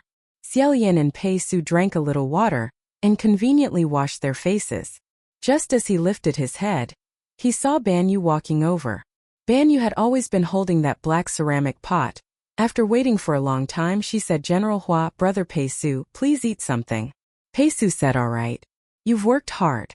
Xie Lian also said, everyone has worked hard, I'll come here and try some. Therefore, everyone gathered around that pot. However, when Ban Yu opened the pot, in an instant the expressions of many people froze. Although the odor of this type of dish was colorless and formless, yet the moment Ban Yu opened the lid of the pot, it felt as if something caused the air to also twist along with it. Everyone stared intently at the jar for a long time. Each person's pupils seemed to split open, revealing a darkness as if it could swallow others into that abyssal depth. No words could express the emotions in those eyes. After a long while, Xie Lian patted Ban Yu's shoulder, raised his thumb, not bad. First time, excellent. Pei Ming looked at them in disbelief, saying, she cooked for the first time, Your Royal Highness the Crown Prince. Did you also cook for the first time? If I recall correctly, you yourself taught her and you even added more things. I said I also felt that what you cooked was somehow wrong, so it turned out it was no illusion after all. Huacheng then said, is that so? If Gitch cooked, I would genuinely wish to see. Hearing this, Pei Ming and Pei Su, without prior arrangement, simultaneously raised their eyes to look at him, speechless. Huacheng said, Gitch, what is this called? Xie Lian lightly coughed once, said, Dian Wan Dao Feng. Huacheng said from the bottom of his heart, a good name. Having said that, he immediately reached his hand into that bottomless black jar. It felt as if Pei Ming's and Pei Su's gazes were also extremely tense, as if Huacheng would be swallowed by that jar. Yet Huacheng calmly and leisurely scooped out something utterly black and shapeless, looking as if it had been burnt to a crisp, and then calmly and leisurely brought it into his mouth. Oh! Pei Ming said, how is it? Huacheng said, the taste is as good as the name. Pei Ming looked at Pei Su's complicated expression and said, it was cooked for you to eat. Pei Su. He took the jar from Ban Yu's hand, expressionlessly reached his hand in to scoop. Xie Lian then used cold water to wash his face, tidied his hair, turned away, not looking at them at all, while surveying the surroundings, asked why is it that here, isolated from the mortal realm, there are so many traces of human activity? Are there people living in Tonglu Mountain? Xie Lian had asked this question yesterday, only at that time Hua Cheng was not awake, no one could answer, but now there was someone to provide an answer. Hua Cheng said yes, however that was a very long time ago. Tonglu Mountain is vast and sprawling, occupying an extremely large area. Once an ancient kingdom, the buildings just now were all ancient relics left behind. The closer one gets to the center of Tonglu, the more towns and cities one will see. More towns and cities means more prosperity. Xie Lian believed his words without hesitation, saying so that's how it is. At this moment Pei Ming's voice came from behind Xiao Pei. What are you doing? A man treads gold beneath his feet. Stand up for me. Xie Lian did not turn his head. Said what is the name of this ancient kingdom? Hua Cheng crossed his arms and said Wu Yong Kingdom. Pei Ming said Your Royal Highness the Crown Prince? Your Royal Highness the Crown Prince, do you have some antidote? If not, just bury him immediately. And you, how did you cook a meal for him to eat? How can this snake be cooked? After cooking for so long it can surprisingly still move. Has it become a spirit demon? Ban Yu seemed to continuously kowtow an apology, saying sorry. Sorry, it really did become a spirit demon. I didn't know how long a snake that became a spirit demon should be cooked for. Sorry. Xie Lian rested one hand on his chin, thoughtfully said my knowledge is limited. I seem to have never heard of this kingdom's name. How ancient is it? However, as soon as Xie Lian finished speaking, he wasn't so sure anymore. Wu Yong upon hearing. It was indeed unfamiliar. But if he thought carefully, it seemed that a very, very long time ago he had heard it mentioned by someone. Hua Cheng said specifically it's not very clear, but it is definitely more ancient than Xianle Kingdom. At least 2,000 years. Ta Lian looked around all four sides, said but looking at those architectures, it does not seem like they have experienced 1,000 years. Hua Cheng said that is of course because for most of the time Mount Tonglu does not open, just like a sealed tomb inside, isolated from the outside, naturally preserved better. Ta Lian bowed his head, fell into deep thought. On that side, Pei Ming finally pulled Pei Su over, said Your Excellency Ghost King truly knows everything. However, what Your Excellency said is too mysterious, difficult to believe. May I know where they originated from? This Pei has never heard of such things circulating outside. Hua Cheng did not look at him, said may I ask General Pei, what kind of person would be able to know these tidings from within Tonglu? Pei Ming said logically speaking any ghost would know. But considering that the rules on Mount Tonglu are for 10,000 ghosts to slay each other, wanting to gather so much information would naturally not be a madman, so it is certain that person must be very strong. Hua Cheng said after gathering tidings from Mount Tonglu, and still being able to escape this mountain, then what kind of person would that be? Pei Ming sighed. Undoubtedly, only Your Excellency a calamity Ghost King. Hua Cheng said therefore, these tidings were gathered by me myself. As long as I do not speak, naturally they will not spread outside. Finally, Hua Cheng turned his head back, slightly mockingly said protecting secrets. For officials of the upper heaven court, perhaps it is even more difficult than enduring a heavenly tribulation for me. It is not like that. Oh, these words were not wrong. If there was any piece of news that officials in the upper heaven court knew, in less than 2 hours, every communication array would hear everyone excitedly discussing it. Such a large amount of information, yet Hua Cheng could actually keep choked for so many years, not selling it to others, nor boasting about it to anyone. Truly it was with utmost composure that he could conceal it. Pei Ming said understood. It seems that concerning His Royal Highness the Crown Prince, Lord Hua Cheng not only knows everything but also has not spoken half a word of deceit. Ta Lian suddenly said not right. Everyone turned their heads, said what is not right? Ta Lian, who had just been painfully pondering at this moment, finally clenched his right hand into a fist, lightly patted with his left hand, said what I just said, that I had seemingly never heard of the name Wurong Kingdom. This sentence is not right. This name I have heard it before. Hua Cheng's expression froze, said Gich heard it where? Ta Lian turned his head back, said double. And I was still a youth while cultivating in Xianle Kingdom. I learned from my own revered master, who was the national preceptor of Xianlu. When my old master had just accepted me as a disciple, he told me an ancient story. In truth, it was not really a story, rather, it was teaching Xie Lian to see the monument of a glorious legendary kingdom of a bygone era long ago. There was an ancient kingdom which had a crown prince whose natural talent surpassed others, who was wise in his youth, accomplished in both literary and martial arts, truly an unparalleled, astonishing figure. He loved his people and his people also loved him. Even long after he had died, everyone still had not forgotten him. The national preceptor's words were truly profound, my child. I hope you can become a person like that. At that time, little Xie Lian sat upright, without thinking, said, I do not need to become such a person. I want to become a god. Oh. Xie Lian said, if you say that crown prince was truly unparalleled like that, why did he not become a god? Oh. Xie Lian continued, if everyone truly did not forget him, why have I never heard anyone mention this crown prince? Oh. Xie Lian swore that when asking these questions, there was not the slightest provocation nor rebellious intent, it was simply genuine curiosity, a difficulty in understanding, thus requiring guidance.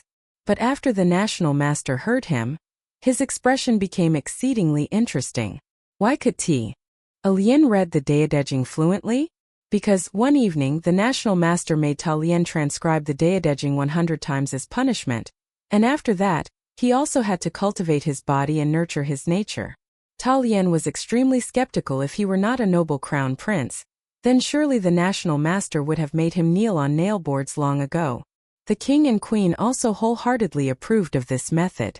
From then on, the Daedejing always lay deep in Xie Lian's mind. Therefore, concerning this crown prince of Wu Yong kingdom, it truly left quite an impression. Xie Lian had always enjoyed reading, but in ancient books, he had never yet encountered any records concerning Wu Yong kingdom. Thus, he felt that more than likely, the national master had merely casually fabricated it to give him a small lesson, or else it was because the national master had written too many talisman cards and simply misremembered. But Xie Lian felt there was no need to expose it, nor did he wish to transcribe the Daedejing 100 times again as punishment, so he neither remembered it nor kept it in mind. Pei Ming said, Your Royal Highness, from what I hear, your immortal music national master's background is not simple. He knows all sorts of matters like this. May one inquire of him what happened afterwards? Hesitating for a moment, Xie Lian said, I do not know. After the immortal music kingdom was destroyed, what became of many people afterwards I also do not know. This moment, suddenly feeling his ankle tense and stiffen, Xie Lian's expression turned with a shiver, saying, What is that?